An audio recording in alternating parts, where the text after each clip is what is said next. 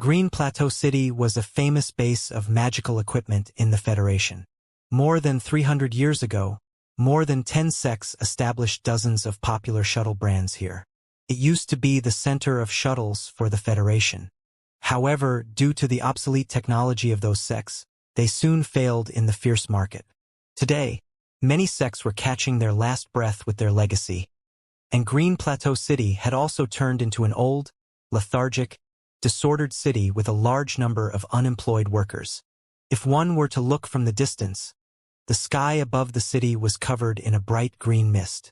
The lackluster skyscrapers were appearing and disappearing in the mist like unpredictable giant beasts. The mist was an aftereffect of manufacturing power rune arrays on a large scale with the underdeveloped technology. It had been melted into the bones of Green Plateau City and could not be changed anytime soon. Liao swaggered into the mist. Just now, at the help desk in the railway station, he had asked for the address of the nearest shuttle rental company. For the convenience of the tourists from other cities, the company was right next to the railway station, within a 5-minute walk.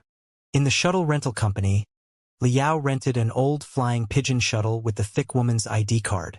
Such shuttles were the locally produced magical equipment of Green Plateau City. Their biggest factory was in this place, too.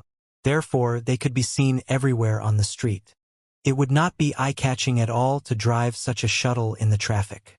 In the flying pigeon, Liao roamed on the streets and alleys of Green Plateau City, observing the depths of the mist with his sharp eyes. Having grown up in the magical equipment graveyard, Liao had seen all the darkness of the Federation before he witnessed its bright side. He knew that, even in the most prosperous cities of the Federation, right below the splendor on the surface, there were always clandestine corners that reeked of the stink of pustules. Naturally, Green Plateau City, which was a base of outdated magical equipment such and in the period of decline with a high unemployment rate, was no exception. Soon, he found the place that he needed. It was a slum in the eastern suburbs of Green Plateau City, accompanied by a tomb-like abandoned factory and piles of wasted iron and garbage not far away. Perhaps 100 years ago, when Green Plateau City was enjoying its heyday, this place had been the biggest refining center of a certain major sect. But right now, such places were only known as one thing, a magical equipment graveyard. Liao was as familiar with such places and the people living in such places as he was with his own toes. The shuttles provided by the rental companies would usually be installed with a localizer at a conspicuous place in the shotgun, in case the renter ran away with the vehicle. Liao uprooted the localizer without damaging its functions and stuffed it below the passenger's seat. He drove the flying pigeon to the side of the magical equipment graveyard. Then, he rolled down the window and opened the door before throwing himself into the stinky, messy place.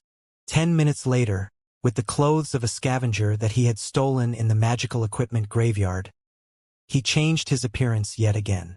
He now looked like the kind of refining worker that was everywhere to be seen in Green Plateau City. When he was back, the flying pigeon was no more. An unlocked, half-new flying shuttle parked next to the magical equipment graveyard was like a piece of fresh, bleeding meat given to a pack of hungry wolves. God knew where the flying pigeon had been driven to right now. Liao smiled and walked back to the downtown area unhurriedly. It was early evening. The few chain restaurants in Green Plateau City were all packed with customers waiting in long lines. To ease the agitation of the customers when they were waiting, some of the front halls of the restaurants would be equipped with crystal processors that the customers waiting in line could play with for free. However, generally speaking, few people would actually use those crystal processors because most of them were carrying their portable crystal processors, which could meet their basic entertainment needs while they were waiting. Liao found a crystal processor easily. He browsed through the latest information for 3 minutes and left the restaurant. Then, his target was the largest and crappiest neighborhood of Green Plateau City.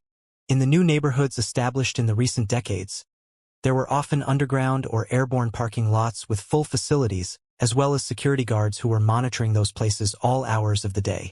However, in the old neighborhoods that had been built for more than 100 years, most of the shuttles were parked on the ground. There were often few vacant parking places. The security was sloppy, too, and there were not many surveillance cameras.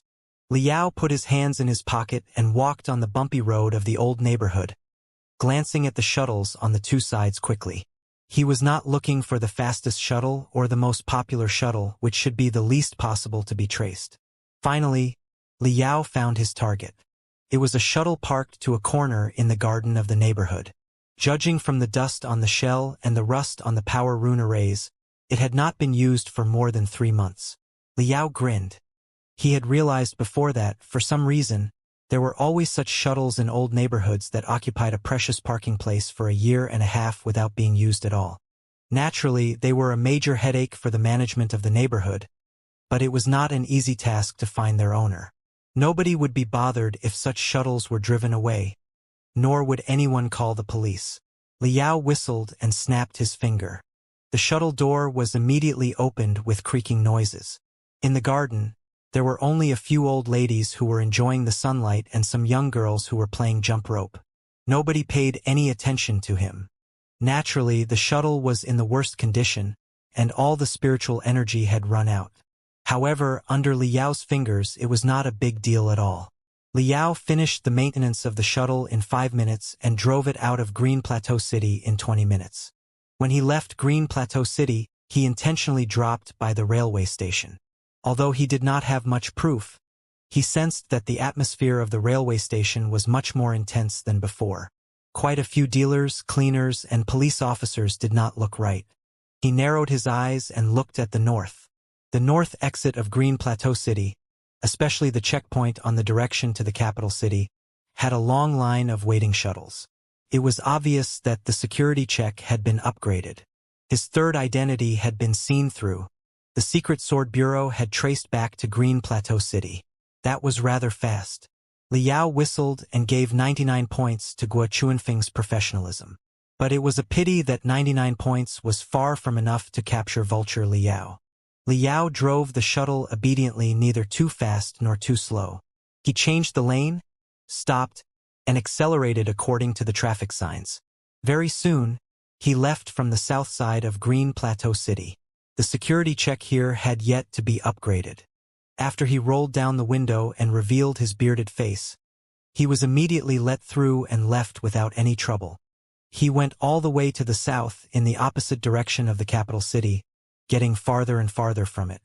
Half an hour later, he stopped on a quiet country road. Making sure that there were not any surveillance cameras nearby, he absorbed the ragged shuttle into his cosmos ring. Not a single rust stain was left in the real world. The shuttle was gone from the world just like that. Nobody would ever find it again. Liao walked on the country road for 20 minutes until he reached a minor city named Wicker River City near Green Plateau City. The small city had a railway station too, though much smaller in size. 2 pairs of crystal trains left for the capital city every day. However, Liao's target was not them but the crystal train leading to the East Seagull port, a fisherman's city on the coast 900 kilometers away, which took off once every week. Right now it was 7:22 p.m. There were 44 minutes to go before the high-speed 338 train left for the East Seagull port. There were 3 days and a half to go before the highly anticipated 100-day memorial ceremony. Liao was 330 kilometers away from the capital city. In the command center of the Demon Execution Division in the Secret Sword Bureau in the capital city, after a day and a night's hard work, the data analysts and the field workers finally retrieved precious clues from the astronomical, complicated data. Vulture Liao indeed had a third identity. 3 days ago, in North Tranquility City, a female citizen bought a ticket to Green Plateau City for the next day in the ticket office with cash. However, after reaching out to the female citizen, they had discovered that she was still in North Tranquility City and had no travel plans. She did not know that she purchased a ticket, and the contact left at the ticket office was not hers either. Also, 3 days ago, she accidentally lost her ID card in a bank in North Tranquility City. She even had a huge fight with the staff of the bank. Eventually, the staff of the bank had found her ID card while closing and had informed her the next day. After the test of the technicians of the Secret Sword Bureau in North Tranquility City, they found that the ID card was real, but it did not belong to the female citizen. Somebody had played tricks on the spiritual stripes on the surface of the card with delicate techniques. According to the technicians, there were no more than 5 refiners in the entire Federation who were able to make the false spiritual stripes on the surface of the ID card so vivid. It was obvious now. The 2 false identities previously were just smoke grenades. Vulture Liao did not pretend to be a middle-aged man or a young man but a woman. But it was a pity that they did not find it out earlier. Filtering the tremendous clues cost a huge amount of time. When they locked onto the female citizen's identity and ticket information, the crystal train leaving for Green Plateau City had long arrived. When the secret sword agents reached the railway station in Green Plateau City, the female citizen that Liao had disguised as had disappeared into the mist. "Boss, I'm sorry." Mosquito's eyes were red. She was so sorry that she could barely breathe. "That's all right. He's not far away. Also, all his 3 false identities have been exposed. His infiltration methods are under our control, too. We are very close to the victory." Although their work did not go very well, Guo Chunfeng turned much more gentle than before. He cheered up his subordinates with a smile. "Let's have dinner first. Our additional dish tonight will be the big bear paws. Everybody, do your job well after enjoying the bear paws. Try and pluck a few feathers from the tail of the vulture." The purple fire ice polar bear paws, which were chopped off from high-level demon beasts, soaked carefully in heavenly materials and earthly treasures, and boasted the function of facilitating the growth of brain cells, tasted nothing more than sawdust for everyone. Guo Chunfeng was holding a lunch box in his hands, but he did not move his chopsticks. Staring at the ever-changing light beam with his bloodshot eyes, he issued commands as if he were shooting a gun. Vulture Liao is now in Green Plateau City, which is only 250 kilometers away from the capital city. He will be here in time either on foot or in a shuttle. All the traffic lines between Green Plateau City and the capital city, those in the river, on the ground, and in the sky must be strictly watched over. This is the highest alert. If he comes on foot and doesn't resort to his techniques, the journey will have to take him 1 to 2 days. Then he will have to sleep at night. He will be either sleeping in the wilderness or checking in at a hotel. Investigate that. Walking is too risky and must be his secondary plan. It is more likely that he will travel in a shuttle. Therefore, investigate the rental companies and the lost shuttle cases in Green Plateau City. All the secret sword agents fell silent. Green Plateau City was a large city with a population of millions. It was also a famous manufacturing base of shuttles. Looking for a missing shuttle in such a place? That would be really like fishing for a needle in an ocean. However, it could not be helped. The intelligence work was never as cool as outsiders imagined. Leads would not jump out themselves. One valuable lead was often filtered out from billions of useless pieces of information. It was a time-consuming job that even a nascent soul-stage cultivator needed to finish dutifully without shirking. As tremendous resources and the secret sword agents of the few cities nearby flooded into Green Plateau City, endless new data was soon sent to the light beam in the command center. One of the flashing messages made everyone's heart skip a beat. The middle-aged woman in heavy makeup, Liao's 3rd false identity, rented a shuttle in Green Plateau City. "We've got him," Mosquito exclaimed excitedly. "Investigate, but not with too much manpower." Guo Chunfeng sat cross-legged on the chair like an old monk. Liao wouldn't be so stupid. Buying a ticket and renting a car with the same ID card? Is he scared that he won't be found out quickly enough? The rental is probably another smoke grenade.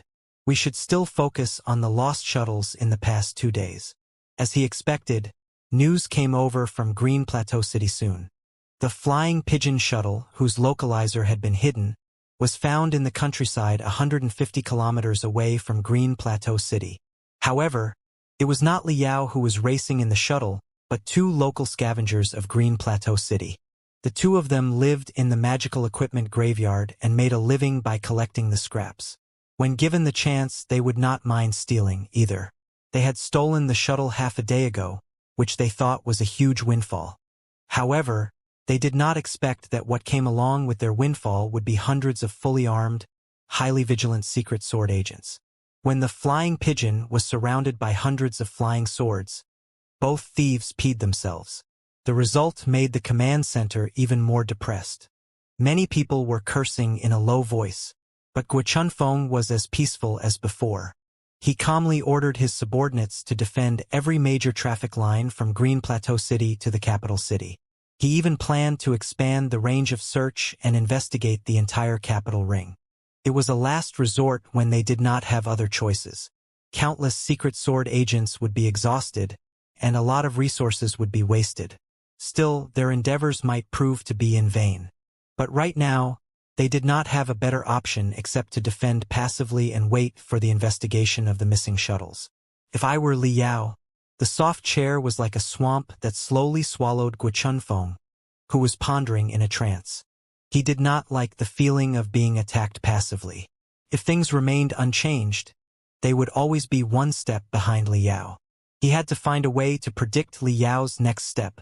Suddenly, Guo Chunfeng trembled, his blanket falling to the ground. He mumbled to himself, "If I were Li Yao, would I only prepare 3 fake identities for myself?" Mosquito and his other subordinates were all used to their boss's habit.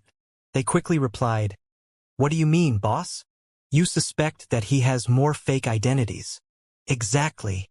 Guo Chunfeng slowly sat up straight, as if he had crawled out of the swamp in his mind. He said quickly, "Think about it. Li Yao's 3 fake identities were not delicately made. We would have found them out in several days no matter what. Then, even if he successfully sneaks into the capital city, under whose identity will he be taking action? Right now, the alert in the capital city is higher than ever. Sentries and surveillance cameras are everywhere. The faces of the passers-by will be scanned randomly to confirm their identity. Without a legal identity, he can barely walk on the street. If he resorts to the 3 fake identities, he will be essentially surrendering himself to us." Mosquito's eyes suddenly shone, but she was confused. "But that's still not right. We have investigated all the lost ID card cases in North Tranquility City. There are no new discoveries." "This time," Guo Chunfeng said casually, "he doesn't need an ID card. Nor will he pretend to be a citizen of North Tranquility City anymore. The defense system of the capital city is connected to the network. If the face of a citizen of North Tranquility City is detected but there is no record of him entering the capital city, won't it be super strange? He can't appear out of thin air. Therefore, he should pretend to be a resident of the capital city." Mosquito frowned. "He can barely sneak into the capital city now. How can he pretend to be a resident of the capital city?" "Very simple," Guo Chunfeng replied quickly. "When he was in North Tranquility City, as long as he waited for the trains or carriers from the capital city in places such as the railway stations or the ports, it would have been easy for him to lock onto a few residents of the capital city and retrieve their identity information. As long as the few residents planned to return to the capital city in a few days, it would be perfectly reasonable that they showed up in the capital city now. Not just the scanning of mystic rays. There won't be a loophole even if a policeman questions him in person." Mosquito beamed with joy and nodded. "Exactly. If Vulture Li Yao pretends to be a regular resident of the capital city, it will be explainable even if he is roaming on the street without an ID card. It's not like we can arrest all citizens who don't carry their ID cards with them." Guo Chunfeng smiled. "You know what to do now, don't you?" Mosquito smashed her fist hard. "I do. We will go through the list of the passengers who left from the capital city for North Tranquility City recently, especially those who are returning in a day or 2. Guo Chunfeng grinned in delight. He was finally in the mood for a bite of the bear paw now. The bear paw had long turned cold, but he could not have enjoyed it more. He had a feeling that he would certainly find Li Yao's new identity by investigating from such a direction. This time, he was finally one step faster than his opponent.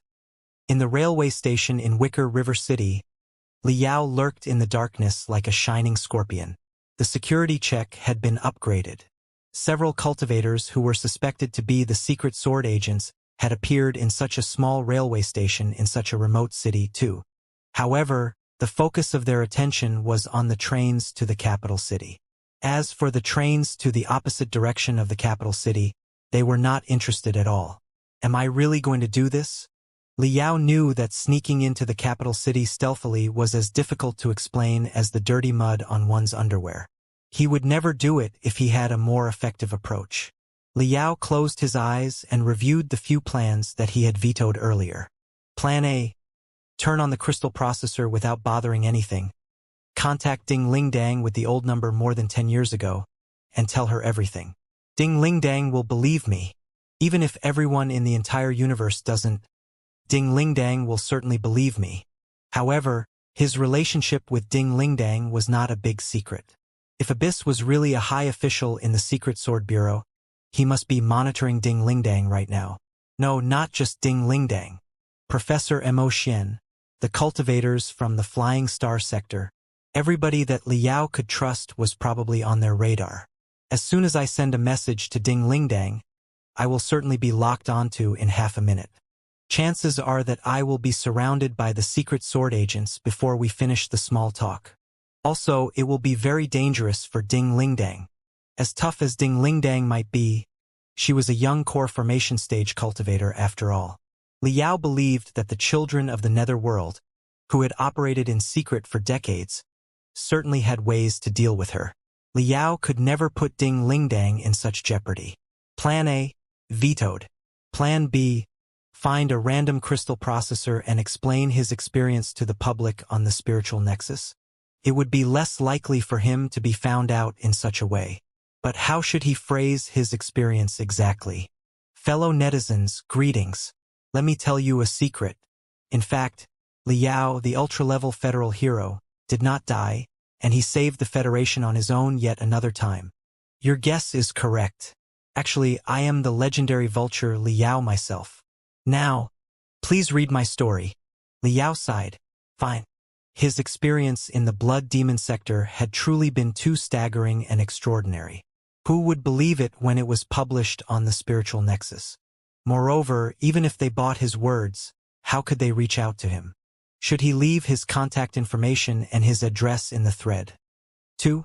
Plan B, vetoed. Plan C, run back to the square at the center of Green Plateau City, right now and shout, I am Vulture Liao. I am still alive. I have shed blood for the Federation.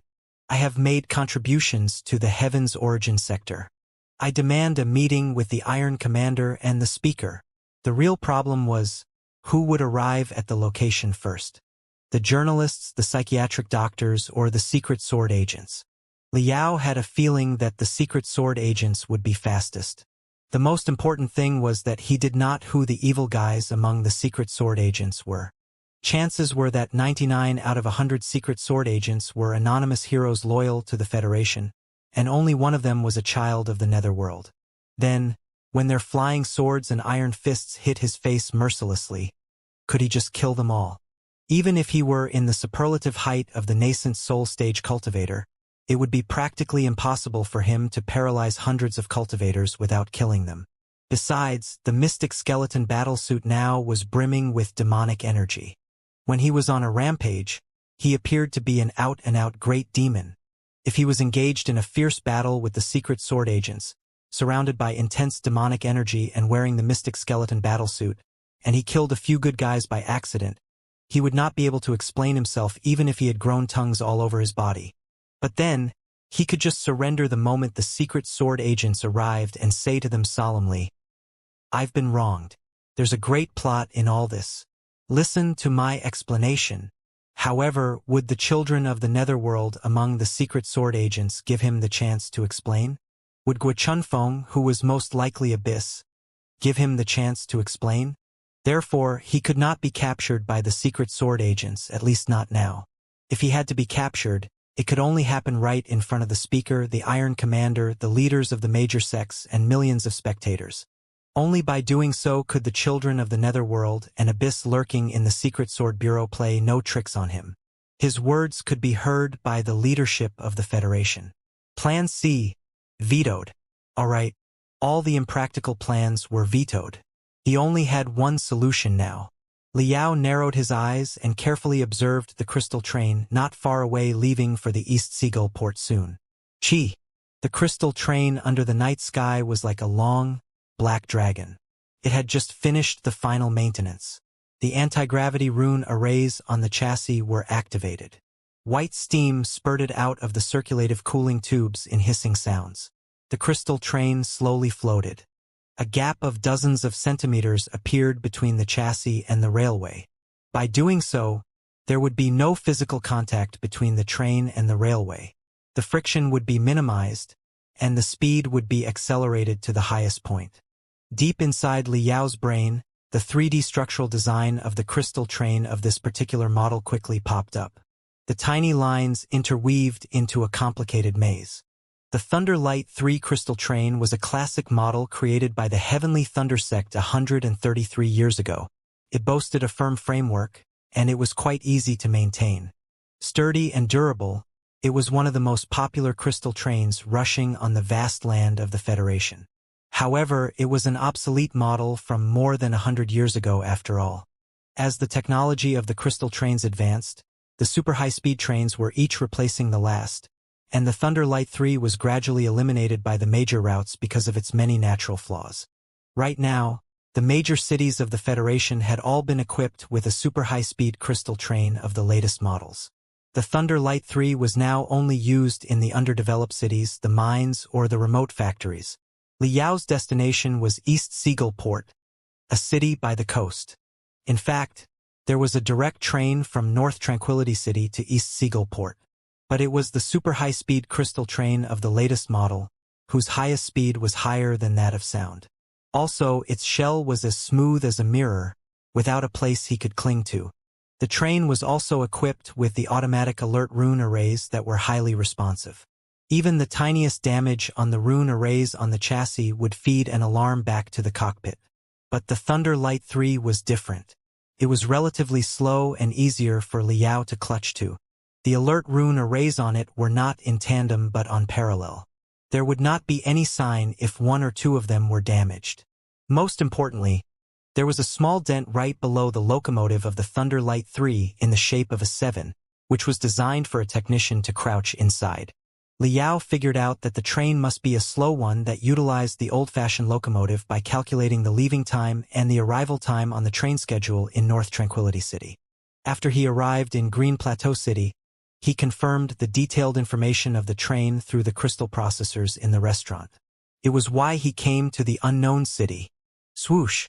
When the several secret sword agents all boarded on the train leaving for the capital city for investigation, Li Yao darted toward the Thunder Light 3 like an arrow and soon disappeared below the train. Right below the train, the anti-gravity rune arrays had been activated to the maximum. The intense spiritual waves between the rune arrays and the railway made Li Yao's head dizzy and made it difficult for him to breathe. He gritted his teeth and moved forward rapidly in the gap between the anti-gravity rune arrays like a lizard. It took him 2 minutes to crawl below the locomotive. There was 1 minute to go before the train left.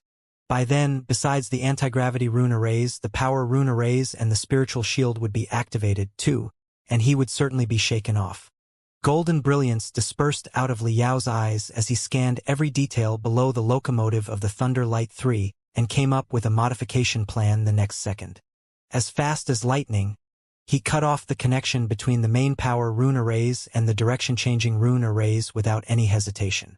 In only 3 seconds, he reconnected them in a brand new way. Together with the stabilizing units that he had devised earlier, he built a tiny safe zone for himself without affecting the performance of the train. The tiny space, along with the original 7-shaped dent on the chassis, was enough for one person to hide in. Li Yao waited patiently for 3 seconds to make sure that his movement just now did not trigger the alarm rune arrays or affect the specifications in the cockpit. Then he exhaled in great relief. Constricting his muscles, joints, and bones to the minimum, he crouched in the tiny space like a black leopard that was lurking in the bushes. The strength all over his body was focused on his 4 fingers and 2 toes as he clung to the few shallow whorls on the dent. Li Yao fixated himself to the bottom of the crystal train in a very uncomfortable posture without moving at all. Woo! He had just settled in when the crystal train slowly launched after a magnificent blast of its horn. Power rune arrays emitted circles of light, as if 10 suns were rising right in front of his eyes simultaneously. The cooling rune arrays of the old locomotives were never satisfactory. Tremendous light and heat spurted to his face like magma and turned him into a piece of charcoal.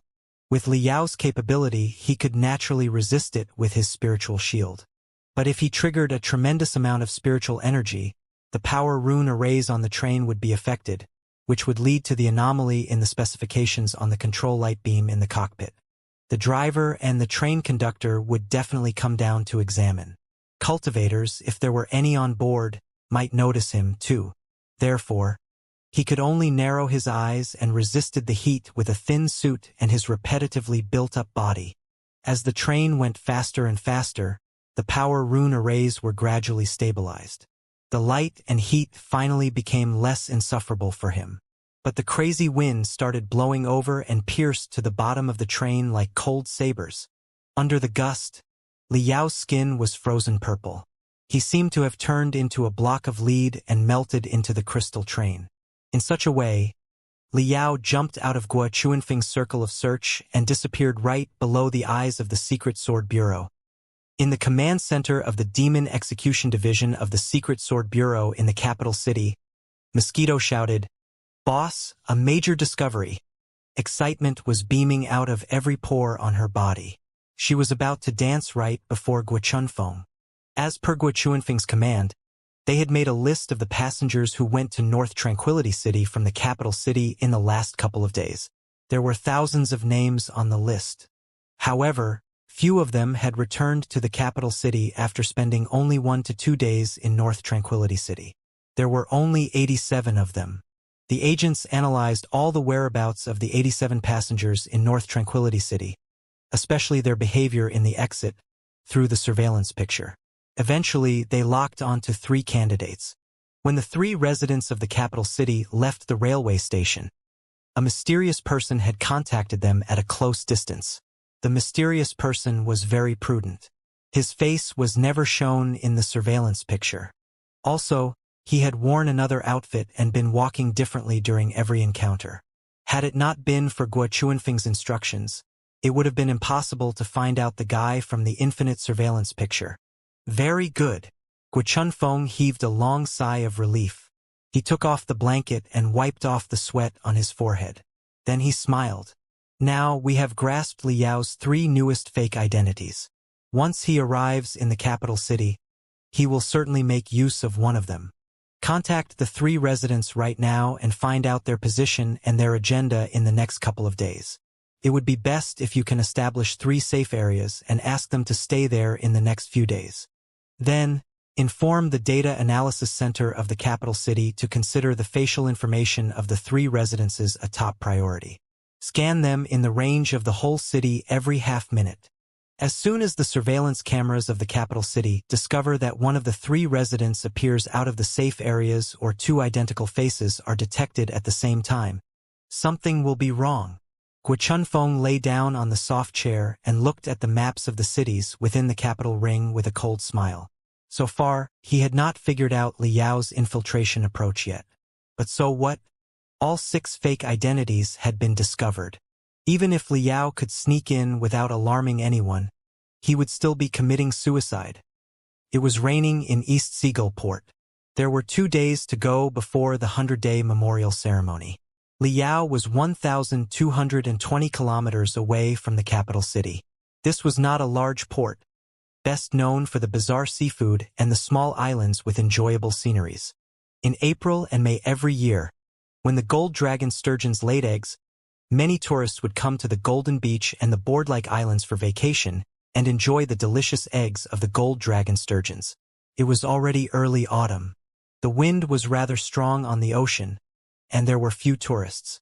The only thing that could be seen were the few fishing boats near the coastline. The houses of many fishermen, and sometimes even their wasted boats, had been transformed into diners. Although the environment was a little shabby, the food there was definitely new and fresh. The seafood there was unavailable in many luxury hotels in the major cities inland. Liao was enjoying the fat scallops, oysters, and sea snails whose name he did not know on a stranded boat. Leaning against the gunwale comfortably, he sucked his fingers that were stained with the sauce and chatted with the hostess casually. Bamboo shrimps the size of a palm? We don't have them here. They've all been purchased by the White Sea sect. See? The biggest boat over there belongs to the White Sea sect. They are a partner to several big hotels in the capital city. Every morning, the freshest seafood will be frozen the moment they are fished up and shipped to the capital city by air immediately. The seafood picked up 5 o'clock in the morning will be served on the table in the major hotels in the capital city at noon. Liao was almost out of breath having the delicious meal of seafood. The hostess was overjoyed by his extravagance, too, and could not wait to pass on all the information about the White Sea sect to him. Liao waved his arm and said that his portable crystal processor had been ruined by the water when he was on the ocean. He asked if he could borrow the crystal processor in the hostess house. Naturally, the hostess agreed instantly. Liao checked all the information about the White Sea sect again with the crystal processor in the fisherman's house, including the magical equipment involved in their seafood quick freezing technology. The next fishing trip would be following morning. He had a long night to prepare for the magical equipment to be used in the capital city. I wonder, do you have magical equipment stores that provide services for spectral cultivators here? Hostess? Liao asked in a smile.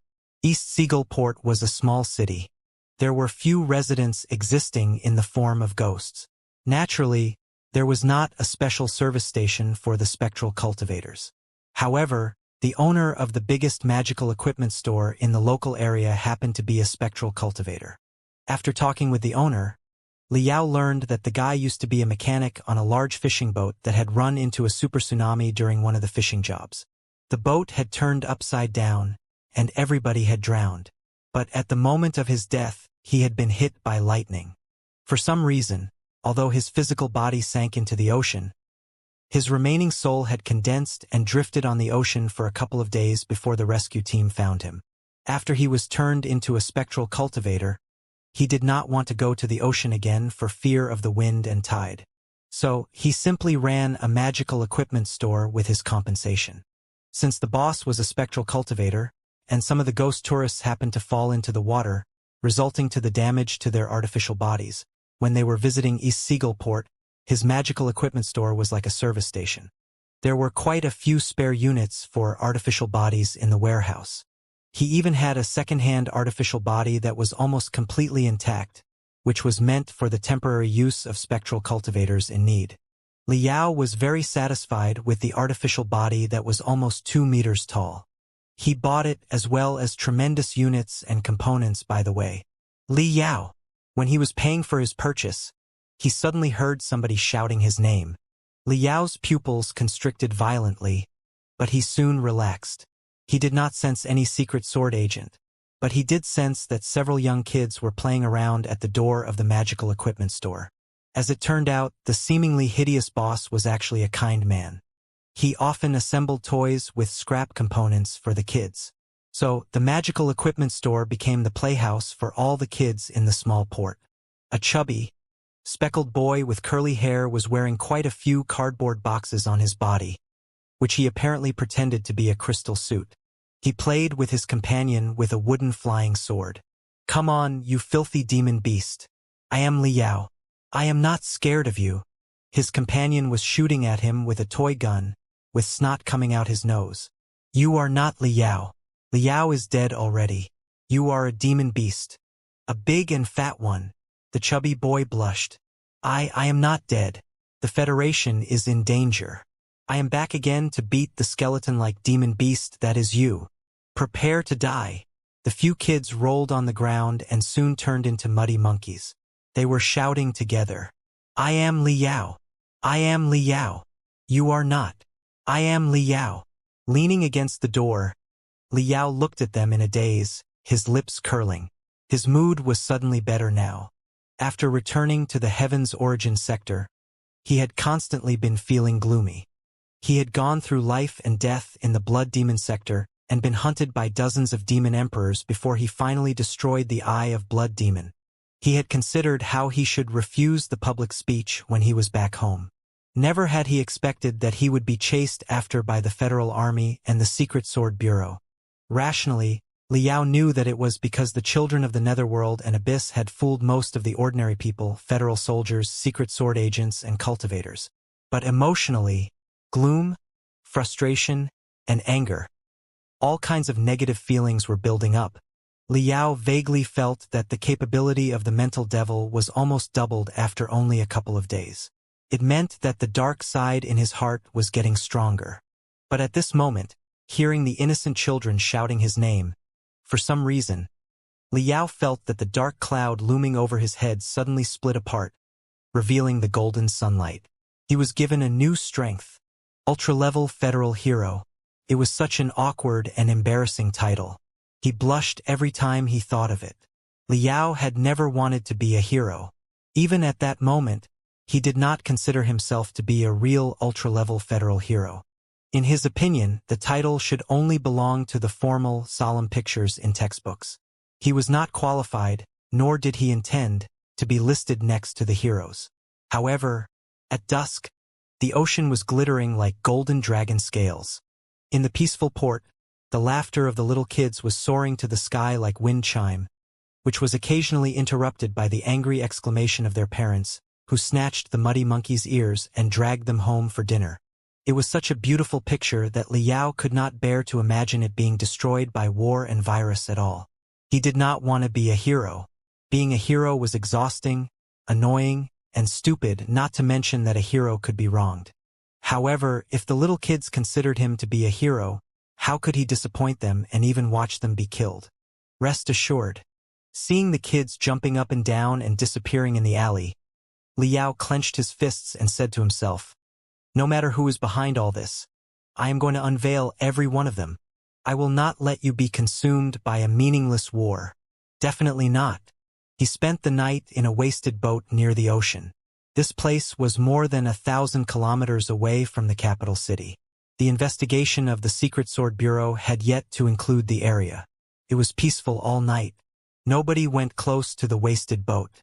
At 2 o'clock in the morning, he assembled the magical equipment to be used in the capital city. His devices mainly included an artificial body for a special cultivators as well as a very powerful spotlight. The appearance of the artificial body was the same as before, but its interior had been completely remodeled. The spotlight could shoot out colorful mystic rays and project, "I am Liao. I am still alive," into the sky 1,000 meters from the ground. Every word would be dozens of square meters in diameter, which would be perfectly clear for everyone on the ground. As long as he shot the 8 words at the sky, preferably on the stomach of burning prairie, right in front of the speaker, the Iron Commander, the director of the Bureau of Intelligence, and the rest of the audience, everything would be settled. The children of the netherworld and abyss could do nothing except to watch. How could they stop him? Interrogate him into a confession right in front of everyone? Nobody would agree. At 3 o'clock in the morning, Liao snuck into the processing boat of the White Sea Sect, a local sect of East Seagull Port. The White Sea Sect was an insignificant sect with few cultivators. Such regular processing of seafood did not require the supervision of cultivators either. After all, who would bother to steal a few fish or sea snails? All the workers on the boat were ordinary people. There was only one non-battle type cultivator on board who was responsible for maneuvering and maintaining the magical equipment on board. He was not very wary, or rather, he was not wary at all. The processing boat had a large quick-freezing cabin that could freeze seawater in half a second through a specially made solution while ensuring the intactness of the cells of the seafood inside so that the meat would be kept fresh. After being classified and selected by the workers, the seafood would be frozen into a huge ice block and stored in special refrigerators. The solution was blue in the first place. After the water was frozen, everything was deep blue. The visibility was quite low. It was impossible to tell what was inside at all. Different refrigerators were delivered to different hotels and seafood markets. The batch of seafood of the highest qualified would be shipped directly to the Juanhao Hotel of the capital city through the dedicated quick crystal airship and unfrozen in the warehouse of the hotel. Liao knew that such urgent refrigerators were usually exempt from inspection. Even if there was a check, they would only open the refrigerator and look inside. Then, the check would be considered done. At 4:09 a.m., Liao played a trick in the engine compartment on the boat. At 4:21 a.m., a minor fire took place in the engine compartment. The only cultivator on board mumbled in discontent and crawled into the engine cabin. It was a simple accident of overloading because of the aging of the crystal wires. But it happened that several key stabilizing units were ruined, which would be quite troublesome to repair. The quick freezing hour was about to come. If the fault was not dealt with in time, hundreds of tons of fish could rot. Having no choice, the cultivator squatted in the engine compartment and performed repair work for more than half an hour. During the period, there was not a single cultivator in the quick freezing cabin. The workers were all yawning fishermen. An hour later, the cultivator finally addressed the problem and returned to the quick freezing cabin. At this moment, several refrigerators were already prepared, including the one about to be delivered to the Juanhao Hotel in the capital city. At 6:33 a.m., the refrigerator was loaded on the crystal airship. The mark of Juanhao was glittering under the morning sun. The airship flew toward the capital city. At 7:25 a.m., the investigation in Green Plateau City finally produced a result. The abandoned shuttle that Liao had stolen from the old neighborhood had been found. The surveillance picture of him leaving Green Plateau City in the shuttle was located, too. However, there were no further leads when they reached the suburbs of Green Plateau City. The shuttle had disappeared like a piece of ice melted in water. At 8:55 a.m., the alert at the periphery of the capital city was further increased. 9 perimeters had been established. All the pedestrians, shuttles, short-distance buses, crystal trains, and civil carriers were examined in the strictest way. The problem was that the secret sword agents were made of flesh and blood, too. They were not omnipotent gods. The resources at the Secret Sword Bureau's disposal were not infinite, either. When they dedicated all their manpower to the investigation and search of the vehicles, naturally, they did not have time to bother about a cargo airship from a minor place such as East Seagull Port. At 9:45 a.m., 2 Secret Sword agents boarded the airship. They were very close to victory. However, after scanning every gap on the airship and making sure that no suspects were hiding on board, they looked at the sign of the Juanhao Hotel, scratched their noses, and let the victory slide through their fingers. At 10 o'clock in the morning, right above the Juanhao Hotel in the downtown area, the airship slowly landed. There was 1 day to go before the 100-day memorial ceremony. He was 0 kilometers away from the capital city. Vulture Liao had snuck into the capital city. At 10:50 a.m., Liao slithered into the ventilation tube of the kitchen of the Juanhao Hotel like an enormous lizard. Over the past 10 years, he had snuck into the most dangerous ventilation tubes in the Heaven's Origin sector, the Flying Star sector, and the Blood Demon sector countless times. Right now, the ventilation tube of the regular hotel was not even a piece of cake for him. It was the cream on the cake at best. As the lunch time drew near, the ventilation tube was gradually filled with burning smoke. Together with the oil and dirt that had accumulated over years, it would definitely have been as harsh as a volcano for other people. However, in Liao's eyes, it was much more comfortable than any of the tubes that he had snuck into before. The scenery here could almost be called beautiful. The 100-day memorial ceremony was to be held the following morning. To participate in the grand ceremony and to witness the debut of Burning Prairie, there would be an unprecedented number of people in the capital city. The security measures would definitely be the most thorough, too. If he walked about on the street, he would be scanned by dozens of surveillance cameras. He would run into a lot of problems whether he checked in a hotel at night or wandered on the street. Therefore, Liao decided to simply lurk in the ventilation tube for 1 day and get out next day in the morning. For a moment, Liao had an urge to jump out to the center of the capital city right now and shoot. I am Liao. I am still alive into the sky. At least tens of thousands of residents of the capital city would see it. It was unlikely that the children of the netherworld and abyss were going to block such a piece of breaking news. But right now, the secret sword agents would be everywhere outside. If he did it, they would certainly be the first to arrive. If he resisted, he would risk injuring the secret sword agents who were fooled and the innocent passersby. If he did not resist, he would be tied up and lose the ability to counterattack. It was possible that he would fall into the control of Abyss. Liao thought for a moment. If the secret sword agents put on a venomous scorpion bone-biting shackle on him, he was not confident that he could crack it safely again. Yes, the speaker, the Iron Commander, Ding Lingdang, Professor Mo Xian, and the leaders of the major sects in the capital city would certainly learn of the matter, but how long would it take before they reacted? An hour? 2 hours? After all, the Secret Sword Bureau was not a pure intelligence agency. It was also a security agency that aimed to prevent the Federation from internal destruction. It had its own armed forces and secret bases, and it was even more independent than the Federal Army. Throughout history, the Secret Sword Bureau had arrested evil cultivators who committed felony as fast as lightning many times at the risk of head-on confrontations with a lot of cultivation sects. However, every single time, the undeniable evidence had proved that the seemingly innocent suspects were guilty of unpardonable crimes later. After hundreds of years of development, all the cultivators of the Heaven's Origin sector acknowledged the tradition, which was that cultivators, given their strong personal ability, must be checked by a certain power. The Federal Army was part of that power, and the Secret Sword Bureau was another part. Only the check and balance could make the Federation more stable. Therefore, the Secret Sword Bureau definitely had the ability and the reasoning to lock him up for a few hours against pressure from all sides. Losing the ability to counterattack in the hands of Abyss for a few hours? Liao believed that, with the interrogative methods of Abyss, in 3 to 5 hours, even his darkest secrets would be dug out, not to mention the evidence in his hand. So, just hold it for another day. It's useless to rush out and show up in public right now. I must wait until 10 o'clock in the morning tomorrow and reveal myself right in front of the speaker, the Iron Commander, the director of the Secret Sword Bureau, the leaders of the major sects, and billions of spectators. Only such a piece of super shocking news can break the plot of Abyss. Liao closed his eyes and rested in the suffocating smoke, waiting for the arrival of tomorrow.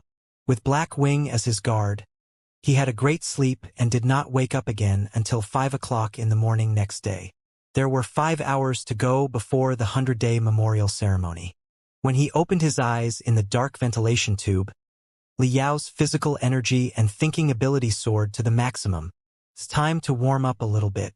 Back in North Tranquility City, he had observed 3 citizens of the capital city at a close distance and collected their facial features, voice prints, and fingerprints. Based on the information, he made 3 flawless false identities. However, had the Secret Sword Bureau found out the false identities or not? He only needed to run a minor test. Liao took out a second-hand crystal processor that he had purchased from the magical equipment store in East Seagull Port and searched for the free network in the Juanhao Hotel. Such luxury hotels all boasted fast, free coverage for the customers. Soon, he was connected to the spiritual nexus, and the signal was not bad. At the railway station in North Tranquility City, when he picked his prey, he did not select them randomly but specifically chose passengers who seemed to be bad-tempered. He had also managed to get their numbers while he was tailing them. Liao dialed the number of one of the passengers. At this moment, it was 5:10 in the morning, the time when most people were enjoying their dreams. Beep, beep, beep, beep. Nobody picked it up. It was perhaps set in the Do Not Disturb mode. Liao was not frustrated. He dialed the number of the second passenger. This time, after more than 10 seconds of beeping, somebody finally picked it up. Hello. The voice was low and brimming with anger. Hello. Is this Mr. Wan Xiong? I am Officer Zhao Jiwen from the police station of the East District. My police ID is 334245. I want to confirm with you whether my colleague... There was indifference in Liao's courtesy. As he expected, the speaker was infuriated and bellowed, "Are you ever done? What time is it? Your colleagues have asked me like 20 times. I am not going anywhere today. I'll just be at home. Does that sound okay to you?" Well, it certainly does. Perhaps they didn't make it clear to me earlier. Thank you for your cooperation, and sorry for the trouble. Goodbye. Pa. Liao cut off the spiritual nexus and crushed the second-hand crystal processor, throwing all the scraps into his cosmos ring. His eyes were cold. The police had asked the guy almost 20 times? Fine. The 3 carefully prepared false identities could be thrown into a dustbin. Guo was indeed the most terrifying demon hunter in the Federation. He was so close to capturing him. Liao smiled and activated his final backup plan. He brought the components of the second-hand artificial body that he had bought in East Seagull port out of his Cosmos ring. Theoretically speaking, the invisible spectral cultivators could be attached to artificial bodies in all kinds of shapes. However, most spectral cultivators and the ghosts transformed from ordinary people preferred to keep the shape of a human being, which often made them feel that they were still sort of connected to their life in the past and that they were still a human being. Besides, the parts of the human-shaped artificial body were replaceable with the artificial limbs designed for the disabled. Therefore, the cost could be reduced. Artificial bodies were much cheaper in price, so they were more economical for most ghosts. It was exactly so for the artificial body in Liao's hand. The artificial body was approximately 2 meters tall with limbs, a head, and everything. It looked like a mechanical puppet. However, the inside of the artificial body had been emptied by Liao. All the unnecessary components had been thrown away, and only the parts on the surface were kept. Taking a deep breath, Liao summoned his spiritual energy in silence and compressed his muscles, veins, and nerves to the minimum. The thick arms slowly shriveled into dry firewood that could fit into the arms of the artificial body. The face of a living person boasts all kinds of features. It was impossible to find two identical people even if there were 1,000,000 candidates. Therefore, by the scanning of the surveillance cameras, it was very convenient to find out their identity in the database after the facial features were determined. However, ghosts did not have real bodies. The artificial bodies that they used were all manufactured. Since they were manufactured, artificial bodies of the same model would naturally have identical faces. Many spectral cultivators liked to modify their metal faces, but such modifications were not always recorded. Therefore, if Liao pretended to be a spectral cultivator, how was the Secret Sword Bureau going to find him? At 7:25 a.m., a spectral cultivator staggered out of the alley behind the Juanhao Hotel. His artificial body had apparently been used for quite a few years. It was covered in a green cloak that was full of patches. His hands and feet were enveloped in thick rubber as protection, but the body parts exposed to the air all had bright green rust. In case the solar radiation affected his soul, he was wearing a huge hat. Below the hat was a face made of vegetable glue that was dull and emotionless. He was walking like a cripple in a rigid posture. Weird noises were echoing from his knees, suggesting that the joints inside needed to be replaced. Judging from the appearance, it was not difficult to guess his identity. He was certainly a poor ghost who had transformed from an ordinary person. The 100-day memorial ceremony was to be held in the Federal Square several kilometers away very soon. Although it was only 7 o'clock in the morning, the entire capital city was already teeming with people. Everybody was crowding to the Federal Square. The spectral cultivator was apparently also going to participate in the gala. However, since he walked too slowly, he soon fell behind the crowd. Above the street, hundreds of cute pudgy critters were flying everywhere. Their eyes were glittering crystal cameras that were scanning the blocks with countless invisible mystic rays. The pudgy critters scanned the spectral cultivator dozens of times. But according to their instructions, they had been asked to search for 3 citizens of the capital city with more than 70% of their analysis ability. A spectral cultivator was not their target. The mystic rays passed Liao and went to the flooding crowd behind him without pause. The capital city of the Star Glory Federation had not yet completely recovered from the unexpected assault 100 days ago. A lot of deep claw traces and dents were still left on the surface of many skyscrapers at the downtown area.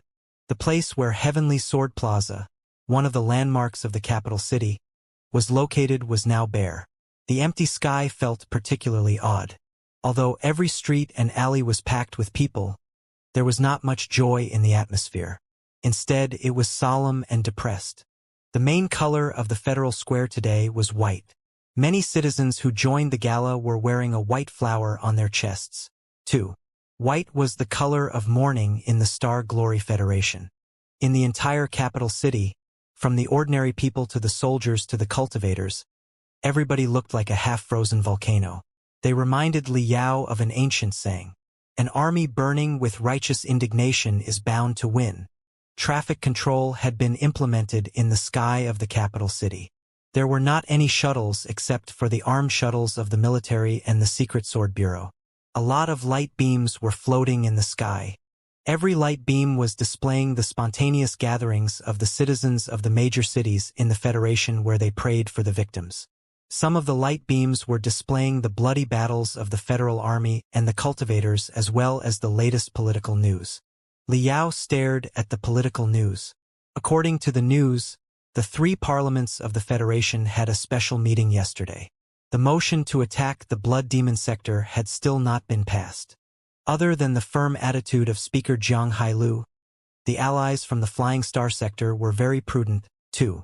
Luo Xingzi, leader of the Cultivators from the Flying Star sector, stated in the meeting that Burning Prairie and the 200,000 Grand Illusionary soldiers were sent to the Heaven's Origin sector to protect the homeland of the human compatriots. They would not consider joining the expedition to the Blood Demon sector for now.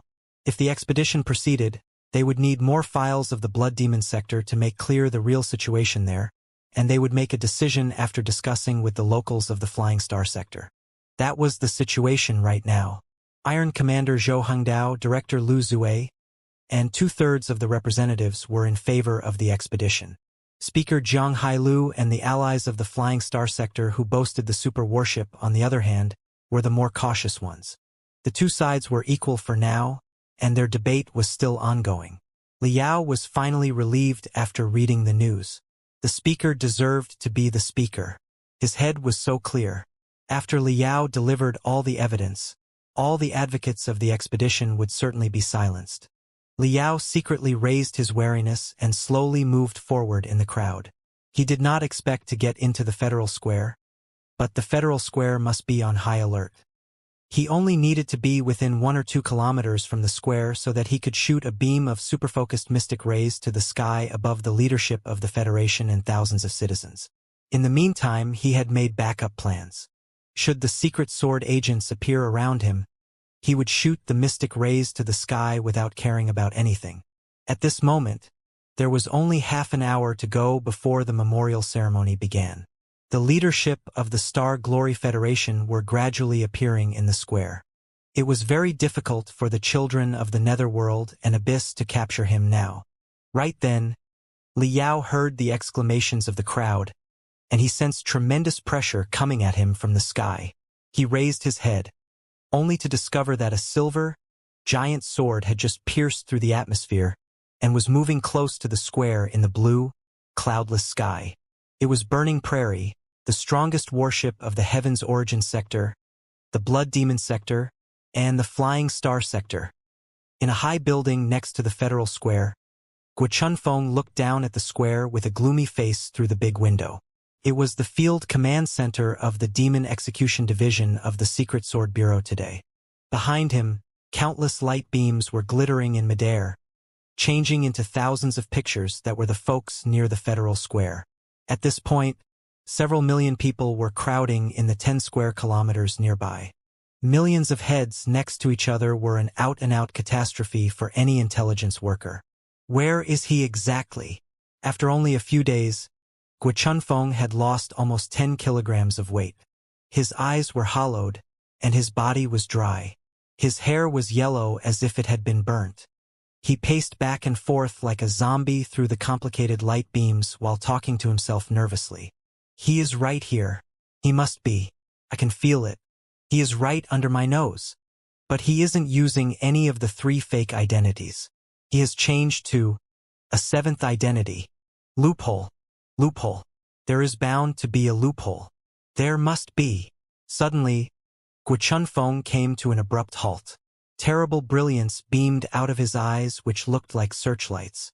Mosquito, come here. I figured it out. Hasn't the 3rd Division prepared a team of almost 100 specialists of crystal processors and the spiritual nexus trying to capture the signals that Liao sent out? Wrong. Wrong. It was a wrong approach. Liao is too prudent to send out a signal at the critical moment. But that's his weakness. At this moment, perhaps millions of people are gathered in the 10 square kilometers around the Federal Square, but I dare say that 99% of them are carrying portable crystal processors that are connected to the spiritual nexus wirelessly. As long as they are connected to the spiritual nexus, even if they are not doing anything, the devices will still receive and send feeble signals, which will make them tiny hotspots. Liao is the only one that is not. So, let's try to find everyone in the crowd who is neither sending nor receiving signals from the spiritual nexus. They will be like the dead black holes in the dense hotspots around them. It will be very easy to find them. Hurry up and pass on the idea to the specialists of the 3rd Division. Investigate now. At 9:55 a.m., the 100-day memorial ceremony was about to begin. The number of the people around the Federal Square broke the record. The whole city turned into a white ocean. The Speaker of the Star Glory Federation, the Chief of Staff of the Federal Army, the Director of the Secret Sword Bureau, the leadership of the major sects, the friends from the Flying Star Sector, everybody was gathered in the Federal Square. The splendid burning prairie had stopped right above the capital city, too, like a boundless, silver floating mountain, raising rounds of exclamations and sounds of snapshots. Around burning prairie, light beams were floating, too, which were the workers of thousands of media outlets that were live-streaming. The cameras slowly passed Speaker Zhang Hailu and other leaders of the Federation. Liao saw Ding Lingdang, Professor Mo Xian, Wu Mian, and Xianan in a corner of one of the pictures. He smiled below the cold mask. Narrowing his eyes, he calculated the distance between himself and burning prairie and how he could enlarge the viewership of his mystic rays later. Very soon, he would be reunited with his friends. At this point, nobody could stop him. At 10 o'clock sharp, the memorial ceremony for the victims in the assault to the capital city 100 days ago had officially begun. At first, the national anthem of the Star Glory Federation was played, and the rising dragon of the 9 Stars flag was raised. The vast capital city and thousands of other towns in the Federation fell quiet. All the citizens of the Federation were paying respect to the flag accompanied by the soul-stirring national anthem. A thunderous roar echoed in the field command center of the Demon Execution Division. "We've got him. It's a spectral cultivator. He is pretending to be a spectral cultivator. Attention, all the secret sword agents in the operation group. Move to the Weigua Road on the east side of the square and prepare to capture him." Gu Chunfeng jumped to his feet, turning instantly from a dry skeleton into an energetic athlete. He gnashed his teeth and waved his fist. "I'll lead the team. He's not getting away this time." At 10:05 a.m., the flag-raising ceremony was done. Speaker Zhang Hailu walked to the podium.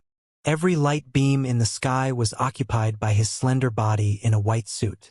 "Citizens, compatriots, comrades from a different world, we gather here today in memory of the 3,444 innocent victims in the disaster."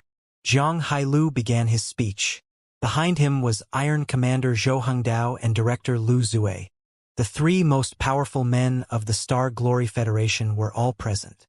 On the VIP seat not far away were the important cultivators such as Ding Lingdang, Professor Mo Xian, and Luo Xingzi among other people. Liao could not pretend anymore.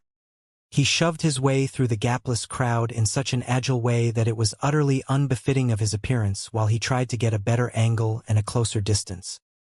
He sensed clearly that hundreds of sharp auras were rushing toward him from various directions. Gu Chunfeng had discovered him. The fastest secret sword agents would surround him in only half a minute. But so what? The game was over. He was the winner. "I know that many compatriots are consumed by fury right now and can't wait to attack the Blood Demon sector and destroy the pantheon of demons immediately." Speaker Zhang Hailu's sad and yet calm voice echoed in the entire capital city and was broadcast to the billions of citizens of the Star Glory Federation through the live stream of the media. "All our compatriots are my brothers and sisters. Right now, my heart is as heavy, miserable, and infuriated as any one of yours." Liao took a deep breath. He glanced at burning prairie in midair and finally determined his angle. He triggered his spiritual energy and made an empty space of around 1 square meter around him by force so that he could retrieve the spotlight more conveniently. Liao planned to fly into the firing range of burning prairie immediately after he shot out the 8 words. Were the children of the netherworld and abyss bold enough to capture him right below the heavenly might cannons of burning prairie? Abyss, you were screwed, Liao sneered in his heart. However, do not let pain corrode our brain. Do not let anger drown our soul. And do not let the hot blood sparrow our body. That is exactly what our enemy wants us to do. Faced with millions of residents of the capital city and billions of the people of the Heaven's Origin sector, who were watching the live stream, Speaker Zhang Hailu called, "Compatriots." That was the last word he spoke. Boom! A deep purple fireball suddenly erupted out right below the feet of Zhang Hailu, the Speaker of the Star Glory Federation, and blew him into the sky. His spiritual shield did not work at all, and he was immediately entangled by flames and riddled with holes. While Speaker Zhang Hailu was struggling in the furious flames, the blast along with thousands sharp shrapnel swept across everything like a tide. Standing right behind Speaker Zhang Hailu were the government officials including Iron Commander Zhou Hengdao and Director Lu Zue. Other than Iron Commander Zhou Hengdao, most of them worked in the office, not on the battlefield. Although they were all high-level cultivators, and some of them were in the core formation stage and the nascent soul stage, they were mostly admin-type or research-type ones just like Speaker Zhang Hailu. They could not even protect themselves. At the critical moment, Iron Commander Zhou Hengdao demonstrated the unparalleled abilities of a seasoned warrior. The moment that the blast expanded, hundreds of hexagonal superalloy armored plates unfolded right in front of his face. Together with his thick spiritual shield, they constituted a wall of steel and resisted all the blast. Boom! The blast crashed into Zhou Hengdao's spiritual shield and raised the second explosion. Zhou Hengdao was thrown far away, too. 70% of his organs were artificial and could not endure such an intense impact. They broke apart while he was still in midair. Thankfully, because of Iron Commander Zhou Hengdao's valiance, the blast and the shrapnel were mostly subdued.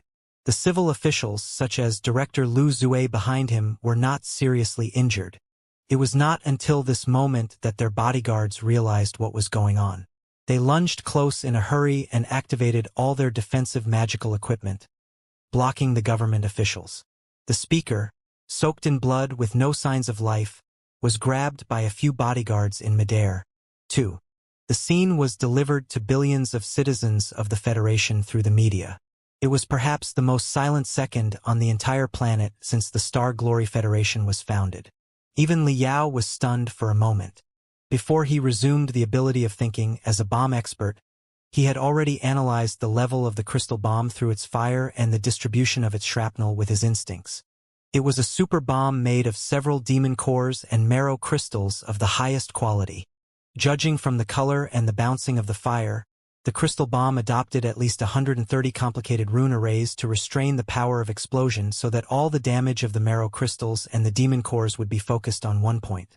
Even a battle-type cultivator in the nascent soul stage might have been heavily wounded if he was not prepared. Not to mention Speaker Zhang Hailu, who was merely an admin-type cultivator. The one who manufactured the crystal bomb was definitely the best of the best. Also, the bomb was unlikely to have been made in a small workshop. Only an enormous center of magical equipment could make such a terrible product. That was only the first bomb. Boom! Boom! Boom! Boom! Only half a second after the first bomb exploded, before everybody came back to themselves from shock, another 4 bombs were detonated around the square. This time, it was not just the government officials and the cultivators who were involved, but also the ordinary citizens that were joining the ceremony. For a moment, the federal square was consumed by surging smoke. The rising dragon of the 9 stars flag, which had been flapping in midair previously, was burnt and blackened. 2. The millions of civilians were in chaos. Cries, screams, and moans. They were pushing and stomping on each other while fleeing in a hurry.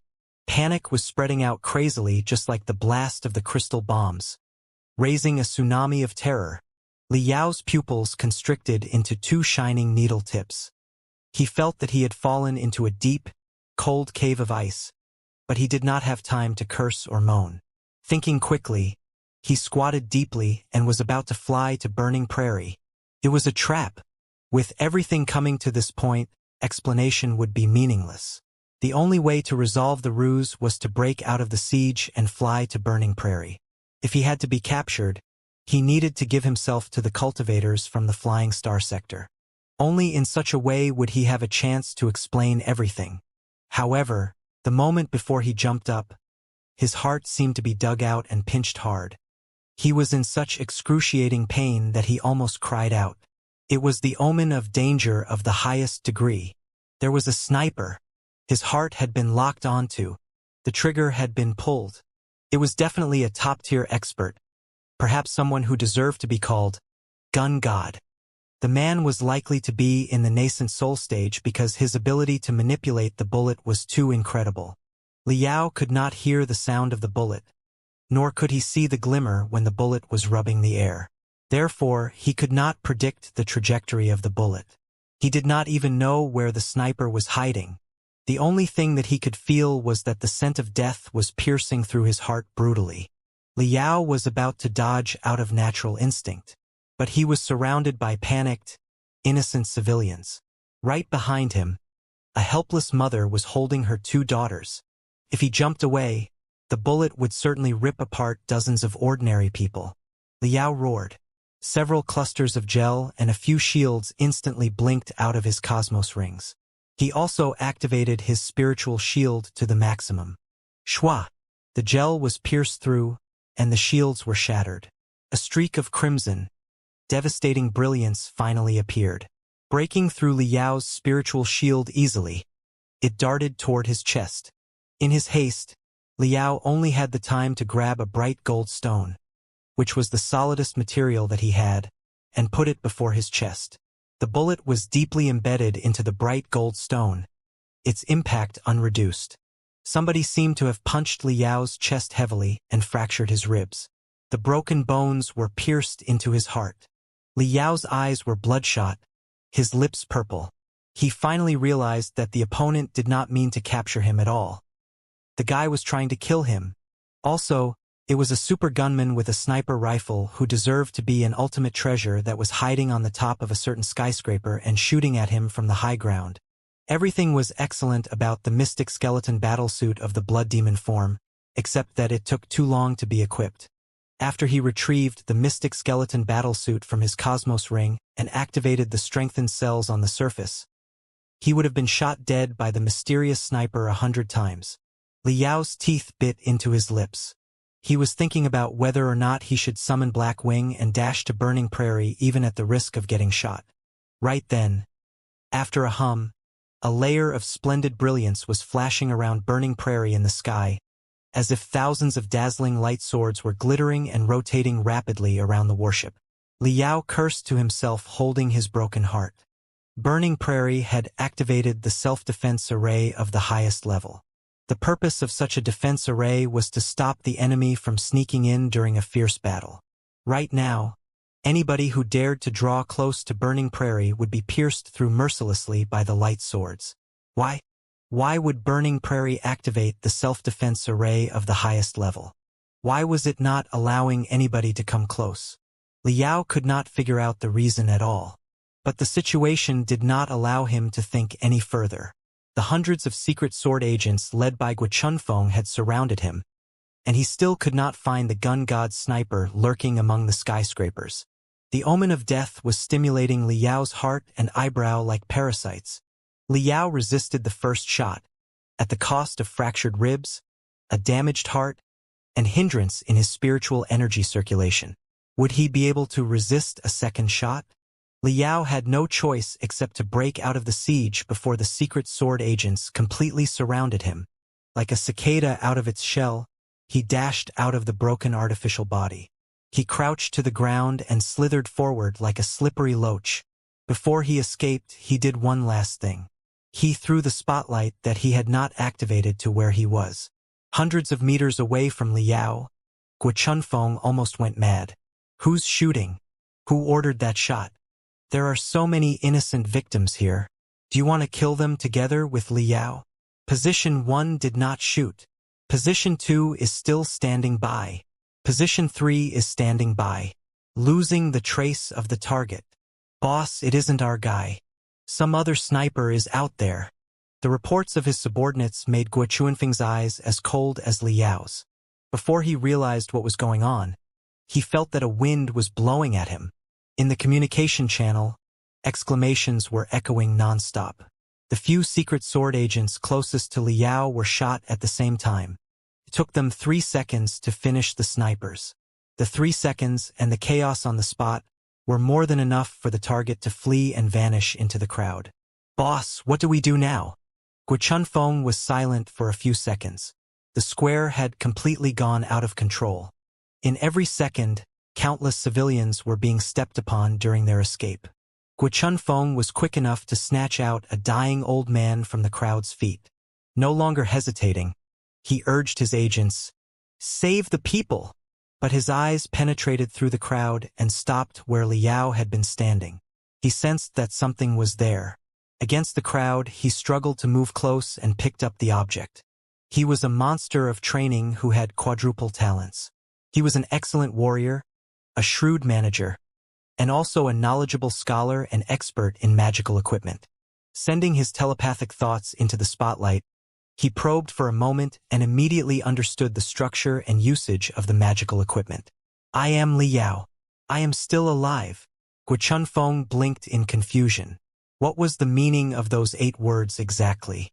He raised his big, greasy head. His eyes that were clear previously lost focus again.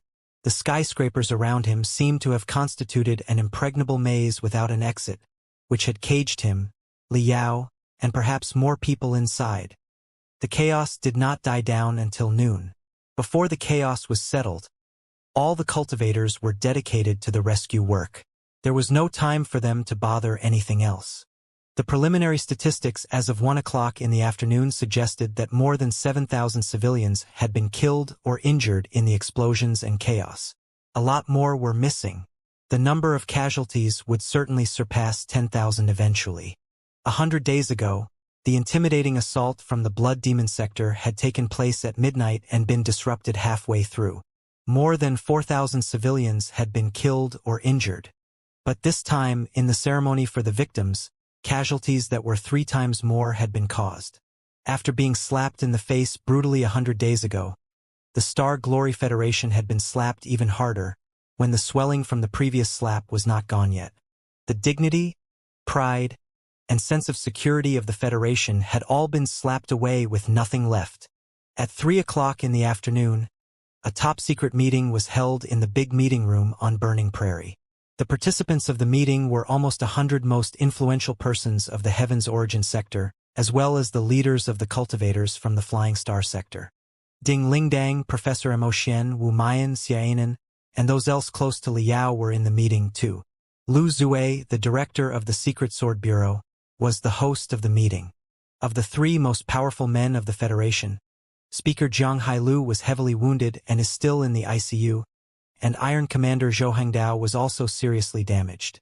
Thankfully, 70% of Zhou Hengdao's body parts are artificial organs. It will not be a big deal if they are replaced in time. Lu Zue was the only one of the 3 who was unharmed. At this moment, hundreds of strong cultivators had gathered in the room. Yet, it was as obstreperous as a carnival. Everybody was slapping the table and shouting at the top of their voice. "Director Lu, you owe us an explanation. 3 months ago, the enemy marched to the sky of our capital city with the beast tide, but your intelligence agency gave no warning whatsoever beforehand. 3 months later, even the Speaker of the Federation was assassinated right in public. How have you been doing your intelligence and security work exactly? Your intelligence says that everything was led by Vulture Li Yao. What unquestionable proof have you got? The Secret Sword Bureau has received full authorization and now boasts the highest permission. You were even monitoring our allies, but still, the accident. We find it impossible to be tolerant anymore. Everything must be explained clearly today. Otherwise, we are going to impeach you in Parliament." Many cultivators had already burst into fury. Exactly. Luo Xingzi, the leader of the cultivators from the Flying Star sector who had fought side by side with Li Yao in the riot of the immortal cultivators, stood up and lambasted him. Li Yao is not just a cultivator of the Heaven's Origin sector. In the Flying Star sector, especially on Iron Plateau, the largest habitable planet in the sector, he boasts tremendous influence. The accusations against him must be made cautiously, and still more cautiously. Otherwise, an irreparable gap between the two worlds may be caused. Over the past few months, you have presented some evidence, but in our eyes, it was far from enough. For the cooperation of the Heavens Origin sector and the Flying Star sector, and to figure out everything more smoothly, we have been trying our best to help. We didn't expect that the outcome would be like this. Director Liao, the most complete explanation is obligatory today. If solid evidence proves that Liao has been possessed by the blood devil and turned to the demon side, and that he has come back to butcher his compatriots, of course, the citizens from the Flying Star sector will try our best to help. Otherwise, he stopped right there and, waving his sleeves coldly, sat back. Not far away from them, Ding Lingdang, Professor Mo Xian, Wu Mian, and Xiaonan were sitting together. They were perhaps the firmest supporters of Liao, but at the moment even they were somewhat hesitating. Sister Ding, do you think Master would really betray the Federation and kill so many ordinary people? Xiaonan was moving her body uneasily. Ding Lingdang bit her lips hard with cold fire dancing in her red hair. Professor Mo Xian sighed and said, "The real Liao certainly wouldn't, but on Iron Plateau, Yan Shibei, who wasn't possessed by the blood devil, wouldn't betray his people, either. Perhaps, even to the end, Yan Shibei still didn't feel that he had betrayed his people. He thought that he was saving Iron Plateau. Faced with rebukes, criticism, and even curses, Director Lu Zue was as calm as a statue of ice.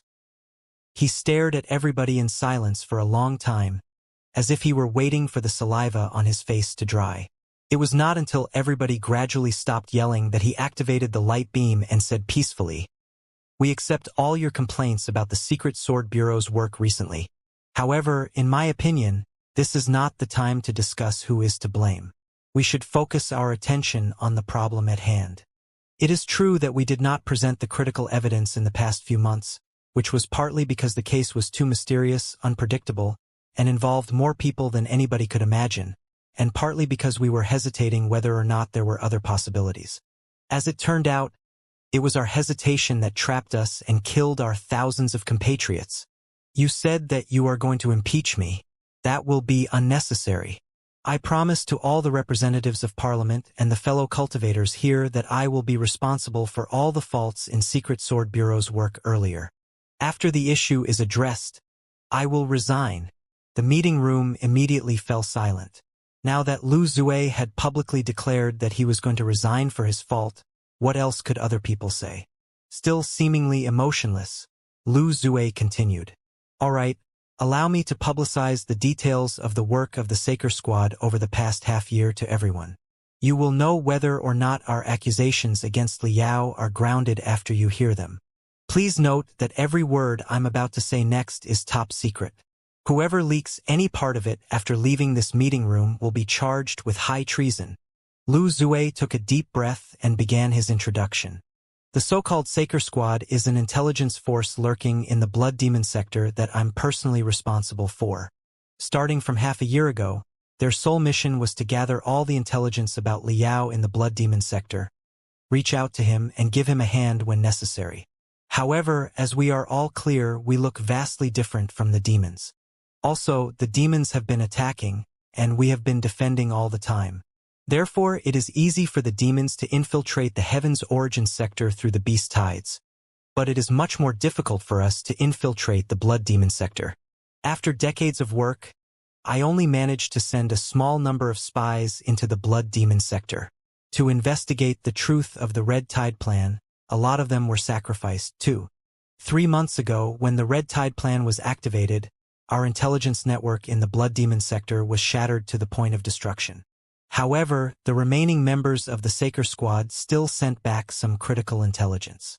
The most important piece of all was that it was Liao who destroyed the Eye of Blood Demon, disrupted the assault, and saved the capital city.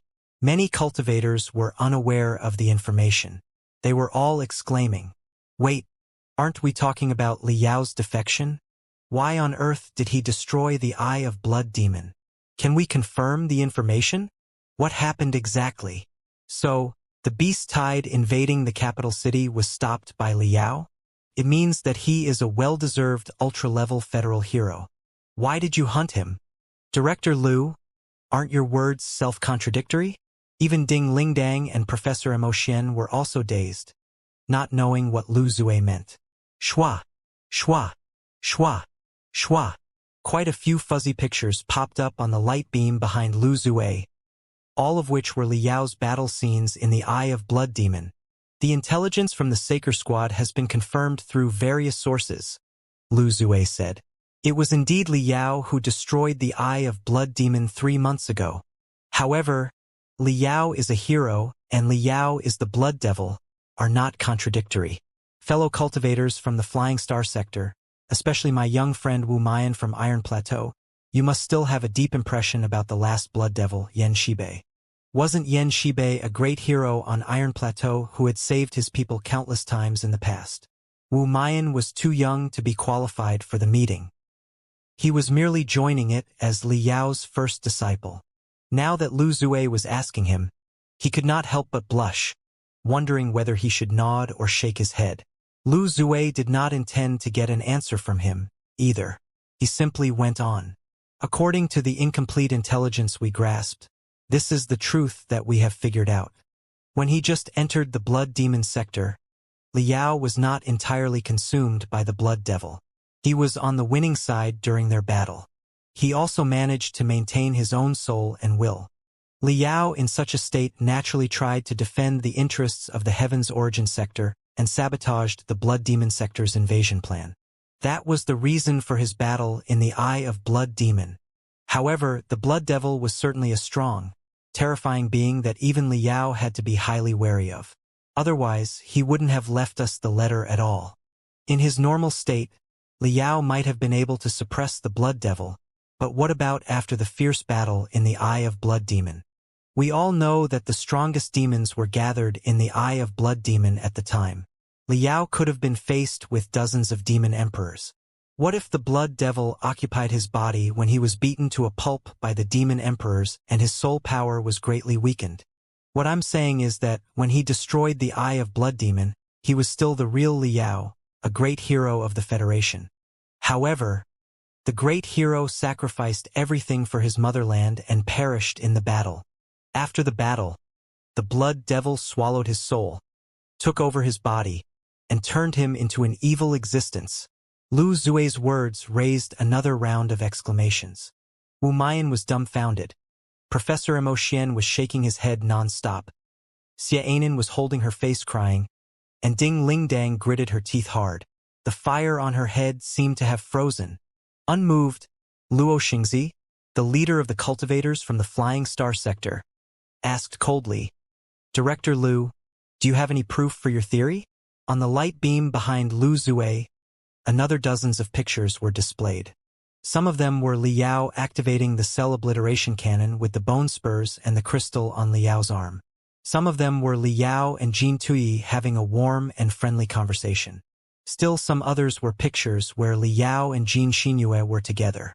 Perhaps because of the angle, Liao and Jin Xianxia looked particularly close to each other in the pictures. They seemed rather intimate. Jin Xianxia was so sycophantic that she appeared to be a servant who was catering to the needs of her master. Jin Tui, commander-in-chief of the coalition army of demons, must be no stranger to you. This is his daughter, Jin Xianxia, one of the most dreadful saintesses in the pantheon of demons. I believe many of you have heard her name before, too. Look at Liao's brand new appearance now and their attitude toward Liao. What can you conclude? Over the past few months, some of the fuzzy pictures had been shown to Luo Xingzi and Professor Emotian, too. However, for most of them, this was the first time that they had seen such a large number of pictures of such a high quality. Ding Lingdang narrowed her eyes and stared at Jin Xianxia in the pictures. There was no telling what she was thinking of, but she was clutching her thighs so hard that her fingernails were piercing into her skin, which indicated that she was trying to suppress certain feelings that had best did not broke out there. Luo Xingzi sniffed and said, "Pictures can be fabricated. The crystal processor technology is too developed nowadays. What pictures can't be fabricated?" What if it is a setup of the demons who are angry that Liao destroyed the Eye of Blood Demon? Alright, let's say that all the pictures are authentic. What can they prove? Back when we were still in the Flying Star sector, we discussed many things with Liao. We agreed that in order to resist the Imperium of true human beings, we must focus the forces of the Flying Star sector, the Heaven's Origin sector, and the Blood Demon sector. We even need to explore more worlds and look for more help. The biggest purpose of Liao's return is to stop the war between the Blood Demon sector and the Heaven's Origin sector. He made it clear before we set off. You know it too. Does hanging around with Jin Tui and his daughter mean defection? He could be persuading the commander-in-chief of the coalition army of demons to stop the war. Couldn't he? It was a very reasonable rebuttal. Many of the participants of the meeting were cautious about the war as well. They nodded in agreement. They were not ding-ling-dang. Liao's personal life was none of their business. Even if he did become Jin Tui's son-in-law, it did not seem to be an unpardonable crime if the marriage could facilitate the cooperation of the three sectors. Stopping the war, striving for cooperation, and struggling against the Imperium of true human beings together are indeed our common wishes. Lu Zue said coldly. We would have sent a delegation if the Red Tide plan weren't proved. However, look at how the demons stomped on our hope for peace. The Red Tide plan 3 months ago, had it worked out, would have burnt the capital ring to the ground. Today, such a gory disaster took place again. Isn't all this enough to prove the evil nature of the demon race, who absolutely do not want peace? If Liao has not been swallowed by the blood devil, why would he allow such a thing to happen? And why would he sneak into the capital city and lead the whole assassination in person? This was the first time that Lu Zue had clearly pointed out that Liao had been behind the accident today. But everybody was too overwhelmed to even question him right now. Luo Xingzi frowned. Evidence. We need evidence. Please let me finish. After I'm done, I'll certainly release undeniable evidence. Before the Eye of Blood Demon was destroyed, the Kingdom of Lion Butchers and the Nether Spring Kingdom were the strongest, and Elder Bloodrobe and Elder Nether Spring were the two most powerful demons. However, after the Eye of Blood Demon was sabotaged and the two strongest kingdoms suffered heavy losses, Jin Tui took the opportunity to seize the power and suppress the forces in the Kingdom of Lion Butchers and the Nether Spring Kingdom. He is now the real king of the Blood Demon sector. In the Great Reshuffle, Blood Devil Liao made a lot of contributions, too, as his right hand. We even have reason to believe that he has made deals with Jin Tui, and he is now Jin Tui's heir and the future king of the Blood Demon sector. Wait! Luo Xingzi interrupted him and raised a very important question. Let's forget whether or not Liao is the Blood Devil for a moment. Why is Jin Tui passing on his power to Liao, an outsider?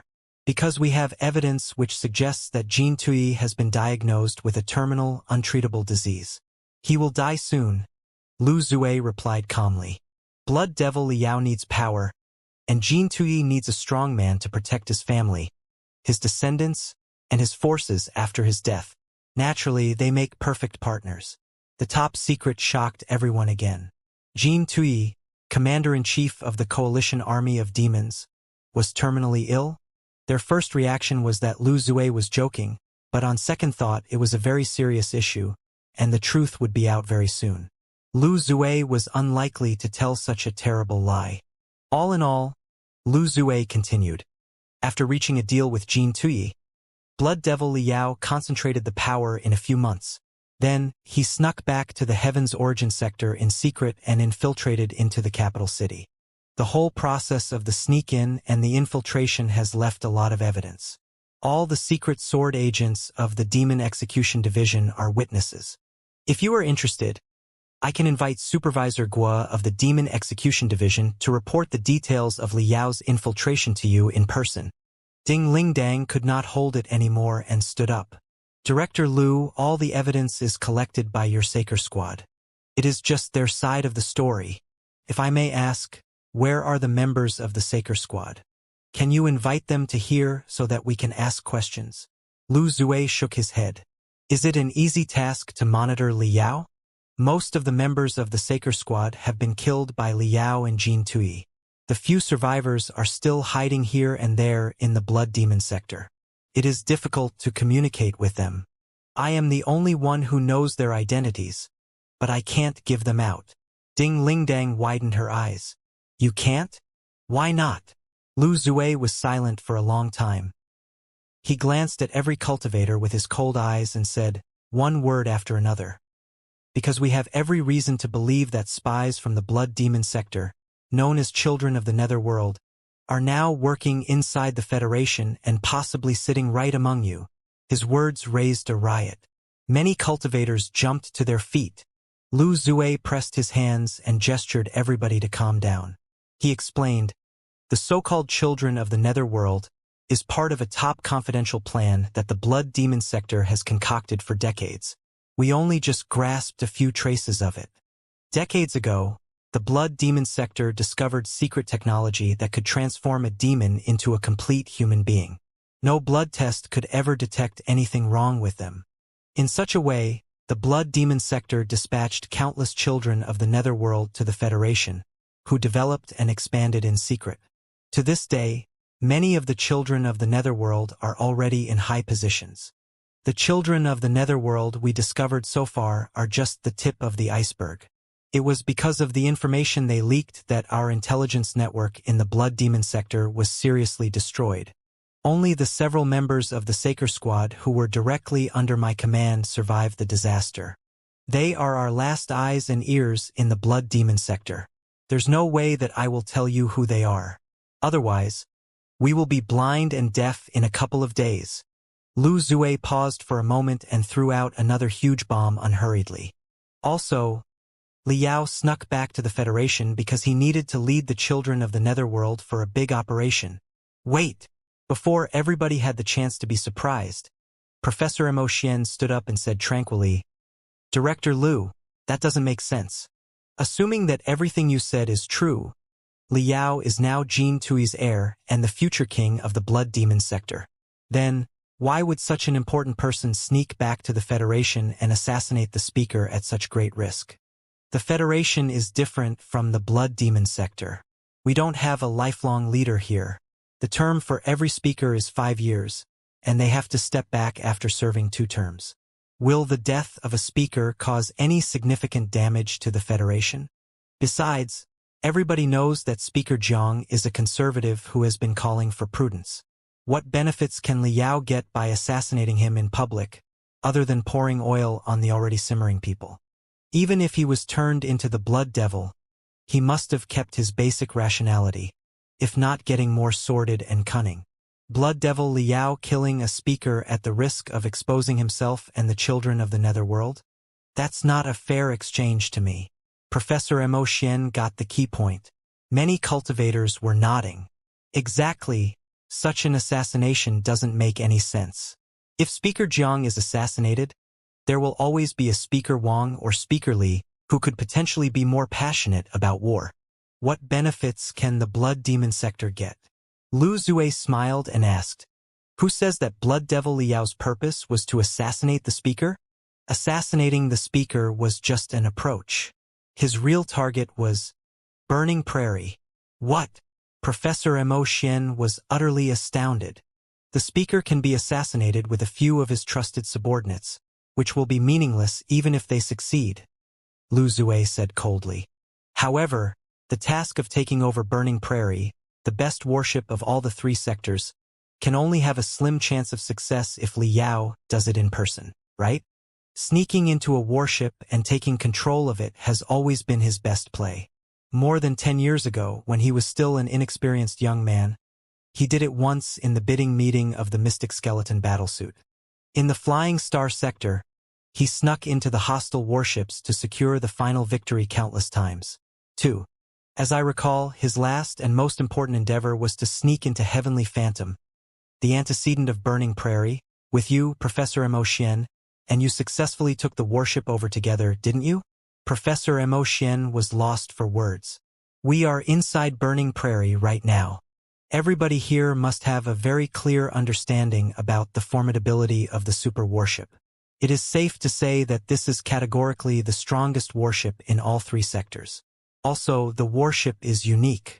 Even the flying star sector cannot produce another warship of the same level quickly. Stealing Burning Prairie will change the capabilities of the three sectors. It will give the Blood Demon sector a certain advantage again. Do you think whether or not such a mission is worthwhile for Blood Devil Liao to complete it person? Lu Zue sneered. He broke into the core of the warship once before. He knows the structure of the warship like the back of his hand. Also, he is wearing the skin of Vulture Liao, which means that he can fool the trust of the cultivators from the Flying Star sector on Burning Prairie without fighting at all. Think about it. Doesn't everything make sense? Luo Xingzi was greatly enlightened. Is that why you asked Burning Prairie to activate the self-defense sword array of the highest array to stop anyone from coming close? Lu Zue nodded. Exactly. That was the only way to disrupt his scheme. Professor Mo Xian thought of another question. So, the Secret Sword Bureau knew about the whole thing since the very beginning? And you simply waited and watched him attacking the speaker and the innocent civilians? Lu Zue gritted his teeth and said, Not exactly. All the information about Blood Devil Liao was only clear to a secret operation squad including myself. Everybody else, including Supervisor Guo of the Demon Execution Division, only knew part of it. Even I only knew that Liao might make a move on Burning Prairie. But of course, we didn't know the specific approaches that he would take. I planned to pretend that we didn't know anything so that we could dig him out along with most of the children of the netherworld. I didn't know that he was so insane that he would create an opportunity for himself by assassinating the speaker and raising chaos. Nor did I know that our security system would be so feeble that a fatal crystal bomb could be planted right below the speaker's feet without anybody knowing. It meant that some of the secret sword agents responsible for the security might have been compromised by the children of the netherworld. It is also one of the reasons I will resign. Hearing that Lu Zue admitted honestly that the Secret Sword Bureau had been infiltrated, the cultivators looked at each other in bewilderment and did not know what to say. Professor Mo Xian looked at Lu Zue and said, Director Lu, you said that you have solid evidence. Please show it to us. No problem. Lu Zue nodded unhesitatingly. He waved his hands, and several secret sword agents immediately brought 3 gloomy-looking cultivators to the podium.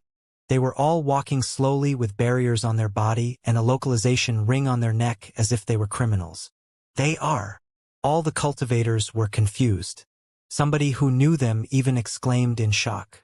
The 3 guys here are no strangers to you, I believe? Liao Tianji, who worked in the garrison of the capital city. Li Cheng, who worked in the City Management Bureau. Also, Gao Ziyuan, who worked in the 3rd Division of the Secret Sword Bureau. All 3 are among the best cultivators of the younger generation who rose to fame in the past decades. But they are all children of the netherworld transformed from demons. What? All the cultivators jumped to their feet. They were not completely convinced when Lu Zue spoke about it, but now, 3 children of the netherworld were standing right in front of them. It was truly a major shock. Their first reaction was, of course, were the 3 cultivators set up? However, the 3 cultivators were in the military, the government, and the Secret Sword Bureau respectively, and they were not low in rank. It was impossible to frame them all at the same time. Seeing that they were obedient and frustrated, everybody started to believe that it was true. The 3 of them are the children of the netherworld that we found earliest, Lu Zue said.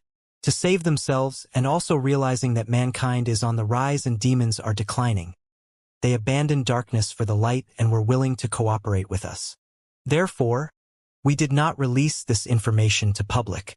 Instead, they were asked to continue lurking as the children of the netherworld. We hoped that they could give us more leads. Their work has proved effective. Not only did they help us find a lot of children of the netherworld, they also got us a big fish that was Blood Devil Liao. It was a pity that most of the children of the netherworld only had one-way communication. The 3 of them were not enough for us to uproot the entire organization. They could have lurked for a longer time and perhaps given us more clues. But since you are demanding unquestionable evidence today, I have no choice but to expose them in advance. The 3 leads will be completely gone now. Quite a few cultivators were embarrassed by his words. Any fellow cultivators who are suspicious are free to browse through their interrogation records later.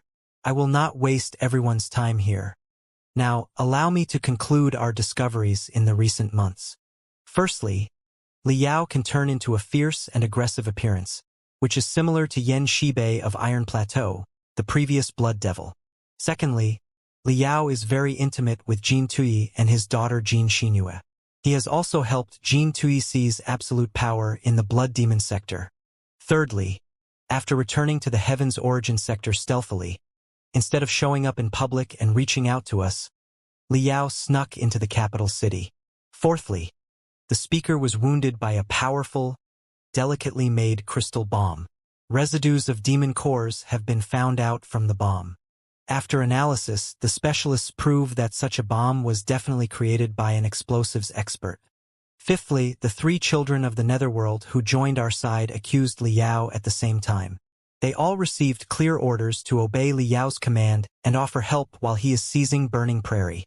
Everyone, are you still not able to reach a conclusion with all that evidence? Why is he fleeing at all if he is not guilty? The entire meeting room fell silent.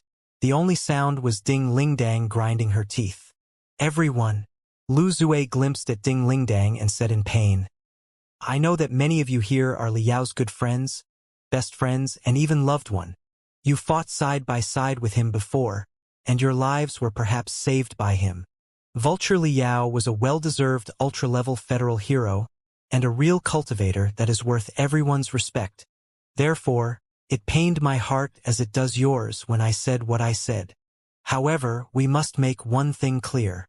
It is not Liao but the Blood Devil, a monster that has occupied Liao's body. Vulture Liao, whom we respect, appreciate, and trust, is dead, for the Federation, for his compatriots, and for thousands of ordinary people. Right now, in front of us is a sly, shameless fiend who has stolen the body of our hero. Can we wait and watch the fiend do evil deeds under our hero's skin and tarnish Liao's name while doing nothing? No, we can't. We must capture it and slay it mercilessly. That will be the best comfort for the spirit of the real ultra-level federal hero Liao. That will be the only way we can deserve everything that the real Liao did for the Federation and for mankind. Hardly had Lu Zue concluded his speech when the door of the meeting room was opened. Iron Commander Zhou Hengdao, who was heavily wounded earlier, walked to the front, staggering. His new artificial limbs seemed to be made of ice. Sorry to interrupt. There's a piece of urgent information in the military that I must inform you, the big shot of the military said expressionlessly. According to the latest news, after the speaker was assassinated, the Federal Army went on a rampage. One of the legions in the number 4 war base on the Grand Desolate Plateau marched toward the Dark Desolate Domain without command under the name of Drill. What? What was that about? Attacking before asking? An unsupported legion marching into the Dark Desolate Domain and even into the Blood Demon sector from there? When then? Should the troops follow them or not? If they followed, it would be a total war. If they did not, they would be watching the legion get butchered. Mutiny was always shocking news. All the cultivators felt that their heart was pounding. Iron Commander Zhou Hengdao said coldly, Rest assured, everyone. The Rogue Legion is now under control. All the commanders have been captured. They will be trialed in the military court. The cultivators finally took a breath in relief. Now, even the most inert and the most conservative cultivators clearly realized that the Federation had turned into a volcano that was about to erupt. Nobody could stop it anymore. Zhou Hengdao glanced at everyone and said, Obedience is obligatory for soldiers. As the Chief of General Staff of the Federal Army, I hereby promise that the Federal Army will not take any action until the final decision is made by Parliament. Whoever moves without permission will be punished as per the military law. However, changing the topic, the veteran gnashed his teeth, his words darting out like hot bullets. As a spokesperson of the 125 military representatives in Parliament, I demand another special meeting tomorrow meeting where the expedition motion will be rediscussed. Cough, cough.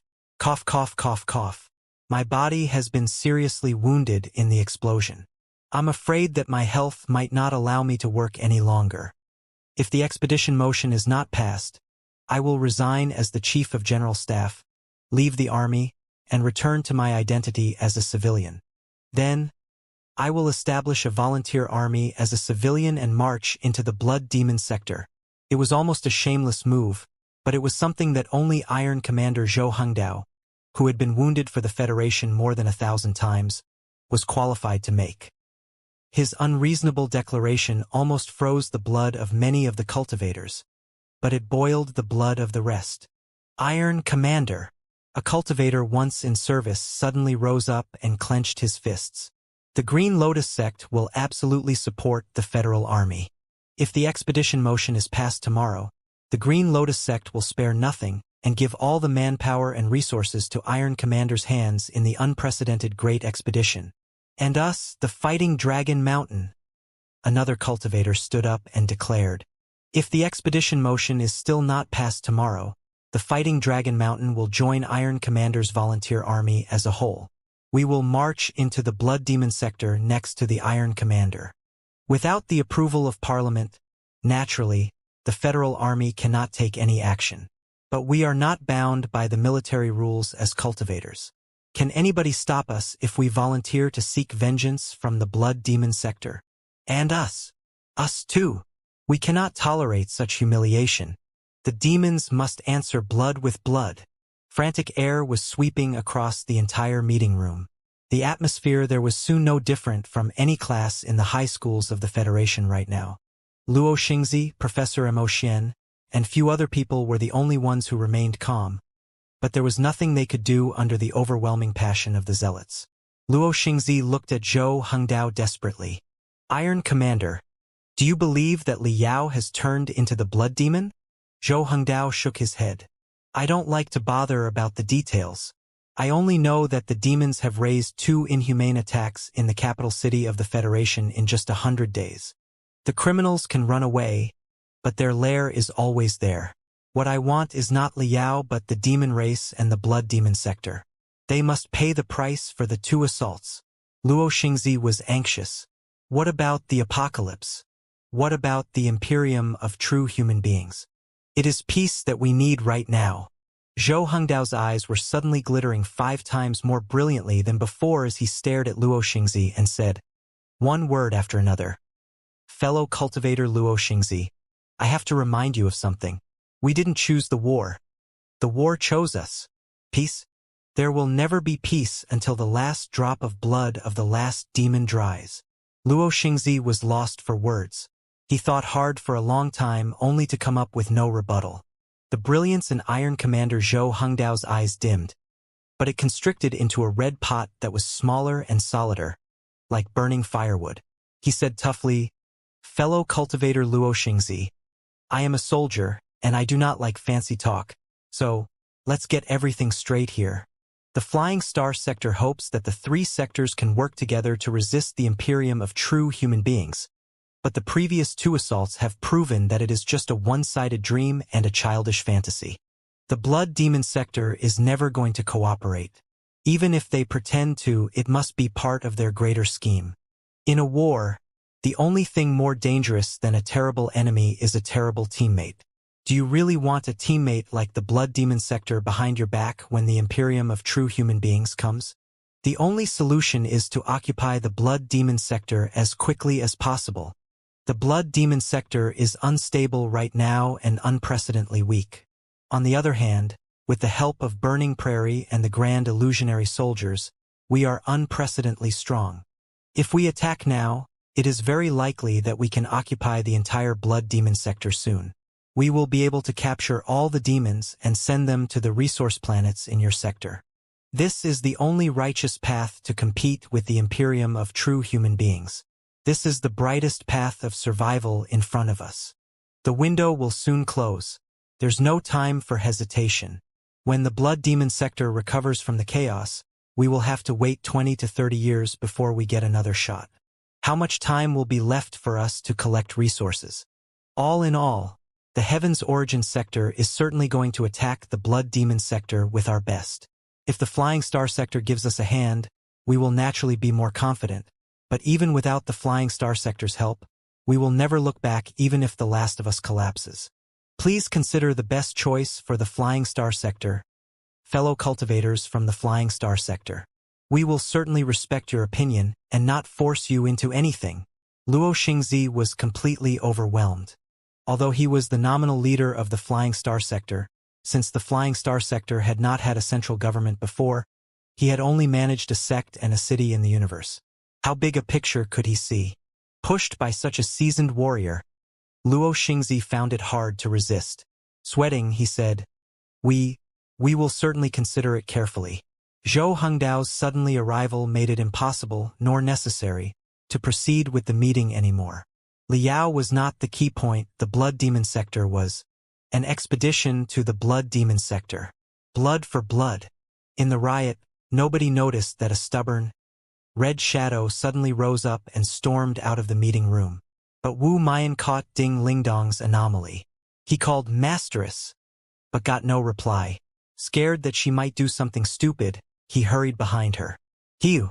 On the front deck of Burning Prairie, Ding Lingdang, with a flying sword under her feet, stomped on the floor so hard that she almost broke the shell.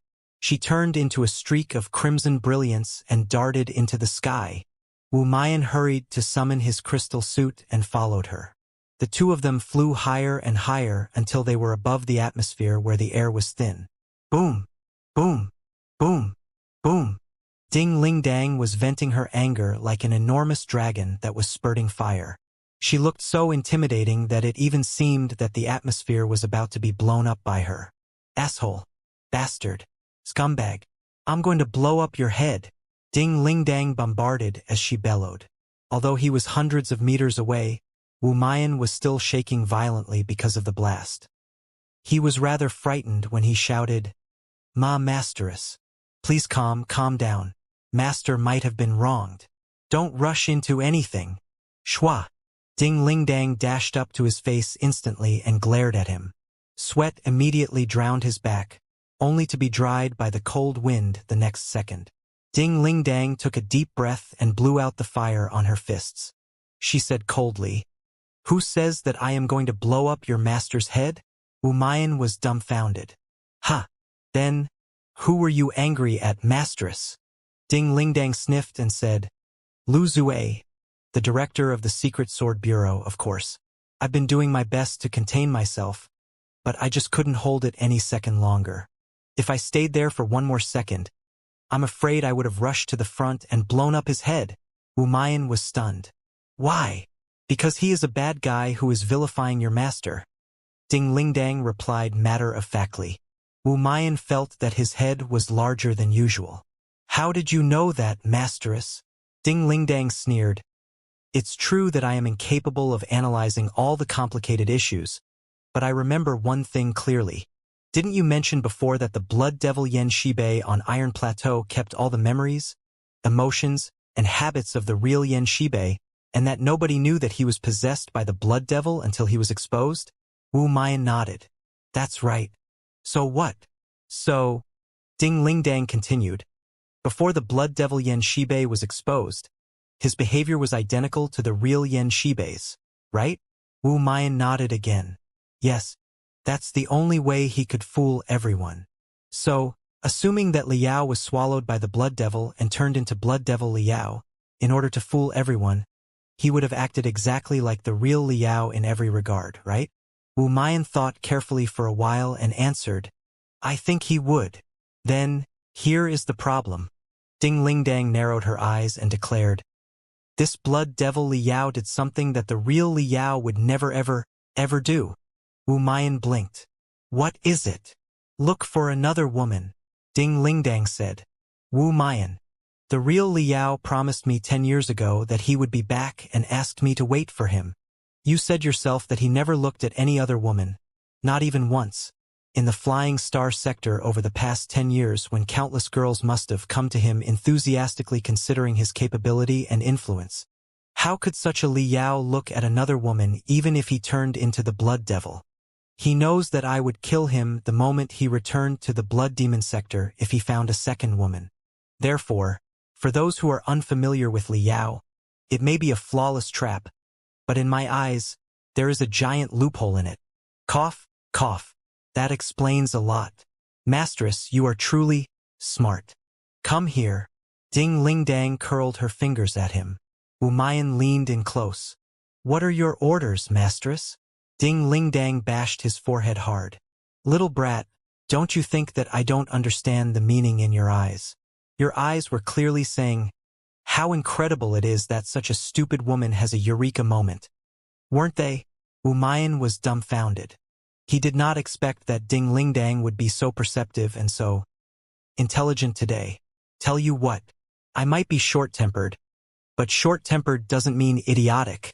Ding Ling Dang warmed up her fingers until her joints were cracking. She grinned hideously. Usually, I do not like to use my head because most issues do not require my head. My fists are enough to resolve them.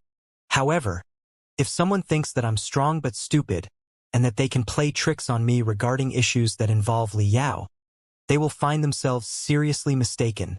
Wumayan was almost in tears. He exclaimed, So, you finally believe in Master now?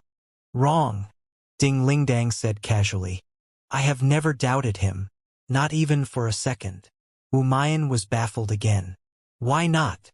Ding Ling Dang put on a reminiscing smile as she said softly, Do you know why your master loves me? I'll give you a hint. It's a word that starts with the letter T. It was perhaps the most difficult question in the entire universe. Wumayan tilted his head and thought hard for a moment before he answered prudently, Toughness, toughness, my ass. Ding Ling Dang bashed his forehead again. It's trust, trust, you little brat. Your master was picked by me with my keen eyes and trained by me in person. Ding Ling Dong's man must be the most awesome hero in the Sea of Stars.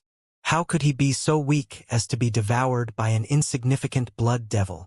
Wumayan could hardly catch his breath. He finally understood why his magnificent master had found such a woman. Calming himself down, he said, If you trust master, why didn't you say it earlier, mistress? I said it. Weren't Professor Mo Xian and I questioning him all the time? Ding Ling Dang said. However, given the circumstances, what else could we say? Should I have said that Li Yao is my man, so he is never going to be possessed by the blood devil? Does such a defense really mean anything? Wumayan thought for a moment and realized that it did make sense.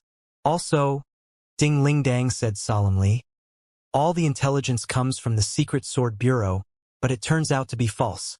So, there is certainly a big villain in the leadership of the Secret Sword Bureau. My profession is to beat someone up, not to cope with such a great schemer. I want to find Li Yao too.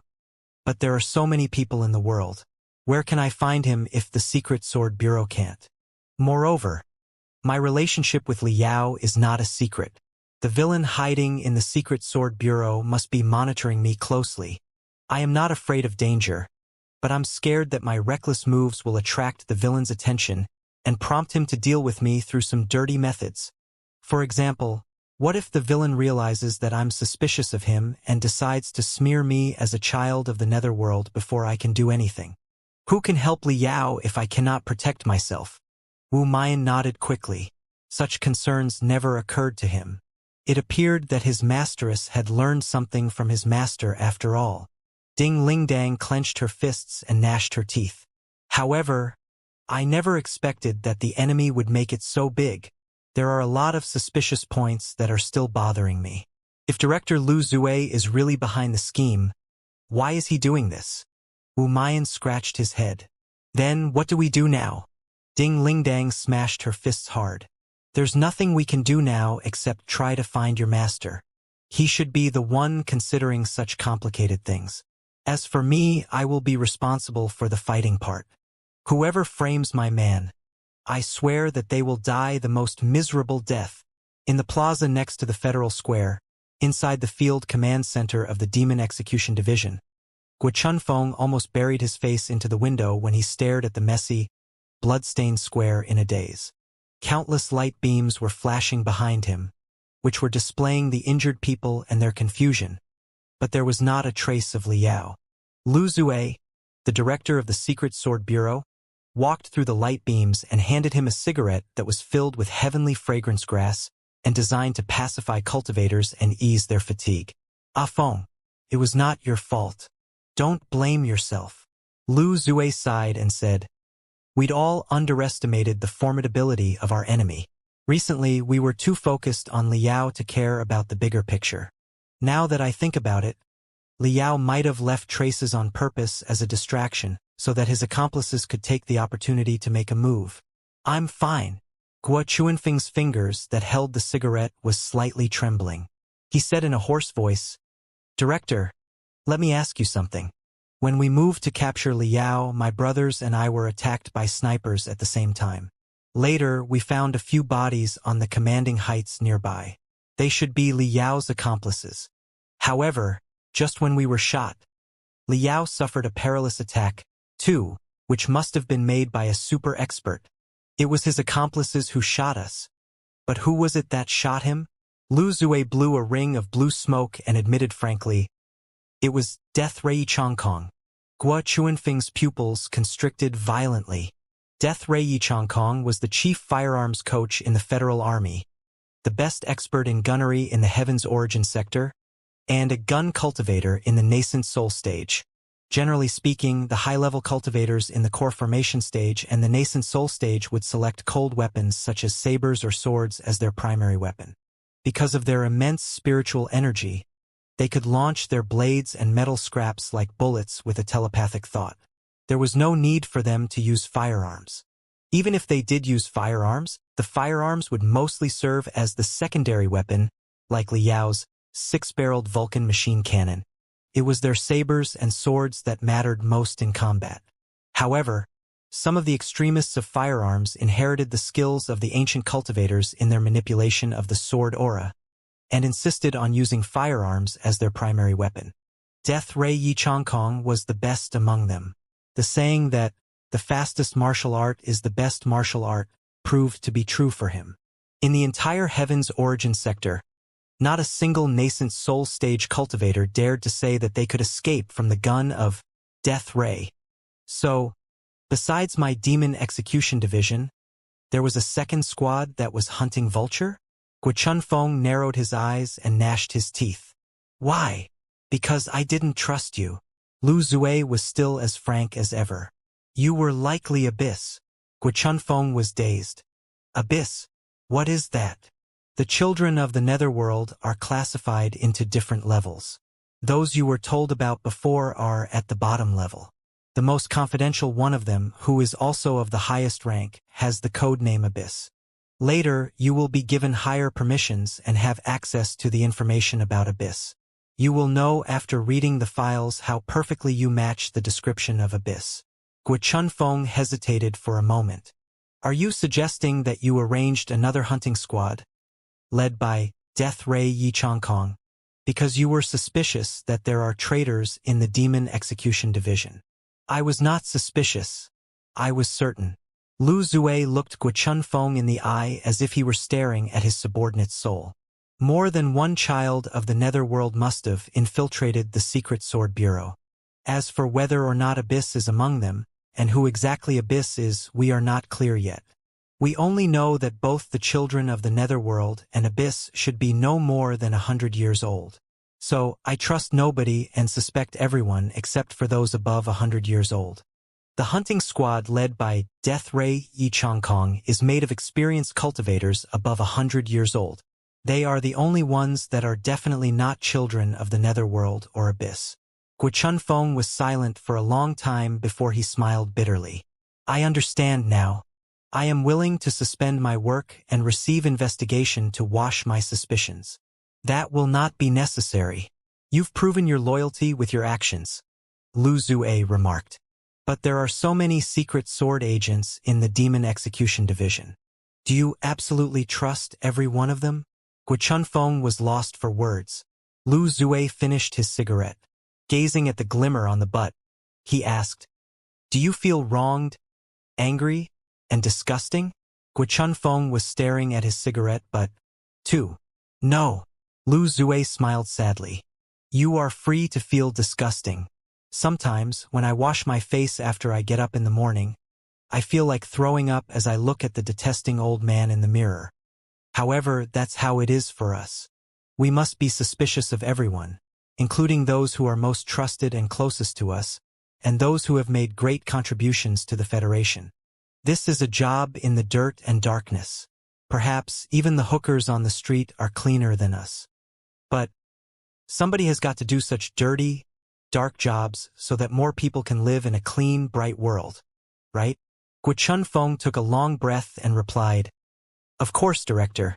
If I were in your place after I learned of the existence of the children of the Netherworld and Abyss, I would have doubted the young men working in the important posts and dispatched a hunting team that is more reliable and inconspicuous. 2. That's good." Lu Zue patted his subordinate's shoulder hard. He said earnestly, "I cannot promise you much now except for one thing. I, Lu Zue, Director of the Secret Sword Bureau, am a real patriot. Everything I did was meant to slay the evilness and defend the Federation. I, together with countless real patriots, will burn my life, soul, and everything to fight until the last moment. I will not allow any evil beings to sully our sacred motherland, the Great Star Glory Federation." Guo Chunfeng was greatly touched. Stared at by Lu Zue's sharp eyes, the last shield in him seemed to be breaking apart. Right then, his portable crystal processor uttered the loudest alarm. Glancing at it, Guo Chunfeng's face blanched. "My daughter is in the ICU." Soon, Guo Chunfeng arrived at the 5th hospital of the capital city. Because of the explosions, the hospitals in the city, large and small, and even the clinics in the neighborhoods, were all packed with people. Not only were the wards fully occupied, even the corridors were filled with patients who were soaked in blood and crying in pain. Some of the patients were still bleeding, and others had lost their hearing while they were moaning. It was quite a gory scene. A middle-aged, sloppy-looking man, whose hair was so greasy it there must have been at least 10 days since he last took a shower or slept, squeezed through the crowd. Dirty water was flowing down his cheeks. There was no telling whether it was his sweat or his tears. He staggered to the 3rd floor and rushed to the ICU, almost tripping himself over, but he could not find his daughter at all. In the end, he was about to collapse to the ground. "Old Guo," Yao Li called her husband from behind him. Guo Chunfeng suddenly trembled. He slowly turned around like a rusted machine, only to discover that his wife was standing on the corridor as softly as a ghost. "Xiaohe is all right," Yao Li said softly. "She is being observed in the ward. After having such an accident, she did not even have the strength to fight with Guo Chunfeng now." "What happened?" Guo Chunfeng's voice didn't sound like his own. "Do we need to take her to the hospital of our bureau?" "That won't be necessary." Xiaohe went to the memorial ceremony with her classmates. According to her classmates, they were not affected by the explosions and were about to run out when Xiaohe saw an old lady being stepped on by the crowd. She went back to save her, only to fall over, too. The old lady was saved in the end, but she was injured herself. Yao Li tried to stop her body from shivering and said, "She was not in a good condition when she was brought here. Even her heartbeat. Anyway, she is back now." "Where is she?" "Take me there." In the ward, sticking to the transparent glass on the medical cabin, Guo Chunfeng stared at his daughter, who was floating in the bright green medication drugs. Every wound on her daughter made his eyelid tremble violently. Perhaps because of the telepathic connection between a father and a daughter, Guo Xiaohe, who was in a coma a moment ago, slightly opened her eyes and saw her father. She beamed with joy and grinned, extending her hand. Blocked by the glass, the hands of the father and daughter, one large and the other small, reached together. Guo Chunfeng finally could not hold back his tears any longer as they flooded uncontrollably on his pale face. In his eyes that were almost pure black now, unprecedented sharpness and determination were taking shape. "Can you come? I have something for you." Kissing his daughter's forehead against the glass, he left the ward with his wife. On the crowded corridor, Guo Chunfeng gave a jade chip to his wife. "The divorce agreement, both the spiritual version and the paper version, is inside. All our assets will be left for you and our daughter. I have signed and made the soul stamp. After you sign it, find a law firm, and confirm the agreement.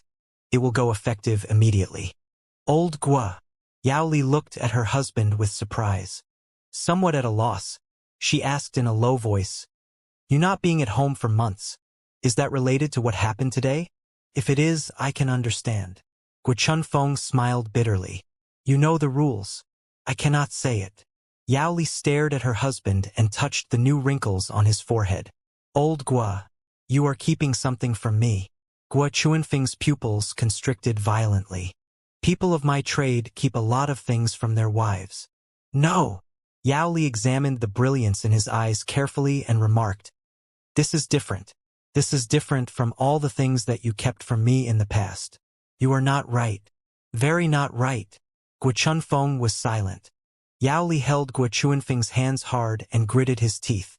"I haven't signed the paper yet. We are not divorced yet. I am still your wife. I am still the wife of a hero. Old Guo, what is the matter with you? What has happened? Tell me. Let's shoulder it together." Guo Chunfeng took a deep breath. All the brilliance deep inside his eyes was gone, and his eyes turned into two immeasurable swirls. He shrugged off his wife's hands and shook his head stubbornly. "I'm fine. Even if I'm not, it is none of your business. Go and finish the divorce procedures quickly. The sooner, the better. It will be best if you can get everything done tomorrow morning." Looking at his daughter in the medical cabin through the gap in the door of the ward for the last time, Guo Chunfeng turned around and left. "Old Guo, what's the meaning of this? Where are you going?" Yao Li was crying. However, his wife's cries did not stop Guo Chunfeng's footstep, nor did they make the most terrifying demon hunter of the heavens origin sector shed any more drop of tears. "I am going to fulfill the responsibility as a father and a husband." Guo Chunfeng walked forward step after step in the dense crowd. "I am going to fight for a bright future for you and our daughter." In the south of the capital city, in a temporary medical camp dedicated to the lightly wounded, according to later statistics, more than 5 million people were gathered in the Federal Square and the 10 or so blocks nearby. Even more people lingered in the blocks further away. The explosion of the crystal bombs turned the gathered citizens into panicked bees. Everybody pushed, stepped on, and crashed into each other. The number of casualties soon surpassed 20,000. The heavily wounded were sent to the major hospitals in the capital city. As for the lightly wounded, who had nothing more than broken bones, there were not enough medical facilities to accommodate them at all. They could only be treated in the temporary medical camps by part of the medical staff and the civilian volunteers with some knowledge of first aid. The unprecedented disaster, in fact, facilitated Li Yao's escape. So many people were killed, injured, or missing after the explosions. Still more people covered their faces with bandages after getting hurt. As for loss of language ability and even temporary amnesia, they were perfectly normal phenomena. Most of the police officers were deployed to maintain the order of the central area. They had no time to bother with the blocks in the suburb, either. Li Yao picked quite a few portable crystal processors in the chaos and managed to remember the faces of a few civilians. He then covered half of his face with blood-stained bandages and snuck to the medical camp with the crowd. On one side of the medical camp, dozens of light beams were floating, displaying the latest updates of the situation and soothing public anxiety. To aid in the rescue work, the government did not cut off the spiritual nexus on a large scale. The civilians gathered in the temporary medical camp could still get the news through the spiritual nexus. Most of the media did not elaborate on the horror of the explosions but paid attention to the reactions of different parties after the speaker was assassinated, including the speech of some tough representatives and the actions of the Federal Army. Crouching deep inside the medical camp, Li Yao felt that his body was burning and his heart had been minced. The scent of a scheme seemed to have turned into a black swamp that was about to swallow him. Fooled. We've been fooled. Deep inside his brain, the mental devil desperately shouted, "It's a trap. We've been set up, and now everybody thinks that we assassinated the speaker. Plot. A shameless plot." The mental devil expanded incessantly in roars. Bloody hurricanes blew out of its body and shook Li Yao's brain hard. "Don't you understand, fool?" The mental devil heartbreakingly declared. "We were wrong since the beginning. Our enemies were not Elder Nether Spring and his children of the Netherworld, at least not just them. Elder Netherspring is nothing more than a stray dog. Even if he has swallowed the divine blood of chaos, changed his appearance, and fled to the Heaven's Origin sector, he won't have any supporters here at all. How could a few children of the Netherworld plan such a great scheme? How could they kill the speaker without anybody foreseeing it and blame it on us? Think about it. The sniper in the nascent soul stage who shot us. I can feel that he is not far away yet. He is waiting for us right here to blow up our head. A nascent soul stage sniper must be at least 100 years old. How can he be Elder Netherspring's subordinate? Absolutely impossible. Throwing away all the interferences, there can only be one answer. It is not Elder Netherspring who set us up, but the federal government. Only the federal government had the capability to make today happen. Liao was trembling and breathing hard. The dangerous redness in his left eye was gradually infiltrating his right eye. Deep inside his brain, he struggled to resist. It was a scheme, but not made by the entire Federation. Some of the bad guys in the Federation. At best. Face reality and stop fooling yourself. We've been abandoned. The mental devil sneered. The Federation does not need a living ultra-level federal hero. A dead hero is the best hero. Right now, the greatest blame is on our head. Nobody is going to believe us. Not worth it. Not worth it at all. Think about it. We went through life and death and saved the entire Federation, only to be sacrificed immediately when we are no longer needed. Liao gnashed his teeth. Somebody must be behind the curtain, but they cannot fool everyone. Ding Lingdang will trust me. Professor Mo Xian will trust me. The people of the Flying Star sector will trust me, and 99% of the federal citizens will trust me. Do they? Then where they are now? Where were they when we were framed, hunted, and shot? The mental devil grinned hideously. Didn't you say that Ding Lingdang loved you? Weren't you training yourself hard for 10 years because you wanted to meet her again back in the Heaven's Origin sector? What's the result of your wait? Where is she when you need her most? People of the Flying Star sector?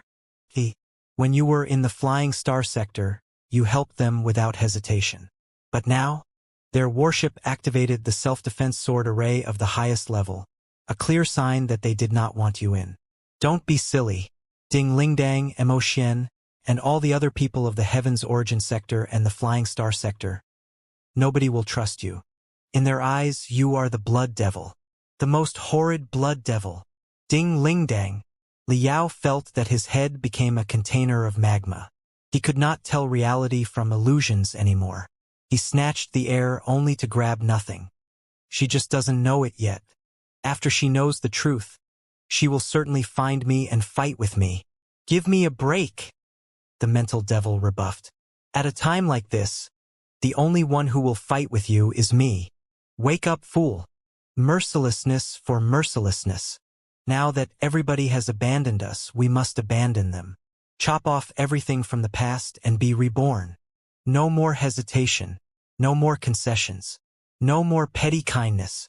Whoever wants to kill us, we will kill them first. After the two of us are melted, who in the 3 sectors will be a match for us? Liao struggled. Most people don't know anything. They were fooled. I cannot attack them. The mental devil sneered. It is their problem that they don't know anything. They were fooled because they were idiots. One must pay a price for their idiocy. There is no road ahead of you. Come on. Let go of the body and try my path. Didn't you want to save the Federation? How can you save it when you are so soft-minded? Let me take your place. Kill. Kill. Kill. Kill everyone until heads are rolling on the ground. Maybe we can make a strong empire that is a union of the Heaven's Origin sector, the Flying Star sector, and the Blood Demon sector, and we will be the supreme dominator of the empire. That is the only satisfying way of life. Liao cramped hard. His left hand bounced up beyond his control. His right hand clutched it so hard that the fingers pierced into its flesh, and yet it could not be stopped. Half of his right eye turned crimson. Blood stains were even leaking out of the bandages covering his left eye. It was truly a devastating view. The mental devil grinned hideously. Start with the nascent soul stage sniper. Set up a trap here and take him down. No. Too many innocent civilians are here. Thousands of people will die if we fight here, Liao shouted, but his voice was becoming weaker and weaker. Idiot! How can you defeat them if you are always indecisive? Wars always come with sacrifices. Some people might die, so what? After we succeed, the majority of the people will be saved. The mental devil expanded to the maximum, raising an overwhelming tsunami of blood that swept across 99% of Liao's brain. Only 1% of it was still illuminated by Liao's shining belief. However, the glimmer was also dying like the candle in the wind. Yes, that's right. Painful as it is, one has to face the reality in the end. Everybody has abandoned you. If you refuse to change, your head will be shot through by a bullet, and you will be dead forever in humiliation. Nobody will pity you. Nobody will care about you. Come on, let me settle everything. Let's be completely melted. Let's be the most brutal vulture and the most magnificent dominator. Liao crouched and covered his eyes hard, shuddering violently. It was a shame that there were many more patients than medical staff in the camp. Nobody noticed him at all. Just when his soul was about to be completely swallowed by the mental devil, a thunderous roar suddenly burst out not far away. Asshole! Liao was so shocked that he jumped up from the ground. It was Ding Lingdong's voice. Holding his head that was about to explode, he staggered to the source of the sound, only to discover that a guy was watching a video with his portable crystal processor. What's this? What's this? His eyes bloodshot, Liao was acting like the craziest lunatic. The patient was scared by his creepy appearance and explained in fear. Ding Lingdang was a celebrity in the world of cultivators, too, and she was on the spot of the explosions. When the situation was stable again, naturally, a lot of reporters went to interview her. As it turned out, right in front of dozens of media, she lost control over her emotions and burst into tears, yelling and shouting. As an expert in the peak of the core formation stage and one of the best young cultivators, she lost control of herself in public, which immediately became the focus of the media. The interview was soon uploaded to the major video websites. Ding Lingdang in the picture was waving her arms, her hair messy, and roaring at the camera like a crazy woman. Asshole! Just wait for it. I will find you soon and blow up your head. Liao watched the video 3 times. He smiled at first, then he grinned. Eventually, he was laughing so hard that he was holding his stomach, and his tears were flooding out. Deep inside his brain, his belief suddenly shone, and the bloody tsunami dispersed like snow under the scorching sun. What has happened? What are doing now? Why is your strength suddenly so overwhelming? Didn't you see the video? Liao asked. Weren't you saying that the whole world distrusts me and has abandoned me? But that is not the fact. At the very least, Ding Lingdang still trusts me. The mental devil was angry. She said that she will blow up your head. Idiot! Liao mocked. Do you not know that beating is love in disguise? The key part is just wait for it. I will find you soon. Ding Lingdang has realized something. She is sending a message to me in such a way. You must be overthinking. The mental devil shrieked drily. She only wants to blow up your head. Nothing more. Nobody trusts you. I am the only one who can help you here. Only awe. Deep inside Liao's brain, his soul released dazzling lightning that looked like a saber that could break the universe, slashing the mental devil into countless pieces brutally. The mental devil screamed and writhed crazily like a leech that had been thrown into salt. But Liao's belief became more and more brilliant, determined and pure in his exultant laughter. The brightness congregated into an overwhelming giant with the innocent face of a baby deep inside his brain. The soul baby punched and kicked, further blowing the mental devil into smithereens and laughing. Stop wasting your time. My belief will not be shaken by you. Even if somebody in the leadership of the Federation is setting me up, they must be in the minority. The only reason they are setting me up in such a way is because they are scared of me. They are scared of me not because my personal capability in the superlative height of the core formation stage, but because they know clearly that all my friends support me and 99% of the federal citizens trust me. As long as the real me shows up, their scheme will be immediately sabotaged. That's why they have been trying everything they can to stop the real Liao from showing up. But no matter how hard they set me up, and after all the dirty moves they played, what now?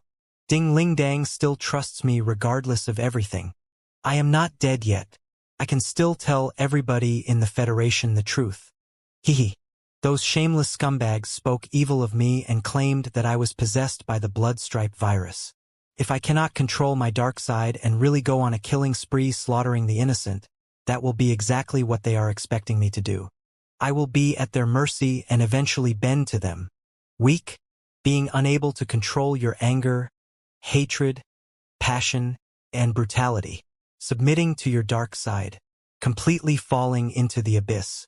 That's the real weakness. Therefore, you can go to hell. Boom. 1,000,000 tons of crystal bombs seemed to be detonated inside Liao's brain. The overwhelming golden tide swept across all his brain cells and completely suppressed the bloody waves. Every one of his brain cells was glittering spectacularly like the most brilliant pearl. Liao felt that thunder was echoing inside his brain.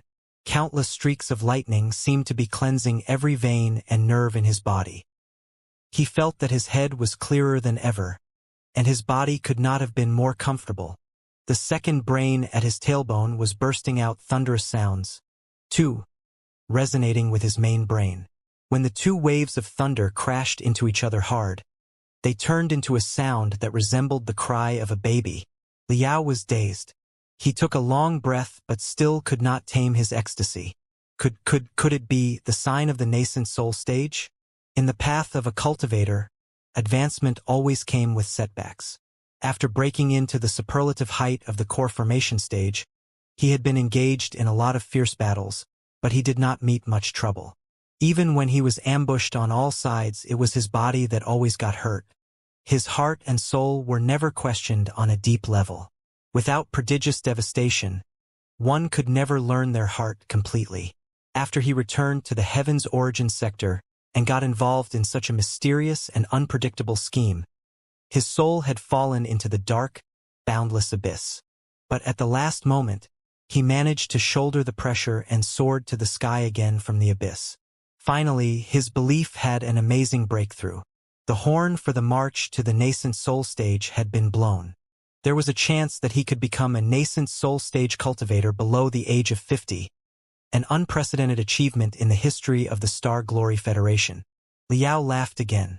Was this what people said to be a silver lining? Advancing into the nascent soul stage was the biggest dream for every cultivator. However, the difference between the peak of the core formation stage and the nascent soul stage did not lie in the force of one's punch or the speed of one's movement. It depended on whether or not one could find their true self. The ultimate purpose of cultivation was to find one's most real side and defend, spread, and abide by it throughout one's life. Every nascent soul stage cultivator had their own story. They all ascended to the stage after unique experiences. It was exactly because of the unique experience that their belief boasted a different will from other people's. Liao suddenly felt that what delighted him most was not that he had seen the threshold of the nascent soul stage, but his love had lived up to his trust, and he had climbed out of the abyss in his heart at the moment, living up to her trust, too.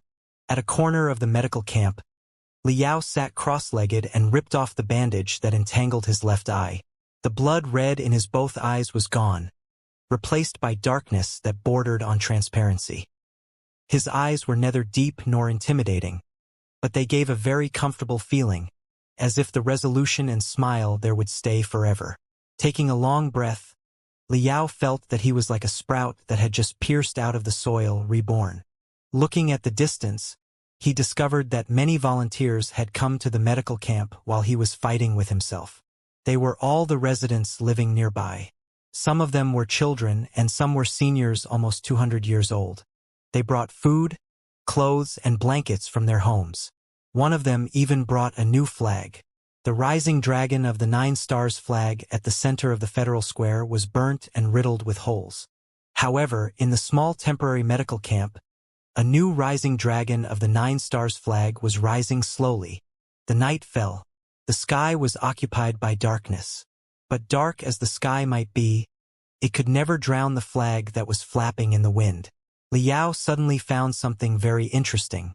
99.99% of the night sky was purely black. Only a few stars were shining there.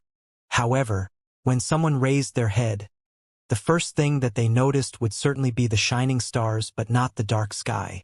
Uncle, a lively young boy, wearing a volunteer's badge on his chest, was holding a blanket painted with a teddy bear and looking at him. Why were you shaking and sweating so hard a moment ago? Are you still scared? Liao was dazed, scratching his head. He was going to say something when the boy covered the blanket on him and patted his shoulder, comforting him solemnly. There. Mom and Dad said that the bad guys have been driven away. It's okay now. Liao could not help but feel amused. The boy thought for a moment and took out a toy from his pocket. He hesitated for a moment, but he still handed it over to Liao in the end. Uncle, if you are still scared, I can lend him to you. He is a very awesome ultra-level federal hero. The bad guys will never dare to come close to you if he is with you. However, when you are not scared, you must return him to me. This is my favorite hero. Liao took over the toy. He felt that his eyes were blurred again. The toy in his hand was tall, majestic, and handsome. He was wearing an eye-catching combat suit with a double-edged chainsword on his waist. The rising dragon of the 9 stars badge on his chest was glittering. The toy did not look like him at all. Liao's nose flapped. Looking at the boy's hopeful eyes, he again felt fortunate that he had not been swallowed by darkness a moment ago. There might be such jackasses in the leadership of the Federation, but so what? It was not those guys that he was trying to protect, but those who trusted him, admired him, and needed him. Thank you, buddy. Liao scratched the boy's nose and smiled. With the protection of this vulture Liao, I will never be scared anymore. Vulture Liao? The boy blinked in confusion. He pouted his lips and said, This is King Kong Gaolongza, the ultra-level federal hero from 130 years ago. He isn't Vulture Liao. Vulture Liao is too plain-looking. I didn't buy him. King Kong Gaolongza is the most awesome hero in the Federation. He is much stronger than Vulture Liao. He will certainly protect you well, uncle. Okay. Liao wiped his sweat and opened his palm, observing the toy carefully for a second time. King Kong Gaolongza, the ultra-level federal hero before him, was staring at him with a pair of strict eyes, as if he were saying, Hey, young man, all the ultra-level federal heroes are dead now, except for you. You are shouldering all our glory and hope. Do not ever cower away. Bring our strength and blow up those scumbags.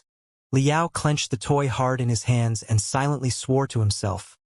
Rest assured, Senior Gao, I will certainly not dishonor the title of ultra-level federal hero. I will unveil all those scumbags with your support and blow them into smithereens. Crack. He crushed the toy's neck. The boy, Liao. Uncle you. Don't cry. Uncle will do a magic trick for you. Look, I now put it below the blanket. 1, 2, 3. Voila! Liao removed the super glue from his Cosmos ring and stuck the toy's head back to its neck. With the expertise of the master of refining, naturally, he repaired such a children's toy flawlessly. The boy was delighted again and took back his toy. After patting Liao's shoulder again like a little grown-up, he left. After the boy left, deep inside Liao's head, the mental devil that was only the size of a fingernail slowly woke up. What happened to me? The mental devil asked with an innocent face, its big eyes blinking in confusion. Liao glared at him coldly. Did I try to swallow your soul and control your body again? The mental devil was greatly surprised. Liao nodded silently. You may find this hard to believe. The mental devil brazenly tried to spin a tale. In fact, this must be what has happened. I am a good guy who has sworn to live in peace with you, but there is a mental devil that is residing in my heart. Occasionally, it will jump out and control me. When I am controlled by it, I will be mean and aggressive and no longer as kind and innocent as I usually am. I turned into a wicked, atrocious, bad mental devil. That was why I tried to swallow your soul. But right now, the bad mental devil has been beaten back by you, and the kind and innocent good mental devil is back. This is all your credit. Thank you for saving my life. Okay, I got it now, Liao said. So you are a mental devil and there is a mental devil in your heart. It was under the control of the mental devil in the mental devil that you revealed your hideous appearance and tried to devour me, wasn't it? Exactly, the mental devil replied solemnly. You are truly smart, mister. I feel comforted now. Do you think I'm a fucking idiot? Liao's soul power at this moment was unprecedentedly strong. With a telepathic thought, he released a thunderstorm inside his brain. Countless streaks of lightning were electrifying the mental devil until it was begging for mercy. Spare my life, mister. Spare my life, mister. Oh, I truly despise you, Liao spat. Are you really my dark personality? So disgusting. The mental devil tried to explain itself while begging. Ask for mercy when you cannot defeat your enemy and settle the scores when you have the opportunity. That's what a real man does. What's disgusting about that? 20 years ago, in the magical equipment graveyard, we often begged for our enemies' mercy only to come back to them again later. Didn't we? That's exactly your personality. Naturally, I am exactly like that. Liao narrowed his eyes. So, you are waiting to settle the scores when you have the opportunity next time? Huh? What did I say just now? Not good. My mental devil jumped out and controlled me again. Forget it. Liao sniffed. Our talk is useless. We are both clear that I cannot eradicate you. I am also too lazy to eradicate you now. Maybe Jean Tui was right. I must get used to you and even try to train myself with you. I have discovered that every time you tried to swallow me and I weathered through it, my soul would become stronger than before. Perhaps, after another few competitions, I will be able to advance into the nascent soul stage. The mental devil hurried to nod and agreed solemnly. That's right. That's right. I didn't mean to swallow you at all. Not at all. I was only help you train yourself by activating your potential. As a good Samaritan, I didn't want to speak out my kindness, but you've discovered it anyway. Good God. You do have a pair of sharp eyes. Get lost. Then something occurred to Liao. He shuddered hard, and he felt that he was hit by a lightning. Jean Tui was right. He saw this coming. I was an idiot. I was truly an idiot. Liao slapped his thighs. The mental devil was confused. What do you mean? I was recalling Jean Tui's words about asking us to live in peace. Liao replied quickly. But that's not the point. It was the sentence before that really mattered. I overlooked it. I completed overlooked it. That was why I made such a fatal mistake. Before I returned to the Heaven's Origin sector, Jean Tui told me that perhaps it didn't matter at all who Abyss was exactly, because everybody has an abyss deep down in their heart. If they were swallowed by their hatred, anger, ambition, and arrogance, any one of them could fall into the abyss and turn into abyss. Jean Tui also said that Elder Netherspring was nothing more than a stray dog now. His spore stratagem has 99% failed. The children of the netherworld and abyss must be panicking and looking for a path of retreat right now. How could they still be working for him dutifully? Therefore, Elder Netherspring and his abyss are nothing to be scared of. The abysses who have been swallowed by the darkness in their heart are the real terrifying enemies. But I completely neglected the reminder. After I returned to the Heaven's Origin sector, I spent all my time and effort searching for Elder Netherspring and his abyss. It never occurred to me that there were other abysses that were even more horrendous. Elder Netherspring's abyss, restrained by age and the other factors, cannot be very strong or in a high position. But the abysses who have been swallowed by the darkness in their heart are different. They are not restrained by anything, and they will leave no traces. They can be activated at any time, and there will not be any sign before they are. They are just like me. If I hadn't heard Ding Lingdong's voice at the critical moment, I might have turned into a terrifying abyss, too. The mental devil scratched its nose in embarrassment. It's all the past now. I've acknowledged my wrongdoing. Why are you still bringing it up? Liao was deep in thought. Let's analyze the whole thing from the beginning. First of all, it is without a doubt that, even if Elder Netherspring took excessive divine blood of chaos and fled into the heaven's origin sector as a human being, it was definitely his last choice when there was nothing else that he could do. His foundations were all in the blood demon sector. It was impossible for him to bring the Netherworld Watch to the heaven's origin sector. Therefore, he must be alone here.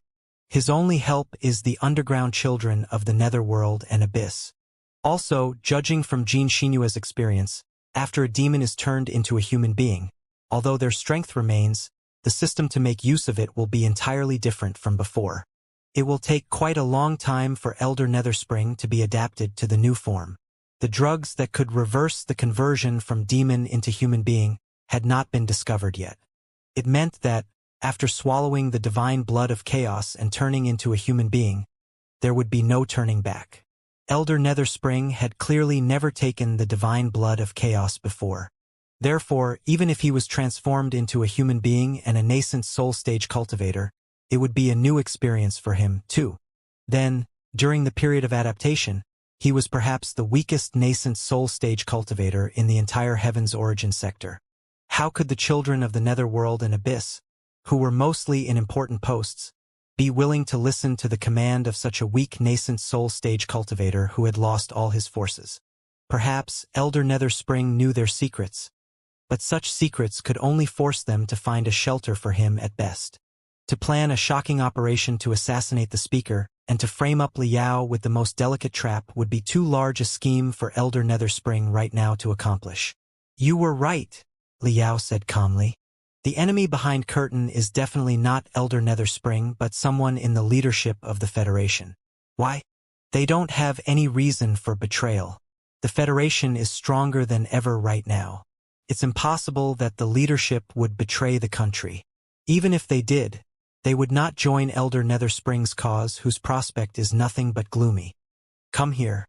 Since you are shameless, cunning, and sordid enough, why don't you walk in the shoes of the dark side of the leadership of the Federation and tell me what their reason is for doing all this?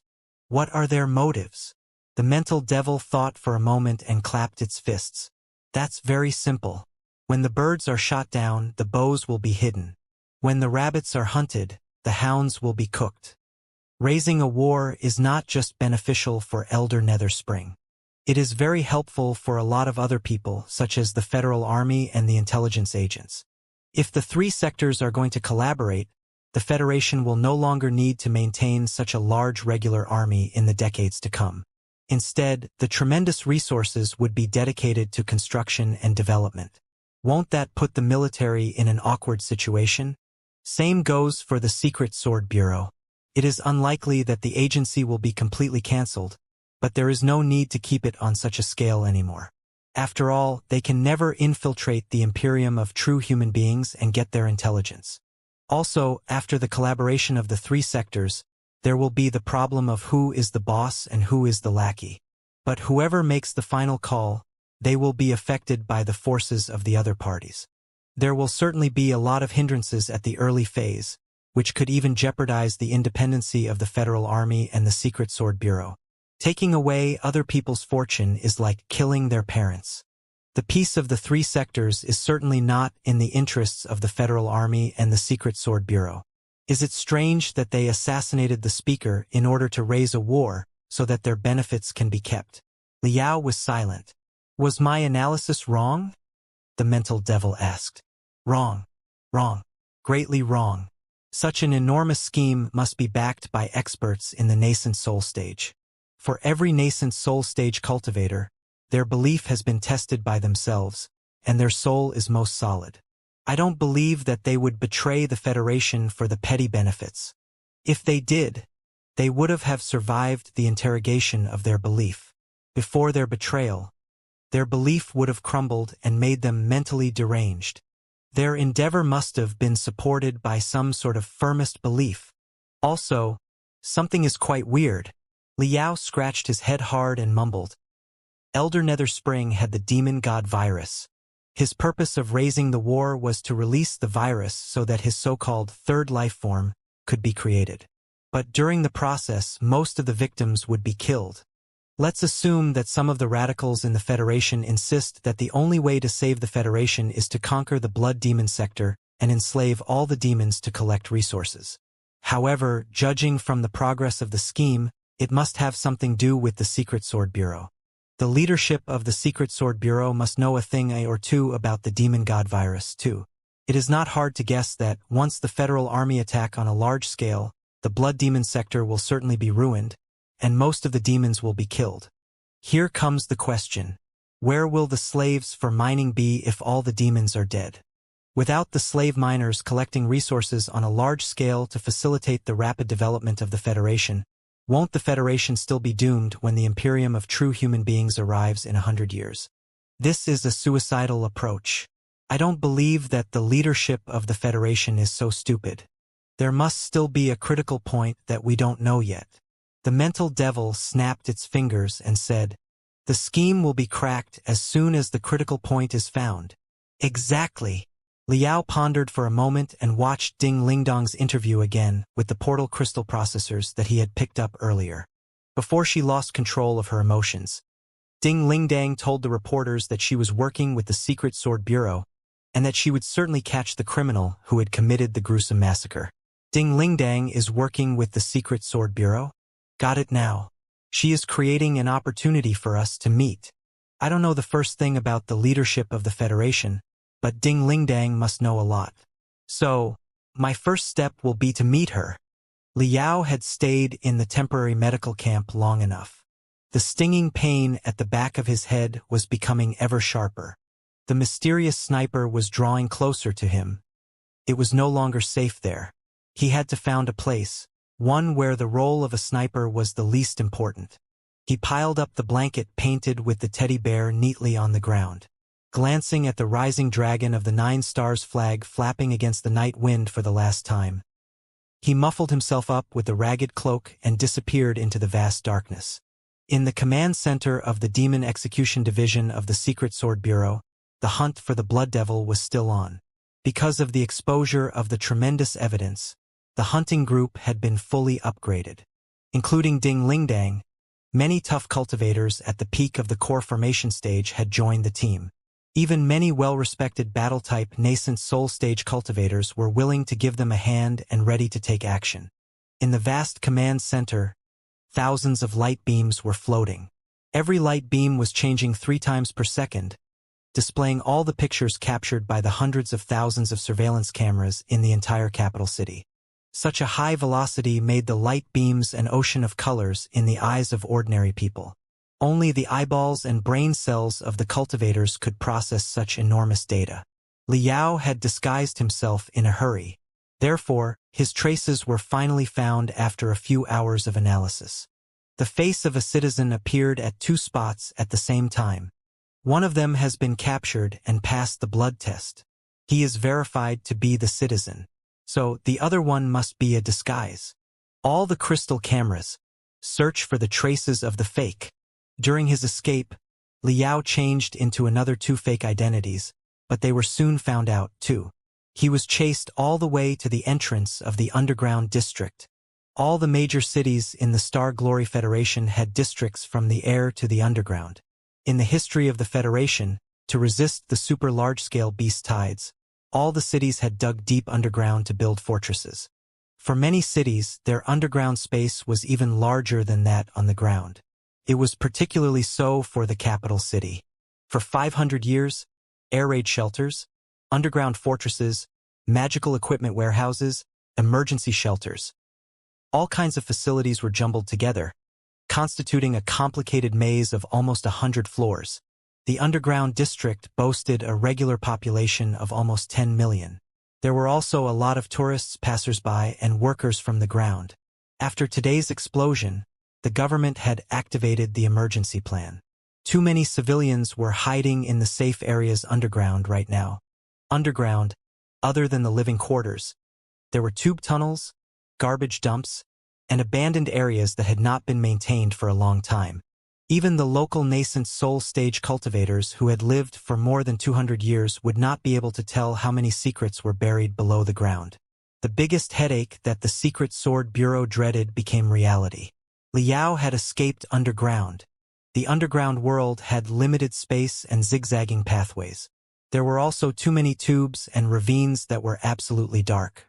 It was difficult for the snipers to lock onto their target. Even the autopiloting crystal cameras could not be unfolded easily, either. There were a lot of fixed surveillance cameras, but Liao could avoid them effortlessly with his cunningness. There was nothing but silence in the command center. Chase him. Guochunfeng gnashed his teeth. Should we invite the few nascent soul stage cultivators? Mosquito, his subordinate, asked. Guochunfeng pondered for a moment and said, "Of course. However, the environment of the underground district is too complicated, and too many citizens are living down there. If the Blood Devil was pushed into a fight with the nascent soul stage cultivators, it is definitely not going to be a joke. If a few neighborhoods are blown up, there might be hundreds of thousands of casualties. Therefore, ask the few nascent soul stage cultivators to set up an ambush at the main exit of the underground district. Our men will keep an eye on the inconspicuous entrances and exits. Get a squad of tough warriors and force him out of the place. Remember, the safety of the civilians matters most. Don't push him too far. He is a panicked bird now, and his actions are utterly unpredictable. The capital city has just been devastated today. The citizens are still in shock. There's no way that they can withstand a second strike." Just before Mosquito nodded, Ding Lingdang walked up to Guochunfeng and gritted her teeth. "Supervisor Gua put me in the vanguard. I know him better than anybody else does. I will certainly find him." Guochunfeng narrowed his eyes and eyed Ding Lingdang somewhat suspiciously. Ding Lingdang widened her eyes and stared back at him in anger. After looking at her for a long time, Guochunfeng suddenly smiled and nodded.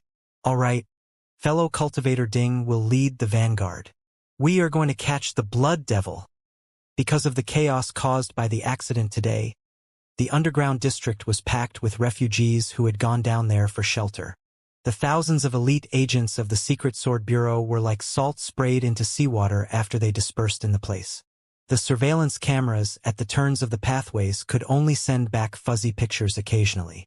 The target has appeared in the commercial area on the -6th floor. The target vanished. He reappeared in the hospital on the -8th floor. The target is gone again. Appearing in the reconstruction area on the -12th floor. Ready to capture him. Wrong. Wrong guy. He is not the target. There was no telling whether Liao was lucky or simply baiting the Secret Sword Bureau, but he was like an unpredictable ghost. Occasionally, he revealed his tracks in one of the surveillance cameras, but when a huge batch of Secret Sword agents lunged at him in a hurry, he simply vanished into thin air. Ding Lingdang was wearing a fiery combat suit as if she was worried that she was not eye-catching enough.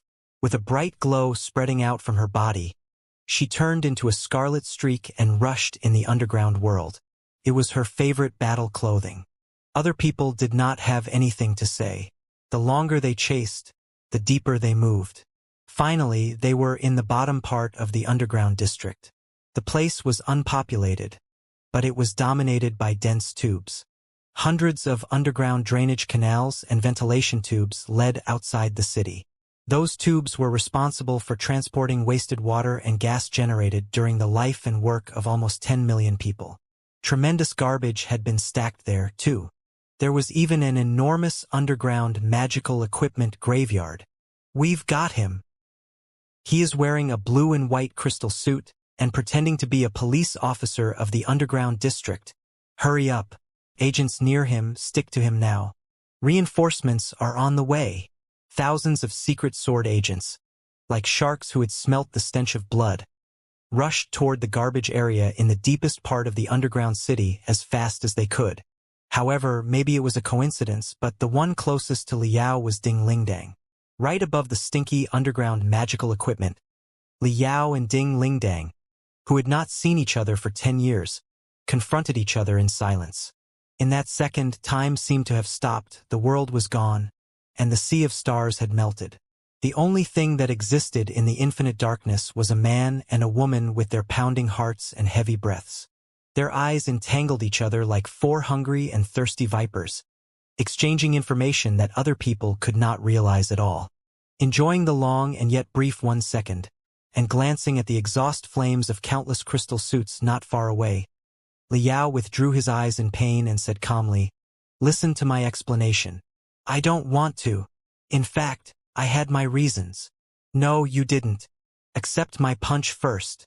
She thrust herself close like a cannonball. Equipped with a crystal suit that looked like crimson fire in midair, she punched Liao heavily without any mercy. Liao crossed his arms to block the attack, but the crystal suit on his body, which was the most fundamental version for police officers, had too poor a performance. It became worthless now instead of protection and was smashed into pieces by the punch. Liao was blown away and waved his hands crazily in midair, struggling and shouting, "Ding Ling Dang, trust me." "Of course I trust you," Ding Ling Dang roared crazily. "But let me blow up your head first, jackass. I waited for you for 10 years, and you went to some other woman behind my back." Boom, boom, boom, boom, boom, boom, boom. Ding Ling Dang was like the main gun on a super-heavy warship. She bombarded hundreds of times in a row. The unstoppable fireballs and blasts rained upon Liao's face and body. His crystal suit was shattered, and his face was swollen. In the command center, Guo Chunfeng, who was observing the fight through Ding Lingdong's crystal camera, shouted, "No, he is playing a trick." But there was no time. "Asshole. Go to hell now." Ding Lingdang turned into a shooting star as she stomped on Liao's chest with all her strength, blowing directly into the mound of garbage. Boom, boom, boom, boom, boom. The crystal bombs that Liao had planted below the garbage earlier were detonated immediately. The explosion displaced almost half of the magical equipment graveyard. All kinds of bizarre-shaped scraps of magical equipment were flying in midair, jamming the vision of all the secret sword agents. When the dust finally settled, the secret swords who had come in a hurry finally discovered that, covered by the magical equipment graveyard, there was a newly dug hole. The hole was connected to the underground drainage network that could lead anywhere. All the secret sword agents looked at each other in bewilderment, not knowing what they should say. "Hoochie, hoochie, hoochie, hoochie." Ding Ling Dang breathed hard, the flames around her bouncing higher and higher. She turned around and glared at everybody brutally. "What's wrong?" "No, nothing's wrong. Sister Ding is truly marvelous. Incredibly marvelous." Deep inside the drainage tubes, in the stinky, dirty water, Liao rushed forward with a bruised, swollen head. He finally could not help but laugh. The more he laughed, the louder he became. "It has come to my attention that something is wrong with you." The mental devil frowned. "She beat you to a pulp the moment she met you. She punched you hard every single time without showing any mercy. If your head weren't sturdy enough, it would have been blown up already. But you are still laughing so giddily? Do you have some sort of clandestine quirks, sexually? That's not right. I know everything about your quirks. In the past, you liked to use your hand. But after you advanced and were able to condense the air with spiritual energy, you could run dynamic simulation and didn't even need your hands anymore." Pooh! Liao opened his hands and spat out a mouthful of blood-stained saliva. In the middle of the saliva was a glittering cosmos ring. Ding Lingdang had punched it into his mouth during the glamorous, awe-inspiring attacks. "Do you see this?" Liao waved the ring and proudly declared, "That's my wife." Half an hour later, deep inside the underground drainage tubes, in an abandoned area that was an utter mess, Liao released Neltharion and Blackwing and deployed dozens of alarm rune arrays before he opened the Cosmos Ring carefully. There were 3 objects in the Cosmos Ring. The first one was a mini light beam projector, in which a video clip was stored.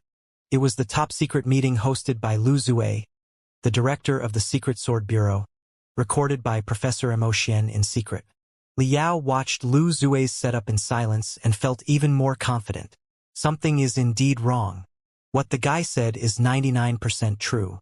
But in the most critical 1%, he concealed something and even deliberately lied, thereby reaching an extremely absurd conclusion. He has captured 3 children of the netherworld and even forced them into cooperation? That part might be true. After all, Elder Netherspring is doomed. The children of the Netherworld need to find a new thigh to cling to if they want to survive. It makes sense. He made such a terrible lie about the Blood Devil trying to steal Burning Prairie. No wonder Burning Prairie activated the self-defense sword array of the highest level. Li Yao's questions were answered one by one, only to be replaced by questions that were even bigger. Lu Zue was one of the 3 key people that he needed to seek help from on his trip to the Heaven's Origin sector. He had collected numerous files when he was still in the Blood Demon sector. In terms of birth, work experience, and his remarks on the Blood Demon sector, the guy was an out-and-out patriot of the Star Glory Federation.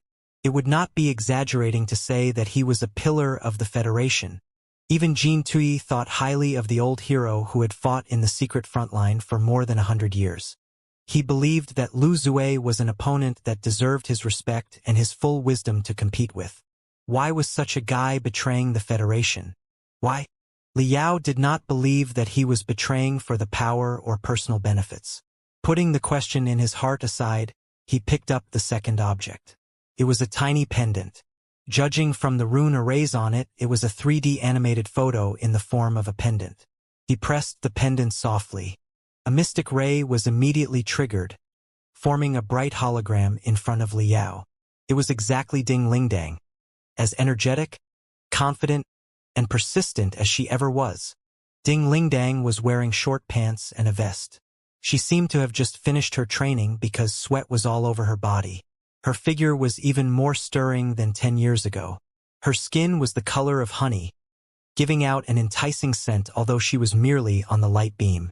"Welcome home," Ding Lingdang said with a smile. "After 10 years, you're finally back. Let me tell you, I have developed a lot of new moves in the past 10 years. When the thing is over, let's have a good fight." He. Ding Lingdang paused for a moment and continued. "The third piece of magical equipment in the Cosmos Ring is a point-to-point communicator produced by Professor Emotian. Professor Emotian and I were suspicious about the rumors surrounding you a long time ago. But Professor Emotian stopped me when I was about to burst into fury. He said that he sensed a mysterious force that had been monitoring our every move in secret. Therefore, we didn't do much during that period. But Professor Emotian was in fact observing the force in secret, scanning their surveillance patterns and easing their wariness. Finally, he designed a communicator that could prevent interference without them knowing. A few days back, the product was finally successfully made, but we never had the chance to give the communicator to you. You must be clear that, to avoid the surveillance of the enemy, the point-to-point communicator does not send signals via the spiritual nexus, but through electric wires by transforming the information into very feeble electric waves. The signals will be transmitted through the electric network. Together with the anti-tracing barriers that Professor invented, a short, secure dialogue can be established. At midnight, you can find a random electric wire and connect the communicator to it. Then it will be good to go. However, only the simplest text can be transmitted. The communication cannot be very long or accommodate much information. Think about what you can say to us before midnight. At midnight, Professor Emotian and I will be waiting for you. If the circumstances do not allow you to talk to us, we will be waiting for you at every hour sharp that follows until we get in touch. The clip came to an end. Li Yao held the pendant in his hands, almost brimming with confidence. He felt stronger than ever. Midnight soon came. Li Yao had gone out a second time earlier and made the secret sword agents dizzy again before he found a wasted tube network and lurked down. He groped for an electric wire and dug a hole in its porcelain shell. Through a crystal wire, he connected the point-to-point communicator to the cable. Very soon, the crystal processor reacted. However, there was only dry texts on it.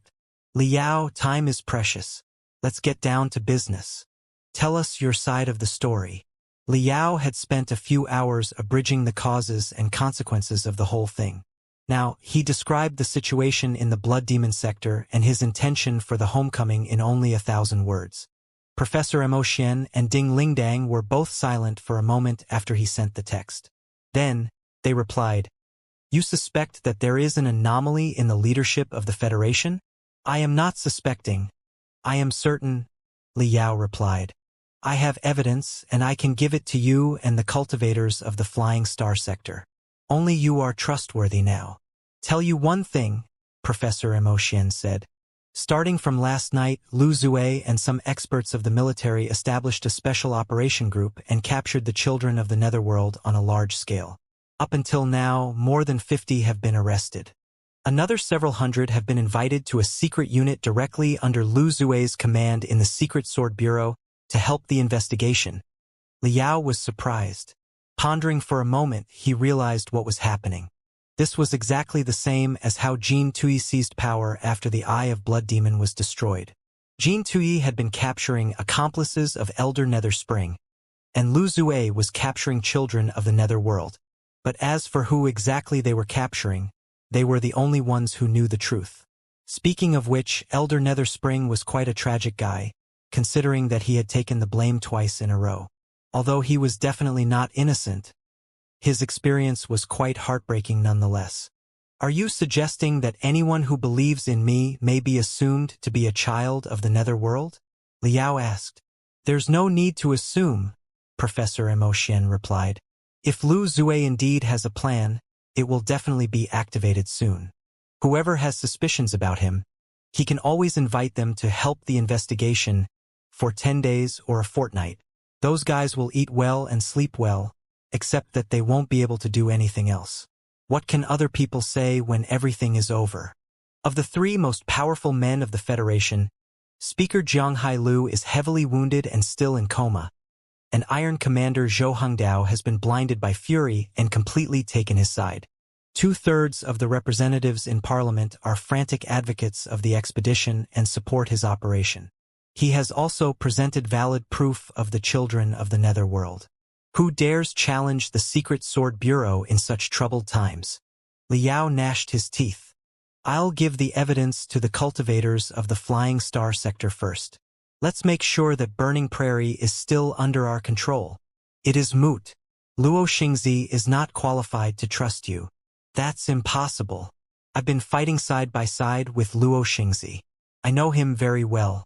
Also, I've done so many favors for the Flying Star sector, and I am backed by the Glorious Sunlight Group and Iron Plateau. Why won't Luo Xingzi trust me? Pay attention to my wording, Professor Emotian said. I said that he is not qualified to trust you, not that he will not trust you. Of course, the evidence in your hands is enough to constitute a reasonable theory, but the chain of evidence in Lu Zue's hands is more intact and convincing. He has both proof and eyewitnesses, and his theory makes perfect sense, too. Furthermore, he stands for the federal government, the legal ruler of the Heaven's Origin sector. The most critical point is that you cannot prove that you are not possessed by the blood devil. Think about Yen Shibei. Ding Lingdang and I only stand for ourselves. Naturally, we can trust you without caring about anything. However, Luo Xingzi stands for the billions of people in the entire Flying Star sector. If he trusts you recklessly, and you turn out to be really possessed by the blood devil and steal Burning Prairie, what can he do? Burning Prairie is the masterpiece of the Flying Star sector that belongs to all the people of the Flying Star sector.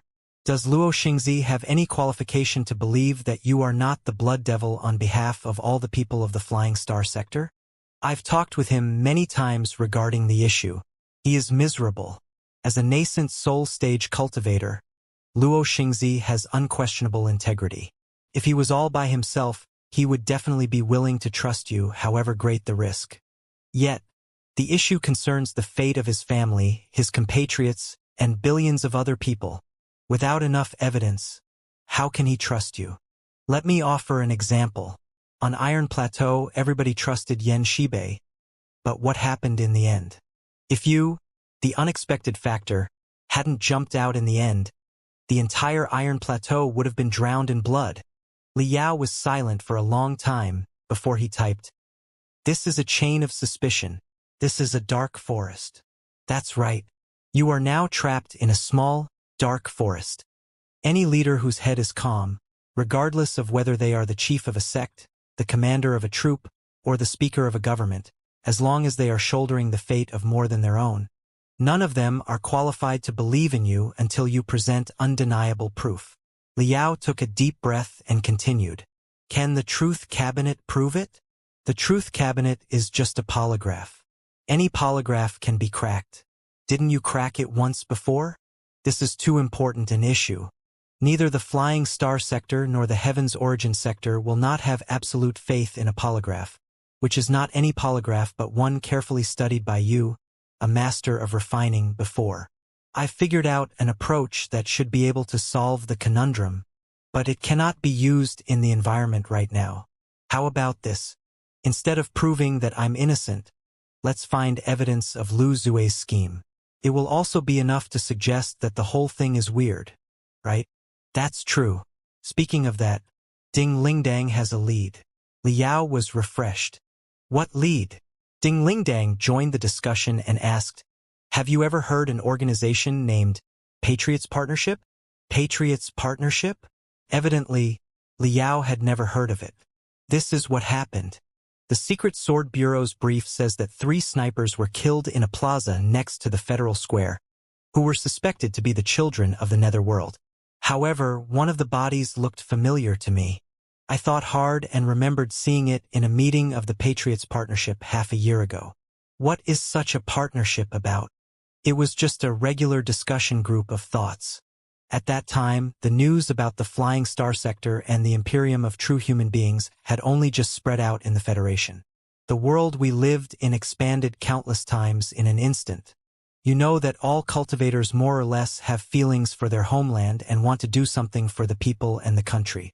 Regarding the solutions for the unprecedented change, many wise cultivators proposed their opinions.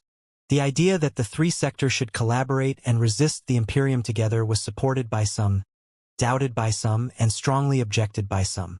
People holding different opinions formed different groups spontaneously. The Patriots Partnership was an organization that strongly objected to the cooperation with the demon race. It believed that demons were never to be trusted. Besides, the Federation was a sacred country made of pure human beings. How could it be vilified by those evil beings?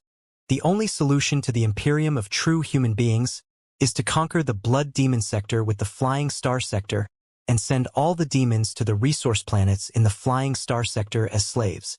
Liao secretly clicked his tongue. Jin Tui was right again. A lot of people in the Federation was indeed holding such a though. You used to believe in such an ideology? Liao asked. I still do. Liao. Forget it. This is a conflict of belief, Ding Lingdang said. I cannot explain it to you right now. Anyway, all kinds ideologies were thriving in the Federation after the shock of New Worlds. Such a discussion group was not rare. What was rare was the criterion to join the discussion group.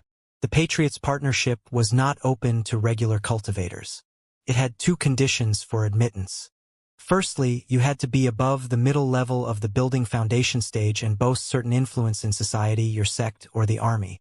Secondly, at least one of your family members had to have been killed by demons, and you had to have a deep grudge against them. It meant that the discussion group was one of a relatively higher level. That was why I joined it. Later, there was nothing particularly interesting. Partying, chatting, making friends and all, right? In one of the meetings, I saw the sniper of the children of the Netherworld killed today. I was among the firmest opposers. Also, since I was relatively young among them, my speech was sometimes very radical. As it turned out, one night, the founder of the group, who was a professor in the Capital Medical College, came to me. He said that the discussion there was not good enough and that there was a more advanced group where I would meet more friends that agreed with me. He asked whether or not I would like to join. Liao was anxious. Did you agree? No, Ding Lingdang replied. I had no disagreement about their opinion, but you know that I always like straightforwardness. I have never been interested in such mysterious things. Therefore, I simply said that I would consider it. Later, I thought that it wouldn't hurt to make a few more friends in the new group, so I told the founder that I would like to join, but he suddenly hesitated and refused to let me in. After a while, everybody was bored of the empty talk. The Patriots Partnership gradually dissolved. At that time, a lot of discussion groups were emerging and disappearing every day. I didn't think much of it. But today, when I saw the body of the sniper, it suddenly occurred to me that the man was even more fanatic and extremely than me in the discussion group. It is possible that he was actually a child of the netherworld, but is there another possibility? Liao pondered carefully for a moment and shuddered hard. Are you saying that there was a certain organization that gathered a large batch of experts that hated demons' guts, filtered them, and picked out the most extreme, fanatic, and unwavering ones? Even for someone like you, whose parents were killed by the demon race, an expert at the peak of the core formation stage, was determined to be unqualified and rejected just because you considered for a night. In other words, it is very likely that there is a Patriots partnership where numerous cultivators who consider demons our mortal enemies and are even more radical, fanatical, and resolute than Ding Lingdang? I'm not sure, Ding Lingdang said. When I went to the founder of the group later, he said that he was involved in a secret project of the military and that he would be on a long business trip. I couldn't reach out to him later.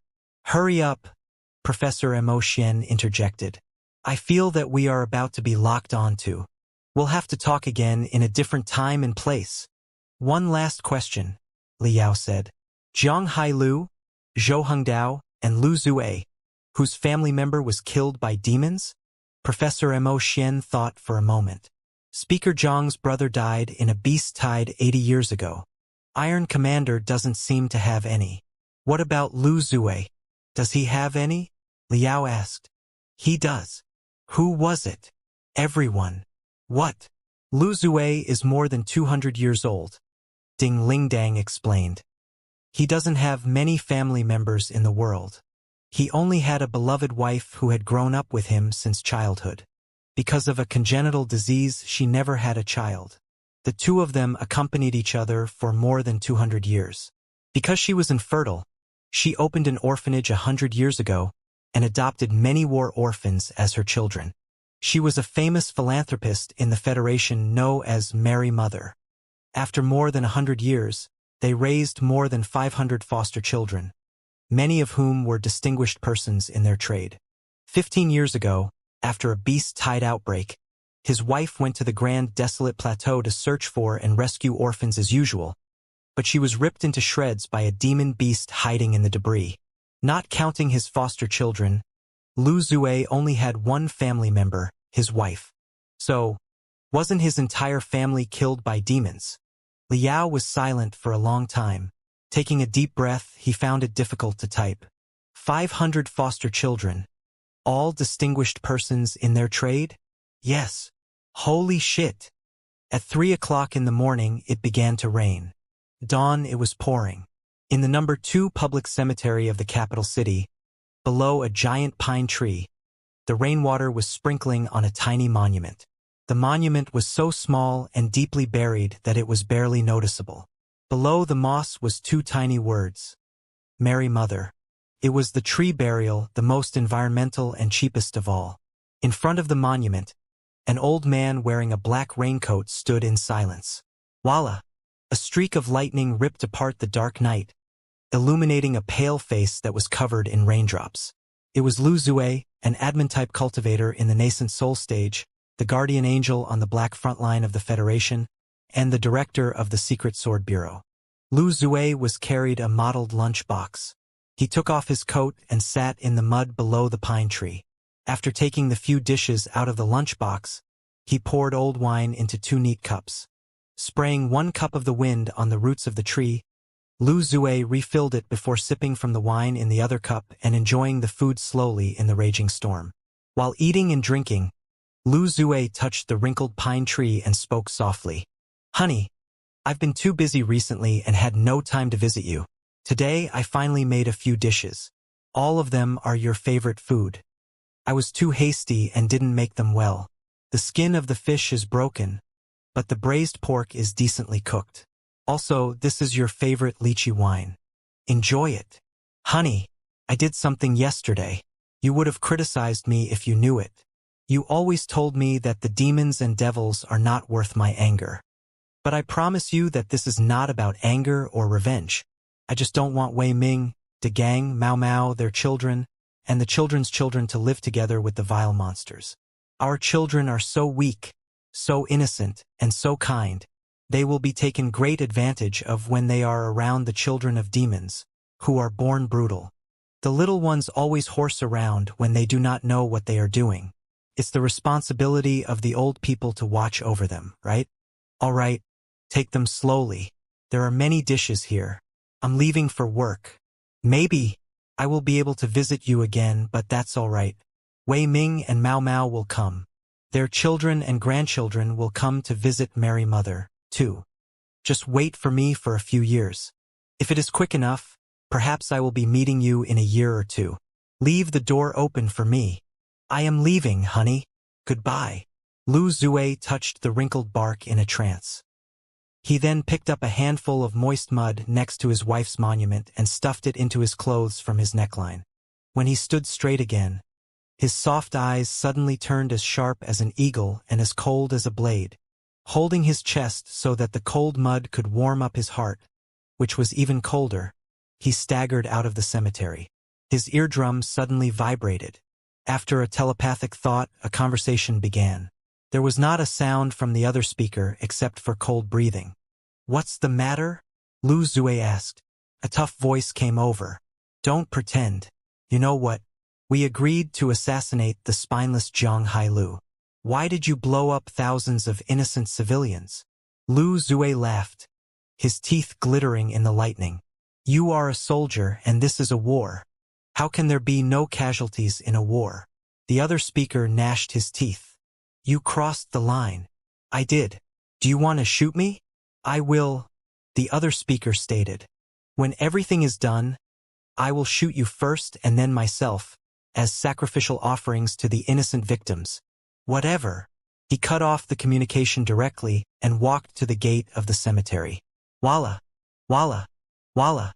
The darkest night before dawn was occupied by incessant lightning, which illuminated more than 10 black shadow wearing black raincoats like statues.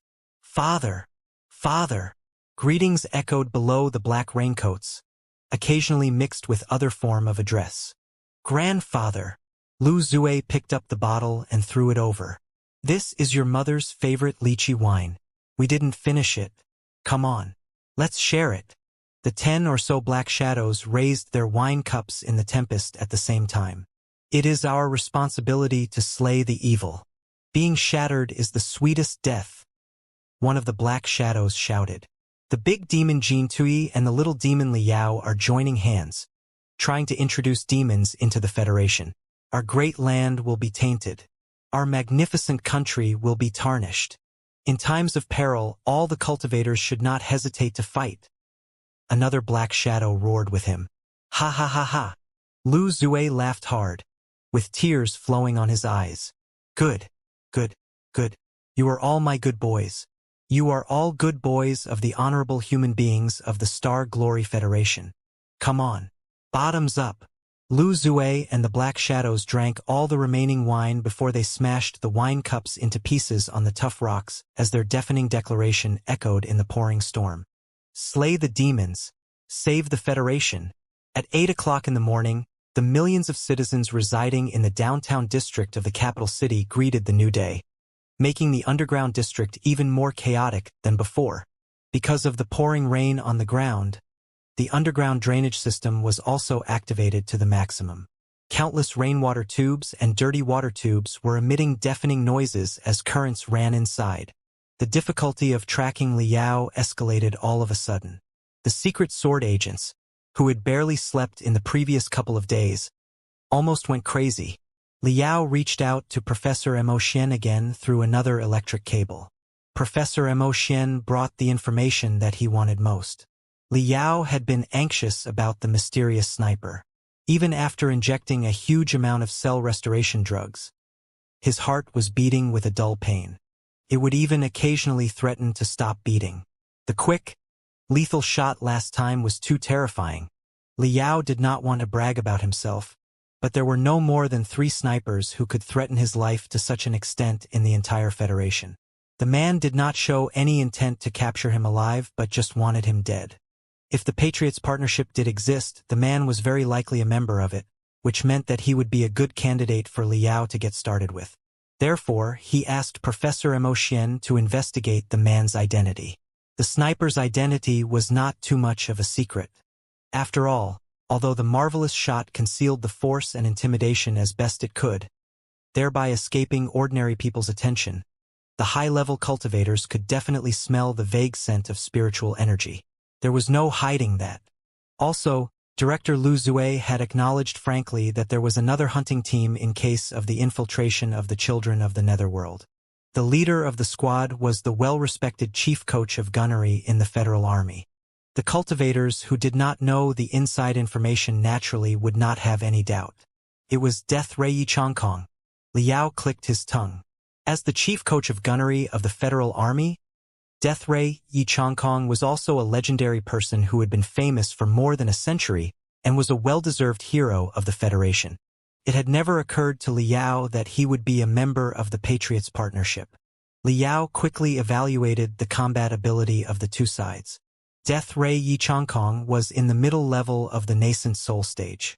He was adept at manipulating objects at distance, locking onto the enemy mentally, and hiding his own traces. Also, he had the enhancement of a gun that was an ultimate treasure. At a distance of more than 1,000 meters, he would certainly have the advantage. In comparison, Liao was in the superlative height of the core formation stage. He was good at deploying traps and close-range combat.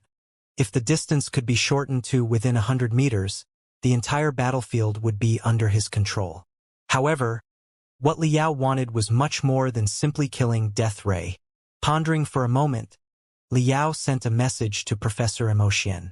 Any idea what gun Death Ray Yichangkong is using? Professor Emotian was a seasoned expert of magical equipment. Naturally, he knew a lot about the commonly used weapons of the nascent soul stage cultivators in the Federation. The gun he uses most is a Heavenly Shuttle 9 anti-armor sniper rifle. The sniper rifle is designed to deal with the demon experts who boast super thick armor and the behemothic demon beasts. Controlled by the experts about the core formation stage, the sniper rifle could blow a hole or make a headshot on a demon beast 100 meters tall easily. Yichangkong's Heavenly Shuttle 9 was also modified by Li Chenxin, a master of firearms, and it consumed incalculable heavenly materials and earthly treasures. It was utterly reshaped and combined the techniques of multiple types of guns. Together with the marrow crystal bullets that were carefully refined, the gun is a unique, ultimate treasure. Even Master Li Chenxin was very satisfied with the masterpiece and named it Herald. Li Chenxin was the most famous master of firearms in the Federation. No wonder the heavy sniper rifle was so powerful. It had been modified by him in person. Liao thought for a moment and asked again, "Is there any way to hack into Master Li Chenxin's crystal processor and steal the structural design and the modification procedures of Herald?" Professor Emotian was silent for a moment, before replying, "It is not difficult to sneak into Master Li's crystal processor. After all, gunnery is just a secondary art. Even the designs of Herald can't be a top secret. However, the Secret Sword Bureau is closely monitoring me. There will be a lot of trouble if I want to hack into someone else's crystal processor without them knowing. I estimate that it will take more than half a day. Also, the information contained in the designs is too huge to be transmitted through text." "That's not a big deal," Liao said. "Ding Lingdang is still hunting me anyway. After Professor Mo gets the designs, you can store them in a super mini chip and ask Ding Lingdang to put it in a specific location. The inner wall of a certain trash can in a certain block, for example. I can pick it up myself. All right, I will try to bypass the surveillance, hack into Li Chenxin's crystal processor, and retrieve the designs of Herald in 6 hours," Professor Emotian replied. "However, why do you want them?" Liao smiled.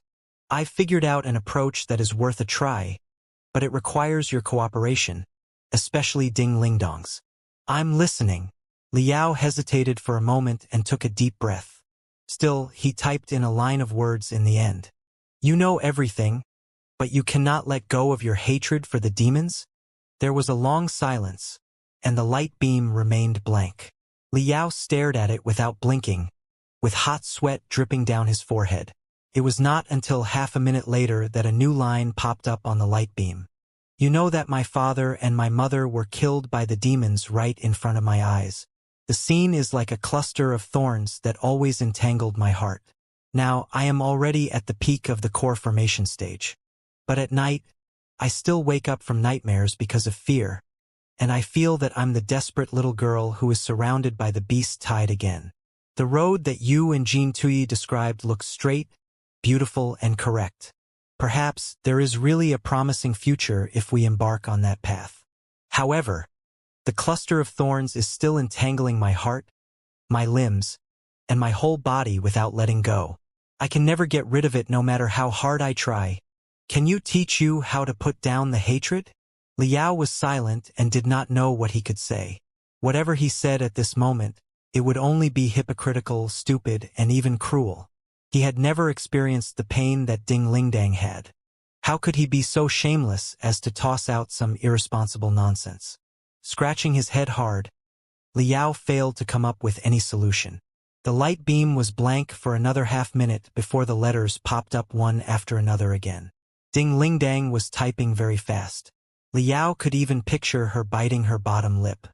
However, no matter how much one hates the demons, no matter how unwilling one is to cooperate with the demons, it is definitely not a reason to kill thousands of compatriots, thousands of ordinary people, and thousands of innocent fathers, mothers, husbands, wives, sons, and daughters. I watched my parents die in front of me in person. I know exactly how it feels. In the Federal Square yesterday, how many little kids at the same age as I was years ago tasted the same feeling? Years later, will they wake up from nightmares and burst into tears like I do today? Slaying evil is our responsibility, but the purpose of slaying the evil is to protect ordinary people so that none of us need to bear such pain. If thousands of innocent people must be sacrificed first in order to slay evil, wouldn't it be putting the cart before the horse? What evil are they slaying? Last night, I thought for a long time while holding the pictures of my father and my mother, but I was still uncertain what path I would take. However, there is one thing that I'm absolutely certain about. The scumbags who killed so many innocent people, even if they are wearing a human skin covered in fancy clothes and carrying the righteous banner, are still evil. The most shameless evil. I am a cultivator. Guarding ordinary people and slaying evil is my responsibility. Regardless of whether the evil is wearing the skin of demons or that of human beings, I will catch them mercilessly, grab their neck, and beat the last bit of crap out of their filthy body. Liao gazed at the light beam for a long time. He felt that his nostrils were occupied by some sour liquids. He rubbed his eyes hard and quickly typed. Got it. We can discuss our future path later. We'll definitely work something out. Right now, let's catch the evil in human skin first and beat the crap out of them. Look at the back of the third cooling tube below the left abdomen on your crystal suit. Hehe. When you punched the cosmos ring into my mouth, I gave you a little something, too. 6 hours later, in the command center of the Demon Execution Division of the Secret Sword Bureau, Ding Lingdang was gnashing her teeth while her red hair was dancing crazily in midair. She was holding a thin chip in her hand. She jabbed the chip at Guo Chunfeng's nose. What's this? Guo Chunfeng slightly frowned. He was a refiner with keen eyes. Naturally, he could tell that it was a chip for a crystal processor to connect to the spiritual nexus wirelessly. There was a unique identification rune array and spiritual stripe embedded inside, too. It was used to connect to the network. In other words, the chip was a crystal processor's SIM card. Only after the chip was inserted and activated could a crystal processor connect to the spiritual nexus. What confused him was why Ding Lingdang brought a network chip to him. I found the chip in the cooling tube of my crystal suit while I was maintaining it. It is definitely not mine. Ding Lingdang spoke to him solemnly. Although she was not a refiner, an excellent exo still needed grasp the knowledge of the regular and simple maintenance of their crystal suit. After the battles that were not very intense, if the crystal suits were not damaged, it was common practice for the exos to perform the maintenance themselves. Guo Chunfeng thought quickly and gasped. It must have been inserted into your crystal suit secretly by Blood Devil Liao during combat. The chip is not under our surveillance. As long as you replace it with the one in your crystal processor, you will be able to establish an unknown, confidential communication channel. Ding Lingdang gnashed her teeth. Does the wretched blood devil think that I'm a 3-year-old whom it can fool easily in such a way? The real Liao is already dead. It is not Liao at all. I will not be tricked. Exactly, fellow cultivator Ding. You did the right thing by giving the chip to us. The blood devil is cunning and unpredictable. Normal cultivators may be bewildered by him easily. Not to mention that you are. Guo Chunfeng thought for a long time and failed to find a phrase to describe the relationship between Ding Lingdang and Liao. Ding Lingdang sighed and sat on a seat at a loss. I understand it, Supervisor Guo. I am just a pure battle-type cultivator. Such complicated issues should be handled by professionals like you, but I must remind you that, since the Blood Devil inherited Liao's memory and combat style, based on my understanding about Liao, this is very likely one of his ruses, too. I have handed the chip to you, but as for whether or not it wants to talk to me or has other intentions, I can't tell now. Make a judgment yourselves. Of course. Guo Chunfeng immediately agreed. He gave the chip to the crystal processor specialists. Right now, the operation to capture Blood Devil Liao was no longer just the Demon Execution Division's business. Blood Devil Liao was related to the Blood Demon Sector, which was the work range of the Demon Execution Division. However, since it was the Blood Devil, which was sort of a devil, the Devil Elimination Division, which was responsible for the extraterrestrial devils, had every reason to participate in the operation too. Additionally, since Liao had been a cultivator before he was possessed by the Blood Devil, it was only natural that the Third Division, which was responsible for the crimes of the cultivators, joined as well. The three divisions had joined their hands to chase after the most dangerous Blood Devil Liao. It was one of the biggest operations since the establishment of the Secret Sword Bureau, but the general commander was still Guo Chunfeng. The chip was inserted into a crystal processor. Almost 100 crystal processor specialists, including a nascent soul stage cultivator and more than 10 core formation stage cultivators, stared at the light beam together with Guo Chunfeng. 4 pieces of information popped up on the light beam. They were all the simplest text. Judging from the timestamp, they had been sent earlier. The first one said, "Trust me. I have evidence for you."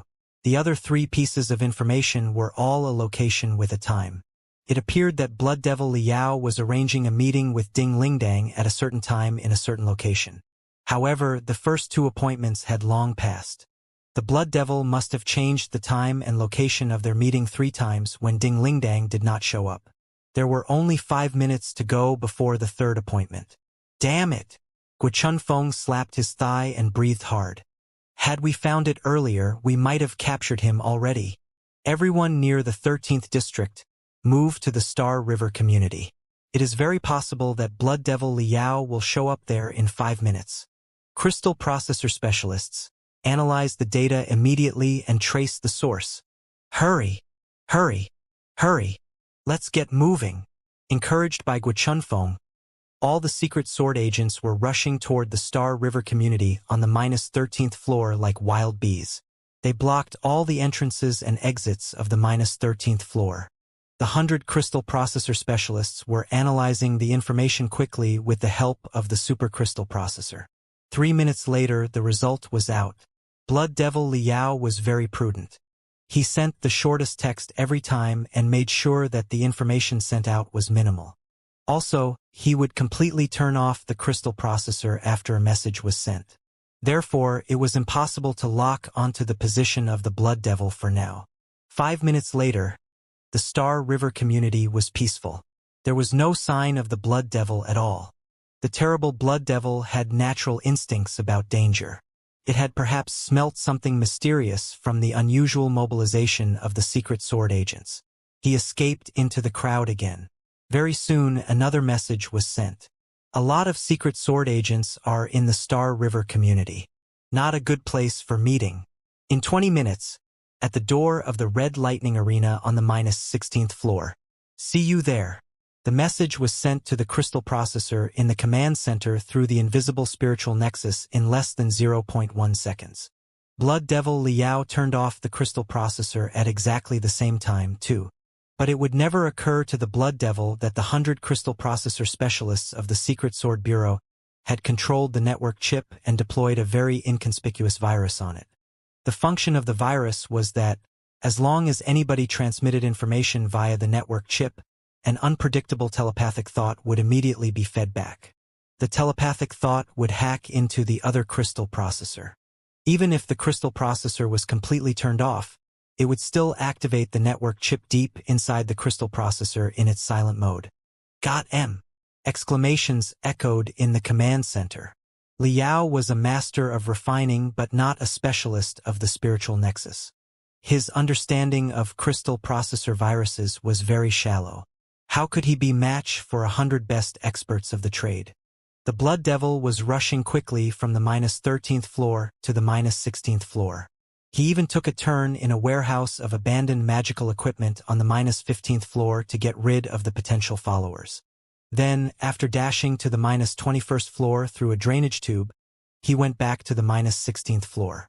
The Blood Devil could not have been more prudent. But it never occurred to the Blood Devil that the portable crystal processor, which he was wearing on the wrist but had completely turned off, had already betrayed him. Group 1, Group 2, and Group 3 prepare ambushes near the Red Lightning Arena. The coordinates of the target have been sent to your crystal processor. Focus on driving him away and try to avoid a fierce fight. Also, ask the nascent soul stage cultivators at the entrance and exits on the ground to be ready. Guo Chunfeng wiped away his greasy sweat, clenched his fists, and stared at the shining red spot on the 3D map. The red spot was Blood Devil Liao. The red spot would enter the Secret Sword Bureau's siege in another several seconds. Right then, the red spot retreated at an astonishing speed and crawled into the interconnecting drainage channels again. The storm earlier made every drainage channel in the underground district a surging river. In the flooding rainwater, the red spot accelerated to the maximum speed and traveled deeper than the -30th floor in the blink of an eye. "We've been discovered." Guo Chunfeng jumped to his feet in fury. All members, surround him and try to force him to the surface. Analyze the information of the terrain nearby and the tube network, and calculate the most likely coordinates where he will appear on the ground. Ask the nascent soul stage cultivators around to move over. Be wary and prepare for battle. A moment later, a line of angry words popped up on the light beam. Why can't you just trust me?" Then the red spot was gone. The Blood Devil has discovered the anomaly of the crystal processor. "It has likely been crushed right now," one of the crystal processor specialists said helplessly. "After all, the activated chip will still spread out feeble spiritual waves, even if it is in the silence mode. This is already enough." Guo Chunfeng narrowed his eyes and said coldly, "This time, the Blood Devil has been exposed for too long. We are too close to it for it to get away again. Block the Blood Devil from 3 sides and leave one side empty. It can only be pushed to the ground according to our pace." In sky above the capital city, a medical airship was floating quietly. On the surface, it was a plain-looking medical airship, but below the ragged shell were actually dozens of powerful attack rune arrays. Death Ray Yichangkong, the best expert of guns in the Federation and a cultivator in the nascent soul stage, as well as his elite hunting group, was now hiding inside the medical airship. Death Ray Yichangkong was more than 160 years old, but his hair was black, and his teeth were still strong. He looked like an energetic middle-aged man. He was short and as light as a falling leaf, covered in an imitative disguise suit that could change appearance according to the environment, and holding the sniper rifle named Harold. Leaning against the seat, he was resting with his eyes closed. The tough members of the team, on the other hand, were talking, laughing, and even horsing around.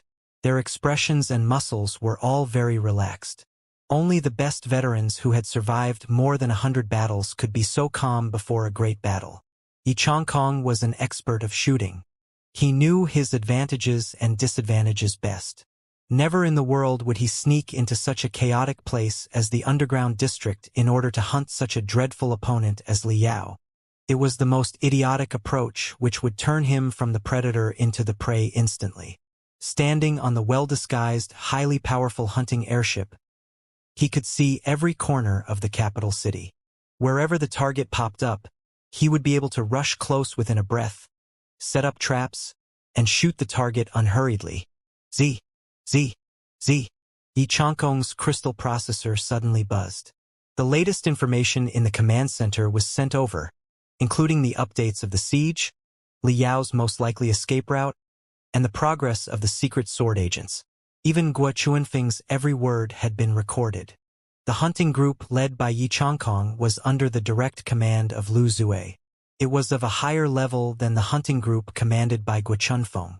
Lu Zue had opened all clearances to him, so that he could receive all the information on Guo Chuanfeng's side in real time. On the other hand, Yi Changkong's progress was blocked from the outside world. It was highly classified and reported to Lu Zue alone. Shua, shua, shua, shua. Endless information flashed in front of Yi Changkong, only to be devoured by his eyes that looked like black holes. He blinked and pressed his ears softly. Lu Zue's voice immediately came over. Li Yao will likely escape to the ground. Some nascent soul stage cultivators not under our control are coming at him. Do not let him be captured alive or we might be in trouble. To avoid trouble and to make sure that our plan goes smoothly, kill him as soon as possible. Yi Changkong moved his fingers away and cut off the communication. Brilliance beamed out of his eyes. The information that he had just devoured popped up on his retina again as he analyzed and calculated at a speed close to that of a mainframe crystal processor. His nickname was Death Ray. It meant that, wherever he went and however many targets there were, if he was determined to go on a killing spree, all the targets would be wiped out at the speed of light. Yi Changkong set his crystal processor into the stealth and sniper mode. He then put 2 lenses of data into his eyes. Glamorous colors immediately appeared in front of his eyes, which turned out to be a translucent city where Li Yao was surrounded. Other than the structural designs of the dozens of floors into the underground, there was also the most detailed map about their corresponding parts on the ground. Every pathway and every window in every skyscraper was clear to him, so that he could study the most promising plan of shooting unhurriedly. Although Li Yao's coordinates were gone, the coordinates of all the secret sword agents were still scattered on the map in the form of bluish colors. It was not hard to analyze Li Yao's approximate location from the movement of the hunters. He was like a whale that was surrounded and being chased by countless tiger sharks. There was nowhere that he could run to. Yi Changkong tapped his temples unhurriedly. He commanded the hunting airship to fly toward the location where Li Yao would likely rush out while his soul turned into spiritual threads and dived into the complicated map. Shua! He constructed a vivid underground maze deep inside his brain, assuming the role of Li Yao and speculating his most likely route of escape in his place. As the best sniper of the Heaven's Origin sector, Yi Changkong was a top assassin too. To some extent, Li Yao and he were the same type of person. Stealth, infiltration, assassination from the shadows, escape from ambushes that nobody could get away from. All those subjects were Li Yao's best moves. They were also Yi Changkong's routine work in his 100 years of battles. The snipers in the military were often divided into groups of 2, with 1 shooter and 1 observer. However, after he advanced into the nascent soul stage, Yi Changkong no longer needed an observer, nor could he ever find a partner that was suitable for himself. Even the most well-trained would be a burden instead of help for him when they worked as his observer. For the past 40 years, he had always been a lone wolf just like Li Yao did. After receiving the task to shoot Li Yao, Yi Changkong had collected all the known files about Li Yao and studied them for a whole week. He had paid special attention to Li Yao's successful and classical cases. He had even asked Lu Zue to hypnotize him with the techniques of the meditation healer so that he would think himself Vulture Li Yao. He trained, drilled, and lived in the hypnotized state. In such a way, he developed a deep understanding about Li Yao's state of mind, habits, and thinking pattern. Yi Changkong was amazed by the guy of the same trade as himself who was more than 100 years younger. He even had the feeling that the 2 of them could be good friends. He often thought that, if it were Li Yao, perhaps he would consider changing his habits for decades and bringing an observer. It was a pity that his mission was to destroy his good friend, whom he had never met before. My young friend, you are immature after all. You are idiotic enough to trust a woman whom you haven't met for 10 years, who is filled with jealousy and anger. If you had the chance to live to my age, you would certainly realize that it is better to trust a demon beast that has been injected with excessive exhilarant than to trust an infuriated woman, because the behavior of the latter is even more unpredictable. But it is a pity that you won't survive today.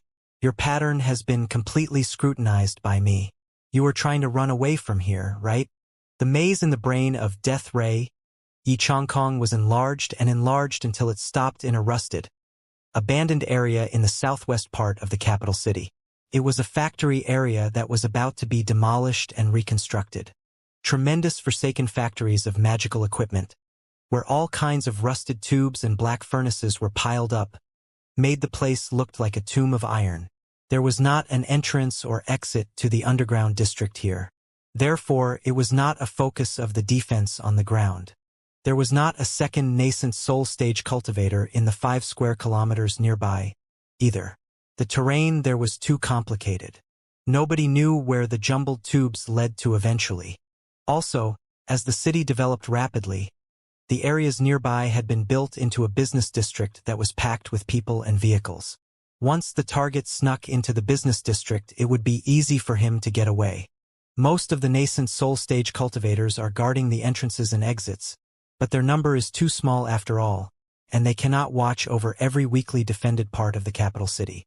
You will certainly not choose to run away from the main entrances and exits. In those forsaken factories of magical equipment, countless tubes extend into the ground, such as the discharge tubes of cooling liquids for metal refinement, the discharge tubes of dirty water, and those of the poisonous gas. Pick a random tube, dig a hole, and you will crawl into one of the factories without anybody knowing anything. You don't even need to drill through the tubes. You are an explosion expert. As long as you calculate the precise location and angle, one tiny oriented crystal bomb is enough to blow your way up to the ground. With your speed, a few seconds is more than enough for you to dash into the business district that is teeming with people. Come on. Don't disappoint me. Do your best. Let's see whether my bullets are faster than your body and your saber, or the other way around. I'm going to remember the competition for the rest of my life. Xianxia sent the battle plan that he had drafted in that moment to the crystal processors of all the members of the hunting group. 3 seconds later, everybody was in their crystal suit. They jumped off the airship and rushed to the forsaken factories of magical equipment not far away, like leaf butterflies that were landing on the forests of steel softly. Judging from the information on Gua Chuanfeng's side, the hunt below the ground was getting more and more intense. Liao was about to flee to the underground space right below the factory area. A second nascent soul stage cultivator that was closest to them was staying at an exit of the underground district 7 kilometers away. Xianxia pondered for a moment and decided not to tell his judgment to the ally in case there was trouble. He had locked onto the location of Liao's appearance. Also, he was in the company of almost 20 partners who trained day and night for their teamwork. As long as they could stall Liao for 0.1 seconds, it would be good enough. Shua! While he was still in midair, 12 small balls ejected out the back of Xianxia's crystal suit. They exploded into 12 sparrows and entered stealth mode after flashing briefly. The 12 stealthy sparrows flew in every direction around the factory area and had every corner under control. The hunting group landed on the ground quietly. Everybody's crystal suit was added with stealth units for the mission. They melted into the steel forest like chameleons that had grown venomous fangs. Then, they concealed the emittance of heat and spiritual waves and compressed their breath and heartbeat to the minimum while lurking in the middle of the dark debris. The fatal trap was ready. Whichever part of the factory area Liao was going to jump out from, they would be able to bite him instantly, for at least 0.1 seconds. Xianxia, on the other hand, climbed to the top of an enormous chimney hundreds of meters tall at the southeast corner of the factor area. It was the commanding height of the area, without any obstacles in the several square kilometers nearby, which made it the perfect location for a sniper. Also, the wall of the chimney was very thick, and there was a circular platform on the top. It was very comfortable to either kneel or crouch there. Shua! Shua! Shua! Through the data and information that was bouncing on the lenses on his retina, Xianxia quickly figured out 29 coordinates where Liao was most likely to erupt out. In 5 seconds, he set the gun's parameters according to the coordinates. He also changed his crystal suit into stealth mode before he wrapped a disguise cloak around his crystal suit, which could prevent the spiritual energy inside from dispersing. The sniper rifle herald, which had also entered stealth mode, slightly protruded out through a gap on the disguise cloth. While the marrow crystals were getting hotter and hotter in Herald, his head was calmer and calmer. His mind was empty, and he entered the indescribable state of transcendence. In a moment, all the buildings nearby and the earth were melted in his eyes and turned transparent. He could vaguely see that countless secret sword agents were running and roaring. He also sensed that a streak of brightness was fleeing in a hurry to the 19th coordinates that he had estimated earlier. It was a shooting skill of Death Ray Yichangkong's own invention. By sharpening his senses to the maximum, he was able to perceive the target by the ripples and the feedback of the telepathic thoughts. All the barriers and obstacles would be non-existent in his eyes. "You are such a disappointment," Yichangkong sighed in his heart, but the veins, nerves, and muscles all over his body had already been adjusted to the most perfect state by his natural instincts as fast as lightning. Harold aimed at the 19th spot instantly, and he pulled the trigger before the target burst out of the ground. No sound, no light, not even any waves because of the dispersion of spiritual energy. A marrow crystal that he had refined for 81 days with his blood ripped apart the sky and pierced into the ground. Right after the marrow crystal, which barely existed, broke the limits of time and space and crossed hundreds of meters instantly, three things happened at the same time. Firstly, the ground exploded without any warning, and a streak of blackness rushed out, only to be hit by the bullet and blown apart. Had there not been the second thing, it would have been a classic textbook case for any sniper. But secondly, Yichangkong's pupils constricted violently, and all the cells over his body were shrieking. Somebody seemed to have clenched his heart and his genitals hard, making him almost cry out in pain. He suddenly realized that the blackness that he had hit was not a human being but a piece of magical equipment that could spread out the spiritual waves of a human being. Had there not been the third thing, he would have shuddered very, very, very hard right now. But thirdly, right below his body, deep in the dark chimney, a saber aura, which was as invisible and inaudible as his bullet, swept up at the speed of a tide. The thing about the speed of a tide was that, when anyone noticed that their knees were drowned by water and realized that a great tsunami was coming, it would already be too late even if they ran away immediately. The saber aura, which was as unpredictable as moonlight, as unstoppable as a tide, and as freezing as a blizzard, penetrated into his skin and ripped apart his skin, his veins and his bones. At the same time, thunder was echoing inside Yichangkong's head, and he was illuminated by the lightning in his mind. He understood everything now. Liao had never trusted the stupid woman. This was a trap since the very beginning, one specially prepared for him. As the best sniper of the Heaven's Origin sector, he was the biggest threat for Liao right now with his shooting skills. The guy had learned a good lesson yesterday near the Federal Square. With his delaying, it would be easier for other experts to surround Liao. The difficulty of escape was dozens of times higher. Therefore, Liao had to kill him at any cost in order to run away without hindrance. It was true that Liao and he were the same type of person, lone wolves adept at assassination. Therefore, Liao knew his skills and style as clearly as he knew Liao's. Everybody knew that he was a senior expert who had been famous for more than 100 years. As the chief coach of gunnery in the Federal Army, he was not someone working in secret, either. A lot of his most important assassination cases were already publicly known. The courses that he taught in the Federal Army and several military schools were not top secret, either. He had also published quite a few books on shooting skills. Also, dozens of biographies which had elaborated on almost all his experiences from when he was born to right now had been released a long time ago, too. He had even published 2 personal memoirs. Over the past 100 years, the information about him in public must have been hundreds of times more than Liao's. He knew Liao very well, but Liao could also scrutinize his thinking pattern and combat style in one day. Therefore, Yichangkong had every reason to believe that Liao had never trusted the idiotic woman named Ding Lingdang.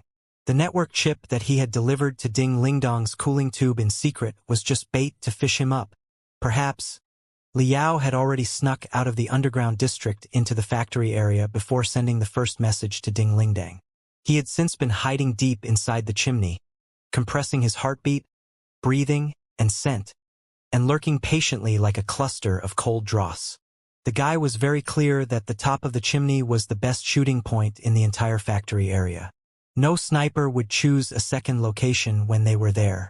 As for the ever-moving signal of the crystal processor in the underground district, it was simple, too. As long as the crystal processor was set earlier to automatically turn on and send the message and to automatically turn off after the message was sent, everybody would be under the illusion that somebody was using the crystal processor. As for why it was running here and there, it was yet another petty trick. Some remote magical equipment under Liao's control, such as a flying sword or a beast puppet, must be carrying it. The remote magical equipment with the crystal processor had been pretending to be Liao and lured thousands of secret sword agents to chase after them. Everyone thought that Liao had run to the place in a hurry after being discovered and surrounded by the Secret Sword Bureau. They did not know that this place was a trap that he had selected earlier. Every detail had been within his calculations. He had led the secret sword agents to this place. Tricked. Guo Chunfeng, the most terrifying demon hunter of the Heaven's Origin sector, had been tricked. Thousands of elite secret sword agents had been tricked. Even he, Death Ray Yichangkong, had been completely tricked by Liao. Yichangkong felt chilled. It meant that, while he was climbing, examining, squatting, aiming, calculating, and shooting, Liao had been hiding in the chimney dozens of meters below him, perhaps sticking to the wall like a giant lizard, the whole time. No breath, no heartbeat, and no stomach movement. Hollower than a ghost and quieter than a corpse. The guy had been lurking and waiting for the best opportunity. It was not until he blew out the shot with all the spiritual energy in him, which made him at the lowest point in the circulation of spiritual energy, that Liao pierced out the most dangerous sting abruptly like a fatal scorpion. The competition in the nascent soul stage was not just about pure strength or speed. Such competition was always comprehensive, including a lot of factors such as wisdom, terrain, planning, knowledge, deduction, and much more, and the battle between Liao and Yichangkong was a typical example. In many cases, the outcome of a battle was determined before the two parties began fighting. This was exactly one of such cases. Liao's attack concentrated all of Liao's strength, speed, and energy in the entire scheme.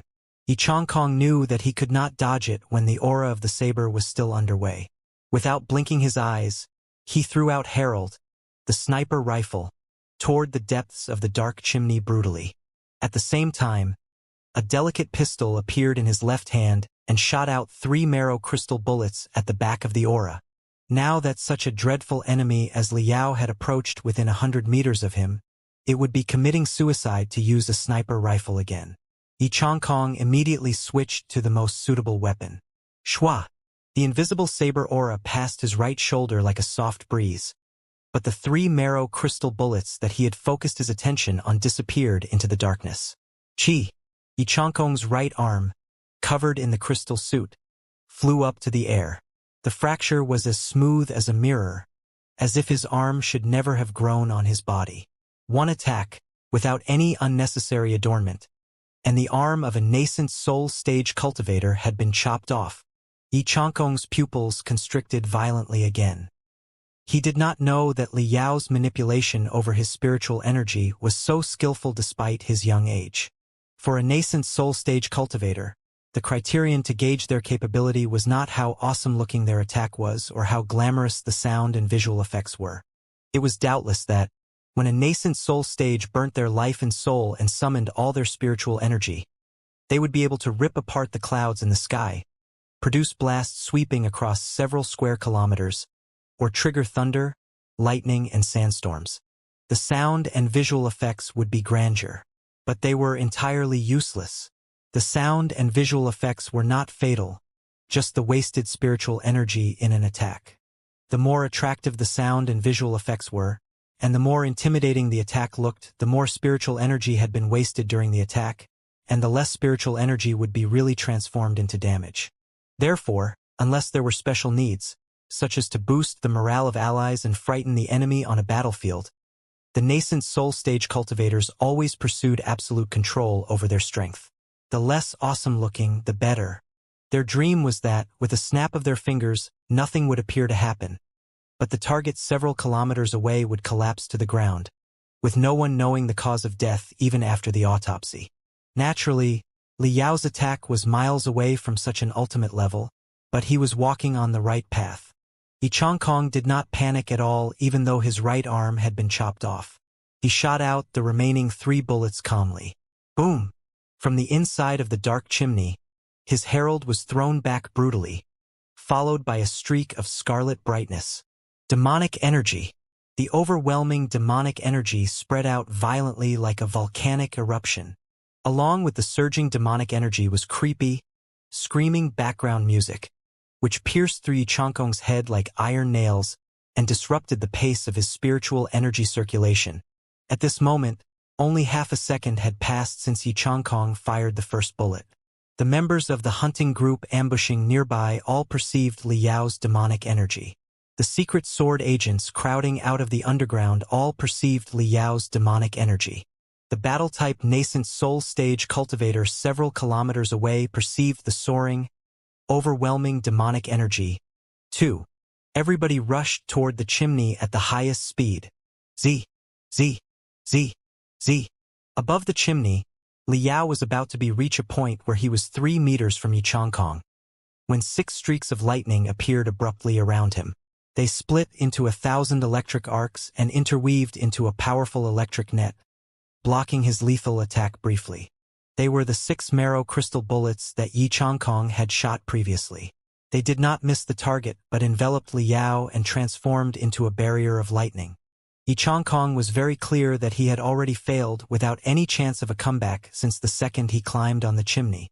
However, after he abandoned everything and joined Lu Zue's cause, he had not cared about the meaningless stuff, such as death or honor, at all. He was a soldier of the Federal Army, one who considered death his homecoming. Right now, he was going to create an opportunity with his life as the bait so that Li Yao would be dragged into hell with him. Boom! The electric net did not stop Li Yao for long. Li Yao, wearing the mystic skeleton battlesuit and having the maximum combat ability, still approached him in the end. After one punch, the breastplate of his light crystal suit, which was designed for the snipers, was blown into pieces. Scraps of the crystal suit, mixed with terrible spiritual and demonic energy, flooded into his internal organs. Pooh! Xianxia vomited a mouthful of blood and broken flesh as if a volcano was erupting in his throat. But his handsome face hidden below the facial cover, on the other hand, put on a hideous smile. He sensed that several intimidating auras were drawing close. Li Yao would not be able to run away if he attacked a second time. The best outcome would certainly be that other battle-type cultivators killed Li Yao to save him. Even if the guy was not killed, he had released overwhelming demonic energy in public, and he was wearing such a weird, demonic suit. He had also slain the chief coach of gunnery of the Federal Army in front of all the eyewitnesses. How was he going to explain that? Would anybody believe him even if he brought out any evidence? The Federation is the human beings' federation. It is not to be sullied by you evil, filthy beings. Come on, kill me. Xianxia burst into laughter in his heart. He tossed out his pistol, spurts bouncing out from his left elbow and his knees. He lunged at Li Yao. However, Li Yao's judgment of the situation was beyond his expectations. Although Li Yao had gone through all the trouble to set up the trap and kill him, he seemed to come to the conclusion that he would not be able to run away after killing the enemy when he scanned the intimidating auras coming close at him. Without any hesitation, Li Yao abandoned the attack. He kicked his enemy right in the abdomen, blowing him into the air. Then, with the huge counterforce, he dashed back into the chimney again. Boom! A deafening sound echoed at the bottom of the chimney. The dust that had been accumulated for countless years like pozzolana soared up. Li Yao disappeared into the endless dust. The fierce battle between the nascent soul stage cultivator and someone at the superlative height of the core formation stage in fact only lasted 1 second. When Death Ray hit the ground like a broken doll, Li Yao was long gone. After the secret sword agents and the top experts crowded around and tore down the chimney, They discovered that at the bottom of the chimney was a series of holes that had been blown up by dozens of oriented crystal bombs. Passing through dozens of meters of holes, it was the congregating point of more than 10 drainage canals. The rainwater of the storm last night had all gathered inside, which made them the dirtiest swirls. Below the swirls were another 10 or so discharge tubes that led to every direction of the underground world. If Liao had jumped into the dirty swirls, nobody would have been able to tell which floor of the underground maze he had returned to right now. Asshole! In the command center of the operation, Guo Chunfeng burst into fury and smashed his teacup hard. Cracks were immediately appearing on his teacup, which he had used for more than 10 years. Boss is angry. Most of the secret sword agents had never seen Guo Chunfeng lose control of himself before. Knowing that he had burst into fury for real, they looked at each other in bewilderment and did not know what to do.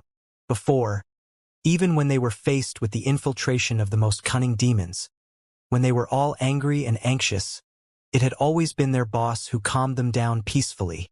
They always said that their boss would be tranquil and optimistic no matter how harsh the environment was. It never occurred to them that the tranquility that their boss had trained for decades would be broken by Liao.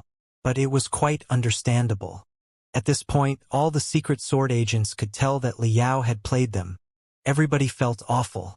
When they recalled a few days ago when they were eating the bear paws together dreaming to capture Liao soon, it was like a whole century ago.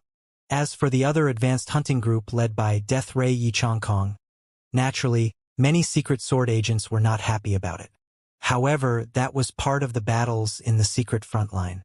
When Director Lu Zue informed them of the existence of the children of the Netherworld, most people had found the arrangement acceptable after careful thought.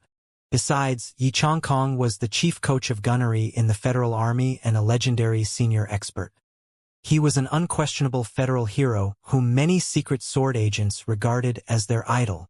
They had nothing to say about the other team that was led by such a senior, and they simply considered it another safety measure. It never occurred to them that even such a seasoned nascent soul stage cultivator would be tricked by Liao. After only one move, his right arm was chopped off, and he was beaten into heavy wounds. Could a sniper who had lost one arm still shoot?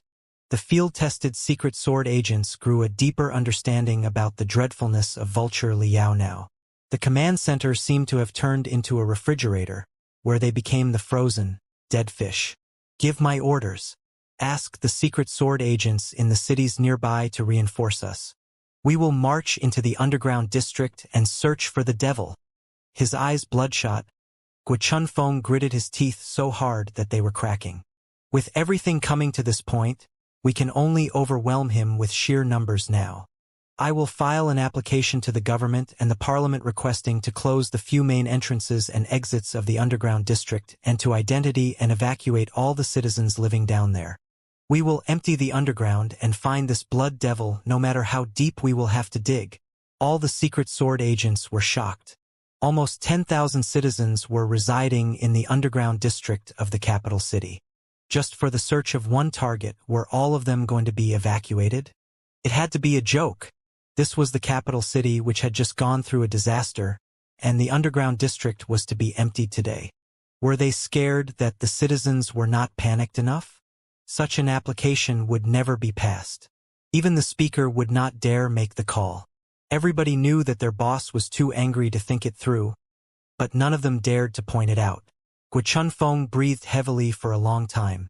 Then, he seemed to realize that he had said something stupid. Waving his hands helplessly, he said, "Forget it. It's not like we can evacuate the citizens right now. Summon the secret sword agents from the cities nearby. Quintuple the number of the secret sword agents to be sent into the underground.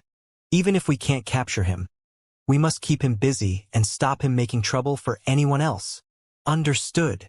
Now that all the secret sword agents were being sent to the underground, the defense and search on the ground would certainly be greatly weakened. But there was no better solution right now. None of the secret sword agents felt that the order was strange when they bowed and went to carry it out. Guo Chunfeng threw himself into the cushion in the corner heavily and crouched deep into it. Narrowing his eyes, he stared at the swirls on the light beam where giant foam was floating and began a new round of consideration. In the factory area, Xianxia was like a pile of broken meat that was covered in the scrap iron and copper when he lay on the ground. But all the nascent soul stage cultivators boasted amazing vitality. As long as they were not killed on the spot, any seemingly shocking wounds were actually not a big deal. Chief Coach. All the members of the hunting group were greatly shaken. The medics hurried to come close and treat him. In the meantime, their airship landed. He was sent into the airship through a floating medical cabin and delivered to the hospital affiliated to the Secret Sword Bureau for deep treatment. Wait a moment. Xianxia struggled to raise his remaining arm and pressed his ear softly. I have failed. Xianxia rolled his Adam's apple and started a quiet dialogue with the chip stuck to his vocal cord. I know, but it doesn't matter since you are fine. We will have other chances. Before the operation, Lu Zui had demanded that he accomplish it. But now that the operation had failed, Lu Zui was not angry at all but comforted him gently. Pausing for a moment, he asked, Were you in close contact with him? Except for the last kick, he was never within 3 meters from me, Xianxia said. That's good, Lu Zui observed. But you'd better examine your crystal suit and your body carefully. Last time, during his fight with Duanmu Ming, he stuck an eavesdropping chip onto Duanmu Ming's crystal suit. It is possible that he has played the same trick again. Xianxia managed a smile. I am not Duanmu Ming. I would know it if somebody else put an eavesdropping chip on me. Of course, it is extremely difficult to place an eavesdropping chip on a nascent soul stage cultivator, Lu Zui said. But it will be safer if you perform an examination. All right, I'll examine it carefully, Xianxia replied. We'll talk later after I make sure that it is safe. Loosening his fingers and cutting off the communication, Xianxia told his subordinates, Take off my crystal suit right now and destroy it. Also, perform a thorough physical examination and see if there are any anomalies in the wounds on my skin. Pay special attention to the metal scraps that pierced into my body. They could be eavesdropping chips in disguise. 10 minutes later, his crystal suit was taken off and demolished straightforwardly. The examination of every inch of skin and every wound was done, too. No strange chips were detected. Xianxia closed his eyes again and recalled the whole process of the fight. Making sure that Liao definitely did not have a chance to play any trick on his body, he was finally relieved. When he was about to be sent into the airship, Xianxia suddenly remembered something. Where is my herald? Herald was an ultimate treasure modified by the best master of firearms in the Federation. He definitely would not drop it here.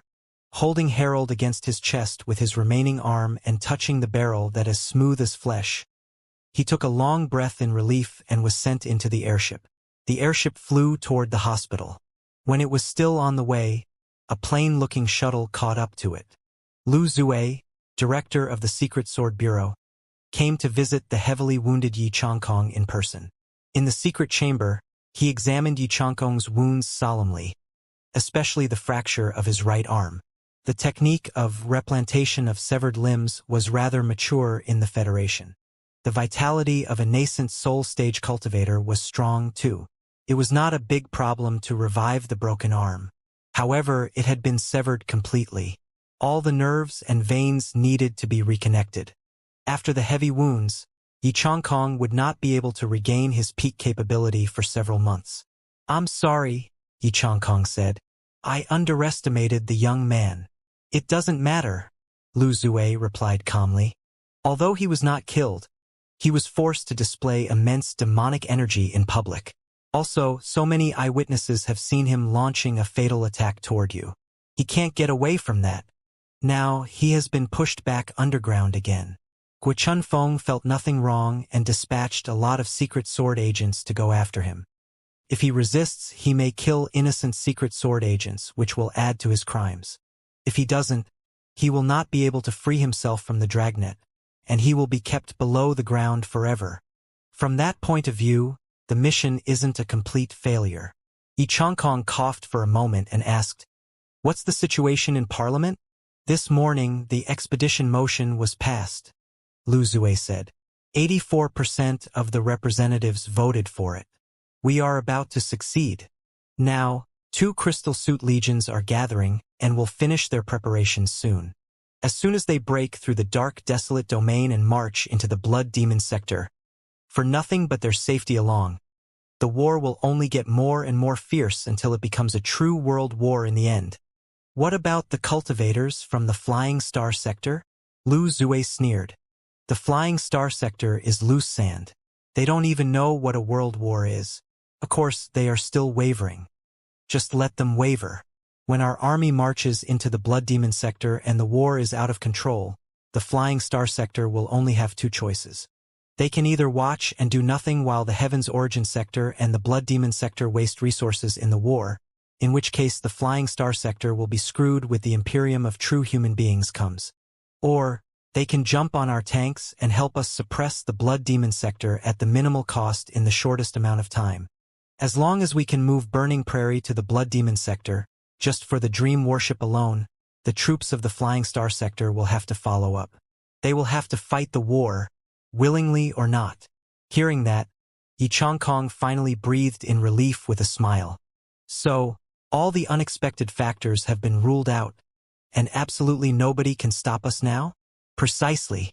Starting from this second, Lu Zue declared calmly. Including Vulture Liao, nobody can stop the rise of the Federation.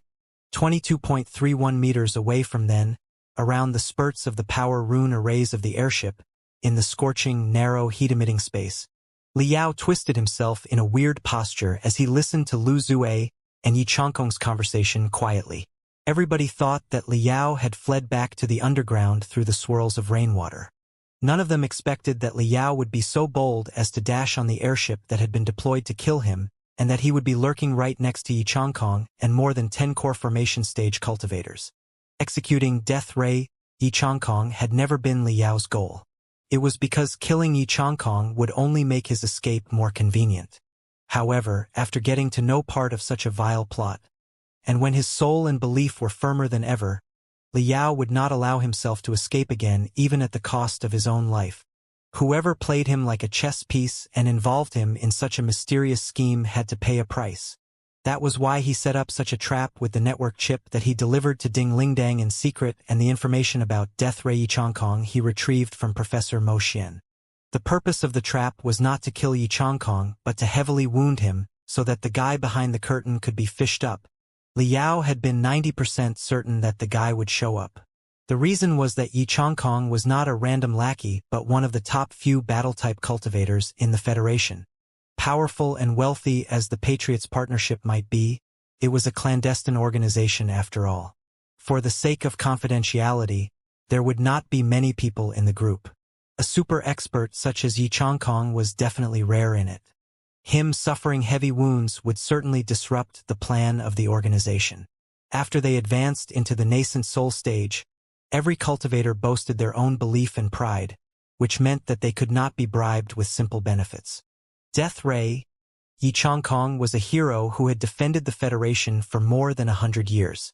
If anybody tried to buy him with money, power, or cultivation arts, he would have blown up their heads a long time ago.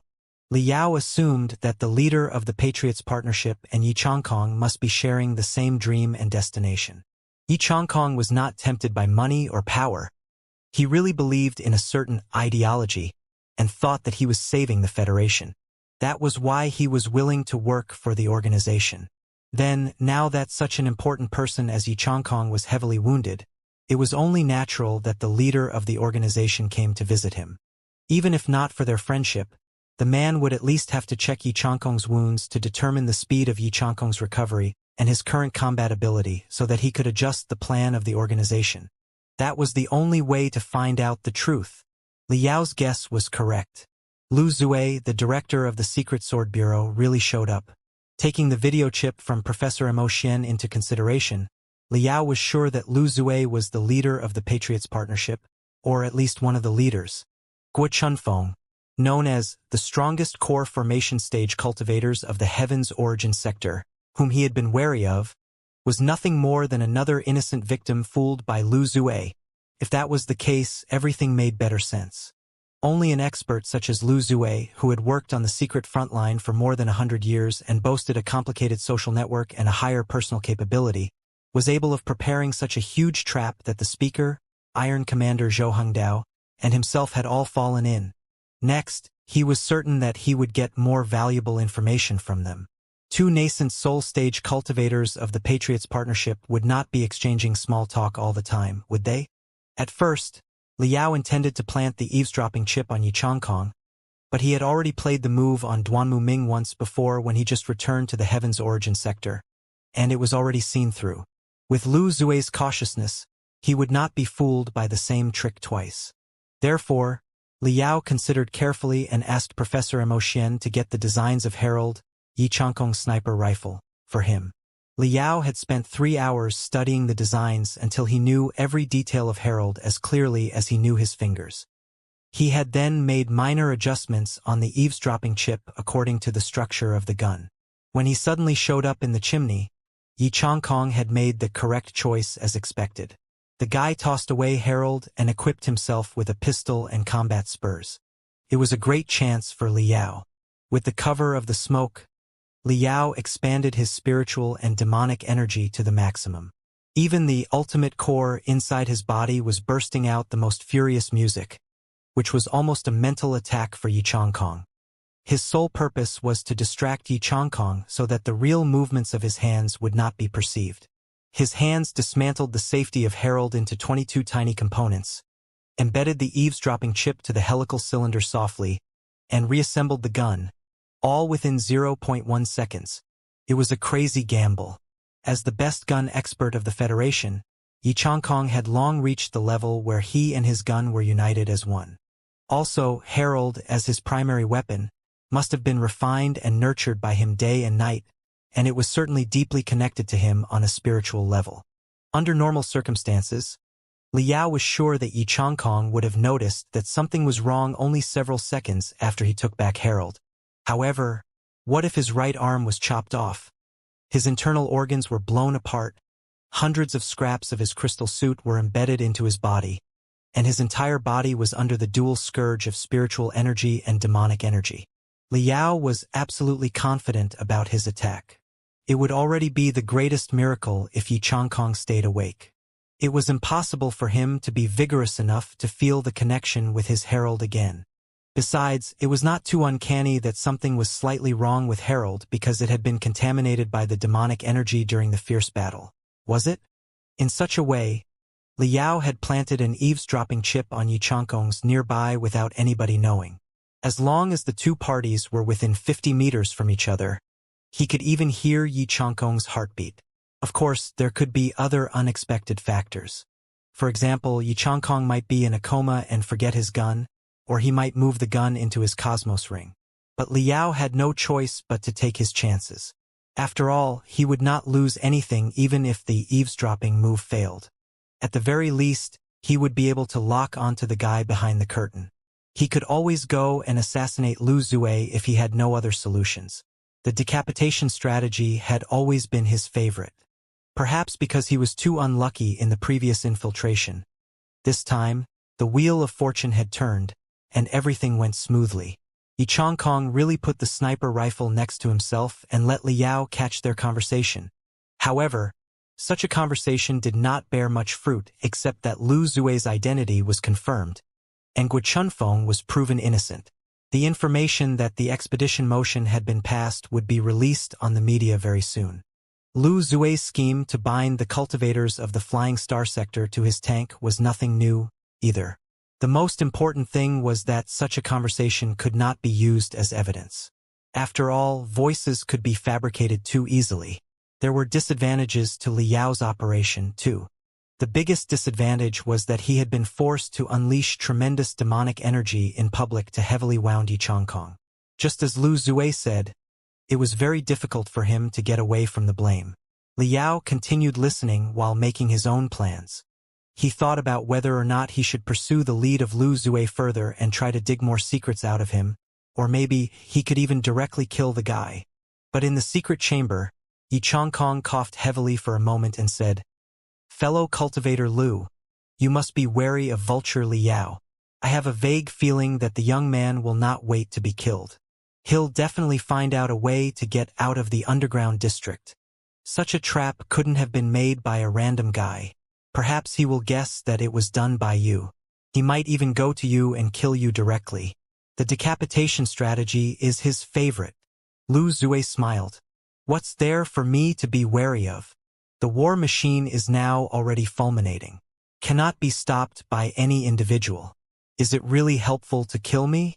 If he indeed kills the director of the Secret Sword Bureau, other than further proving that he is the blood devil and raising the indignation of the federal citizens, what can he get? For the rise of the Federation, both of us stopped caring about our lives a long time ago. Even if he kills you and me, more patriots will stand up. Can he kill all the patriots? If he indeed annihilates all the patriots, then all the citizens and cultivators of the Federation will be consumed by fury and turn into new patriots. The war will still proceed. Fellow cultivator Yi, there is no losing for us right now. Liao gritted his teeth angrily. Lu Zue was indeed a great meditation healer who was best at reading people's minds. The trap that he had set up at the risk of his own life was truly difficult to be resolved. Xianxia seemed to be convinced by Lu Zue. He was silent for a long time before he asked again. What's the situation over there? Is the medicine ready? Almost, Lu Zue said. All the technological problems have been overcome. It is only a matter of time before the medicine is manufactured. Time really matters now, Xianxia remarked. The medicine is of paramount importance for our plan. Without the medicine, even if we do occupy the blood demon sector in the end, it will still be pointless. I don't want to see an outcome where the heaven's origin sector ends with the blood demon sector. Rest assured, fellow cultivator Yi. Would I ever make our billions of compatriots die together with the stinky animals? I have assured you since the very beginning that our operation was never as simple as revenge. It is an endeavor to pave a bloody path in the cruel universe for the Federation. Also, all of you have seen the whole process of my deduction and agreed that the odds of success are very high. That's why you joined the operation. Now, the things that I promised you are becoming reality one by one. Everything is under our control. What's there to be worried about? Of course, I trust you, Xianxia said. However, according to the weather report, a nearby underground volcano seems like it will erupt soon, which will likely to raise a large tsunami. Also, a superstorm is taking place not far away and is estimated to arrive at the place in one day. Should the shell break and the seawater pour in, it would be a catastrophe for us. I have asked them to be prepared in advance, Lu Zue said. The shell has been strengthened multiple times. It is enough to resist the biggest tsunami and storm now. Everything will be all right. After some casual talk, the two of them said, slay the evil, and save the Federation to each other before Lu Zue returned to his shuttle and headed for the capital city. Watching him leave, Liao gritted his teeth and decided not to follow him. Judging from their conversation, there seemed to be an important base in a certain ocean, and a certain medicine produced in the base was everything for their plan. Also, it sounded that they were very confident about the war and certain that it would not harm the Federation's interests. Then again, it was back to the question that baffled Liao, which was the motive of the Patriots' partnership. Maybe Lu Zue and Xianxia did hate the demon's guts and in no way would like the two sectors to collaborate. However, Liao believed that, with the vision and deduction ability of the nascent soul stage, now that they knew the inside information of the blood demon sector and that the demon god virus was savaging, it would not be difficult for them to infer that a great war would only ruin the blood demon sector and kill the vast majority of the demons. The blood demon sector had a harsh environment in the first place, which was too unfavorable for normal human beings to develop. If all the demons were killed, nobody would be able to be sent to the resource planets, too. Then what could the Federation possibly gain from the war? No benefits, and a lot of resources would be wasted. Then, the Federation after victory would not be stronger but weaker. How could it expect to resist the imperium of true human beings? Even if Lu Zue and Xianxia had been completely swallowed by their hatred and turned into abysses in a different sense, there was no way that they would seek their revenge with the destruction of the Federation as the price. It meant that there must be something critical that made them believe that the war was not purely one of revenge but one of great benefit to the Federation. Therefore, even a hero such as Yi Changkong went against his creed as a cultivator, his responsibility as a soldier, and his conscience as a human being, and attacked thousands of innocent compatriots. The medicine might be the something critical. Therefore, Liao weighed his options for a moment and abandoned investigating Lu Zue. It was useless to go to Lu Zue now. His combat ability was not high, but he was too cunning to leak any evidence to Liao. Killing him would be not helpful either. It would only pour more furious fuel to the war machine. Locating the base in the ocean and finding out the truth about the medicine was the only solution to the scheme. At this moment, Liao finally confirmed that the nascent soul-stage cultivators such as Lu Zue and Yi Changkong really had a certain firm belief. They had no doubt that they were rescuing the Federation and creating a future that was more brilliant. The airship slowly landed on the hospital affiliated to the Secret Sword Bureau. Up to now, the chaos yesterday had left more than 50,000 casualties. All the hospitals in the capital city were packed. The hospital under the Secret Sword Bureau's name was open to public, too. Countless ordinary people were gathered in the place. In the mess, Liao snuck out easily. This is weird. Perhaps it was his imagination, but he sensed that the secret sword agents nearby were much fewer now. He did not feel much pressure even though the hospital was the Secret Sword Bureau's property. What is Guo Chunfeng doing right now? Where has he moved those people to? To chase after me in the underground district? Liao scratched his head. This feels off. Is this the best Guo Chunfeng can do? It doesn't seem to fit with his performance a few days ago. Has he lost his mind in anger because he can't catch me after such a long time? Liao was a human being after all, and his computational ability was finite. Now that Lu Zue had become his primary target, he could only leave Guo Chunfeng alone for the moment. After all, Guo Chunfeng's idiotic decision would only make his operations easier. He found a cable again and reached out to Professor Emotian in the same way. Professor, I need you to look for a set of coordinates in the ocean. I am not clear where it is exactly, but it should be a certain base on or at the bottom of an ocean or a man-made island. Also, in one day an underground volcano will erupt. A superstorm will drop by. 2. Check if there is any location that meets the conditions. After swallowing the Star Child, Professor Mo Xian's computational ability had soared. He was now essentially a walking crystal processor. Soon he gave the answer. In the ocean near 111 degrees east longitude and 34 degrees north latitude, an underground volcano is now in the active period and estimated to erupt in the next few days. Also, a superstorm named Cuckoo is taking shape nearby and will likely pass the place. The area is 1,000 kilometers away from the east coastline of the Federation. There are no islands nearby, but there is an enclosed undersea mining base. According to Professor Mo Xian, 100 years ago, at the bottom of the ocean, a manganese-titanium mother lode had been discovered. Then, a mining company under the Green Thunder sect had won the exploitation rights after bidding. The Green Thunder sect had established an enormous undersea mining base that had functioned for 70 years. 30 years ago, the mother lodes had gradually run dry. The cost would have been too high if the mines had been dug any deeper. Therefore, the mining base had been temporarily sealed and would be developed again when the cost was lower because of the advancement of technology. Since it was only temporarily sealed, all the facilities were still intact and could be put back into use at any time. Next, Professor Mo Xian threw out a piece of critical information. The ownership and the development right of the undersea mining base were all the Green Thunder sects.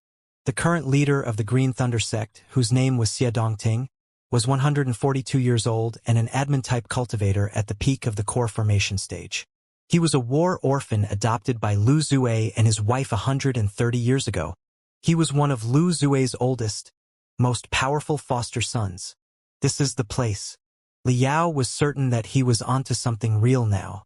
After settling the cooperation plans with Professor Mo Xian, Liao acquired a clean crystal processor and searched for the information about the undersea mining base on the spiritual nexus. Then, he went back to the street and headed toward the airport of the capital city. 500 years of war bred the shocking tenacity of the federal citizens and their unbendable spirits. Despite the chaos yesterday, the street today was still packed, even more lively than the day before. The proud citizens were declaring their scorn and contempt to all the enemies in such a way. Among the skyscrapers, all the light beams were displaying the news that the expedition motion had been passed. Some of the light beams were displaying troops marching forward unstoppably in roaring sandstorm. The Federal Army had 2 drills in the capital city, and on the Grand Desolate Plateau at the same time with the code name Furious Fist. Hundreds of sects had declared through the media that they would dedicate all their resources to the war. All cultivators would be under the command of the Federal Army and shatter the Blood Demon sector. The storm of war had enveloped the entire capital city. On his way down the street, Liao could see nothing except excited citizens and angry soldiers below the rising dragon of the 9 stars flags. Also, there were a lot of young men wearing school uniforms who were giving speeches. Some of them even concluded 10 bloody crimes of the demon race according to the 500 years of history of the Federation. Noises suddenly echoed in the crowd of students in the front. There seemed to be an argument. Liao vaguely heard something. He moved over and checked. He saw that a female student, wearing a white long skirt, trying to reaffirm her point despite the rebuttals. I only want everybody to calm down and give it a second thought. According to the news that Liao brought back from the Flying Star sector. In another few years, a minor apocalypse will arrive. How can we resist the minor apocalypse if a total war breaks out right now? You don't know what you are talking about. In front of the girl were a few brawny guys. The most ferocious-looking one of them shouted. It is exactly because the minor apocalypse is coming that we must march into the Blood Demon sector as soon as possible and finish the monsters once and for all. Only by doing so can we be focused on the minor apocalypse. Otherwise, what if the monsters stab us in the back when we are resisting the minor apocalypse? His words raised a round of cheers. A lot of them were echoing. Once and for all. Once and for all. The girl was overwhelmed and stammered. You are too reckless. Can we please calm down and work something out together? Reckless. The guy's face immediately turned red in fury. Right at the moment, somebody in the crowd shouted, I know her. Her father is Professor Shui of East Sea University, a famous pacifist. In the Federation today, pacifist was definitely not a word of approval. His friends around him eyed the girl in contempt and said coldly, Zheng's father passed away in the disaster 3 months ago. Do you know how it feels? The pacifists like you have never tasted the feeling of pain. You are yelling peace, caution, and calm every day. It's easy for you to say because it was not your family who were killed. The girl had already closed her eyes resolutely and braced herself for a beating. Such an outcome was beyond her expectation. She was dumbfounded with confusion all over her face, not knowing how she should face the guy who was crying in front of her. Liao frowned and squeezed out of the crowd. So, was this the source of the belief for the patriots such as Lu Zue and Yi Changkong? Were they really capable of leading the Federation to the path of rise for a bright future through a war of revenge? Liao did not know the answer. He only believed that the Real Star Glory Federation, a country that represented the fire of humanity, would never rise in lies, nor was it possible to grow up with the blood of countless innocent victims as the fertilizer. If the father who died in the beast tide knew this in the heaven, he would not want his son to be involved in a war that was founded on lies or even to be killed by the lies. Would he? Liao was not willing, nor was he qualified, to disapprove of the guy's hatred. But the simplest hatred of the countless innocent people like the guy had been taken advantage of by Lu Zue and his lot. Coming to such a realization, Liao loathed Lu Zue even more. He finally understood that his belief and Lu Zue's were the completely opposite of each other. There was no room for reconciliation at all. The two beliefs had to crash into each other brutally, until one of them was blown into smithereens. 1 day later, 1,300 kilometers away from the eastern coastline of the Star Glory Federation. Although the majority of the Federation was based on the continent, its terrain included a lot of pearl-like islands on the vast ocean east of the continent, too. The essence of the resources in the ocean was condensed around the islands.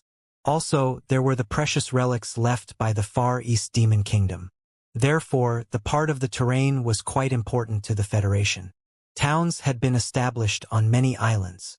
There was even a city with a population of more than 1.5 million on the largest islands. Therefore, countless airships were coming to and from the islands, carrying enormous assets and resources. At this moment, a crystal airship leaving from the capital city was cruising in the sky like a tortoise that had grown wings. The horizon was already occupied by the dark clouds. Thunder was roaring, and lightning was flashing. Superstorm Cuckoo was raging on the ocean and raising surging tides. Deep inside the ocean, the undercurrents were running in a mess. 2.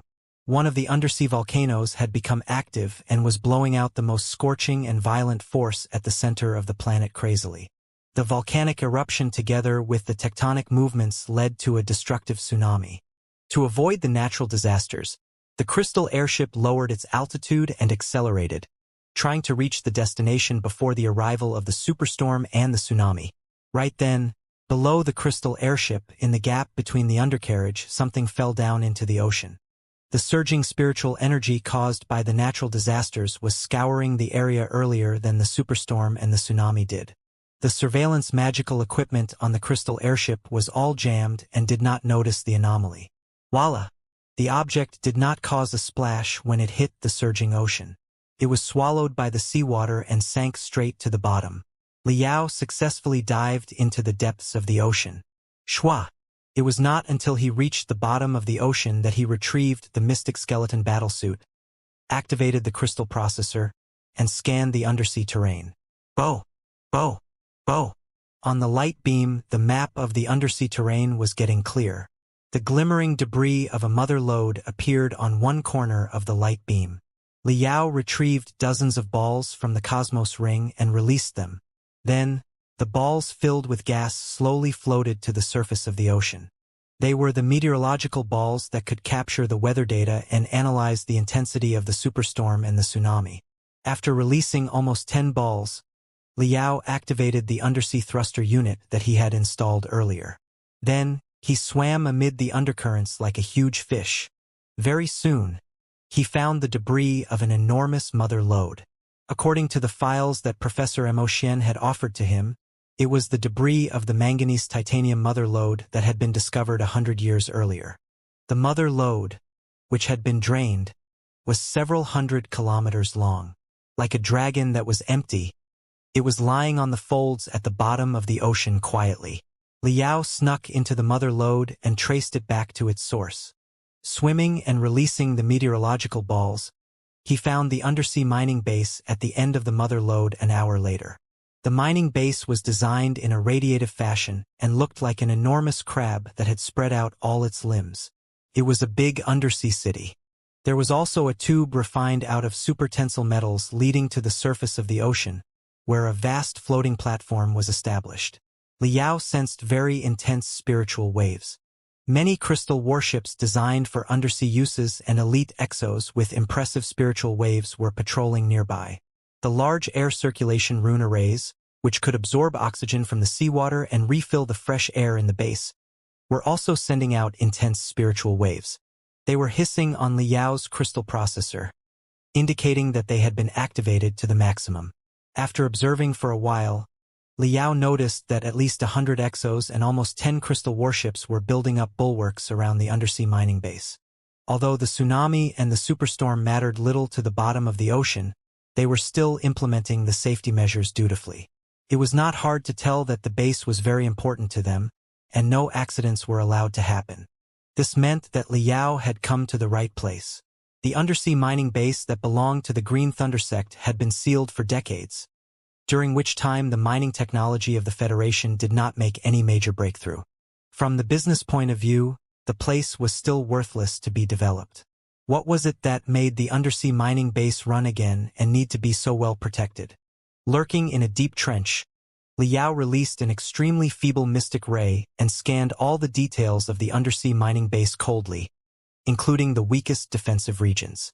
Half an hour later, he collected all the data he needed and left for a location 300 kilometers away that he had calculated earlier. The Broken Vein Trench, more than 55,700 meters deep, the third deepest trench that the Federation has discovered on this planet so far. Floating above the Broken Vein Trench, Liao observed the glamorous view below him. The Broken Vein Trench was like a dark abyss. Even the seawater nearby would be falling down incessantly when it reached the place, leading to the splendid scenery of undersea waterfall. Even Liao was awed by the magnificence for a moment and had a shuddering feeling that he was going to be absorbed by the trench into the core of the planet. There was no telling how many secrets were concealed in the deep ocean or how many blood-freezing beasts were lurking in it. Taking a deep breath, Liao retrieved a cluster of bright yellow gel from his cosmos ring. He crushed it into powder with his spiritual energy and sprayed it into the undersea abyss. It was the essence of the swimming bladders of gold soul purple scalefish, the favorite for a certain undersea beast. Liao waited patiently. 10 minutes later, noises were echoing from the undersea abyss. At first, an area of colorful brilliance rushed out, which turned out to be shoals of transparent, staggeringly beautiful little fish. The fish were only the size of Liao's finger, but their mouths were actually a sharp sting. Instead of attacking him, they were fleeing upward in panic, following which, pairs of bloody eyes were appearing, whose owners were deep-sea gulper sharks, one of the most dangerous predators in the ocean. They were so brutal that when they were too hungry, they would even hunt down other sharks. Therefore, they were also known as sadistic sharks. However, those sadistic sharks were also swimming past Liao like frightened rabbits. Having no time to bother him and the little fish ahead, they were running away in a hurry. Boom! Boom! Boom! Fulminations were echoing inside the undersea abyss. The sound waves penetrated through the thick seawater and Liao's crystal suit, exploding next to his ears like crystal bombs. Clusters of dirty water spurted out from the abyss like heavy smoke. In the next, a whale more than 300 meters long, with green wrinkles all over its body, dashed up suddenly from the abyss. It was like a small crystal warship, with solid bone army covering its head. Its bloody mouth was fully opened, and behind the mouthful of tusks were sharp bristles. For most of the prey, including the sadistic sharks, it did not even need to chew but only needed to absorb them into its stomach together with the seawater. Even Liao felt a bit scared when he was faced with such an enormous whale. However, shwa! Before the whale completely swam out of the abyss, it was caught up by a tentacle that was as thick as a dragon and tied up. The tentacle was more than 3 meters in diameter with sucking discs all over it. Also, the sucking discs were surrounded by circles of bumps that looked like sharp teeth and edges. They were bound to the whale's body and deeply embedded into its flesh and blood. No matter how hard the whale struggled, it was not able to get away. Crack! The tentacle tightened. Cracks were appearing on the solid bone armor of the whale. Thousands of sucking discs wriggled at the same time, releasing corrosive liquids, melting the body of the whale, and sucking it into the tentacle. In excruciating pain, the whale struggled at the edge of the trench. Even the firmest rock was blown to pieces after one crash from it, but the endeavor proved no use at all. Right behind him, in the abyss, new tentacles were popping up. They craned their heads and gazed at the prey like ravenous vipers. Soon, they drew a perfect arc to the behind before they slapped over brutally like long bows that had been fully stretched. Bam! Bam! Bam! Every whip would rip off part of the flesh from the whale's body. Very soon, the whale's struggling became weaker and weaker until it was entangled by the tentacles and dragged back to the abyss. Chilu! Chilu! Chilu! Chilu! From deep inside the abyss, blood-freezing sound of mastication was coming over, occasionally mixed by the cracks of bones. Liao swam to the top of the abyss, only to discover that the glimmering skeleton of the whale was dragged by something into the darkness of the trench. Liao licked his lips, retrieved a 6-barrel Vulcan machine cannon, and shot at the skeleton of the whale. Boom! Boom! Boom! Boom! Boom! Boom! Boom! The bullets for undersea uses raised a series of flashes in the abyss. They also caused a deafening roar. Hoo!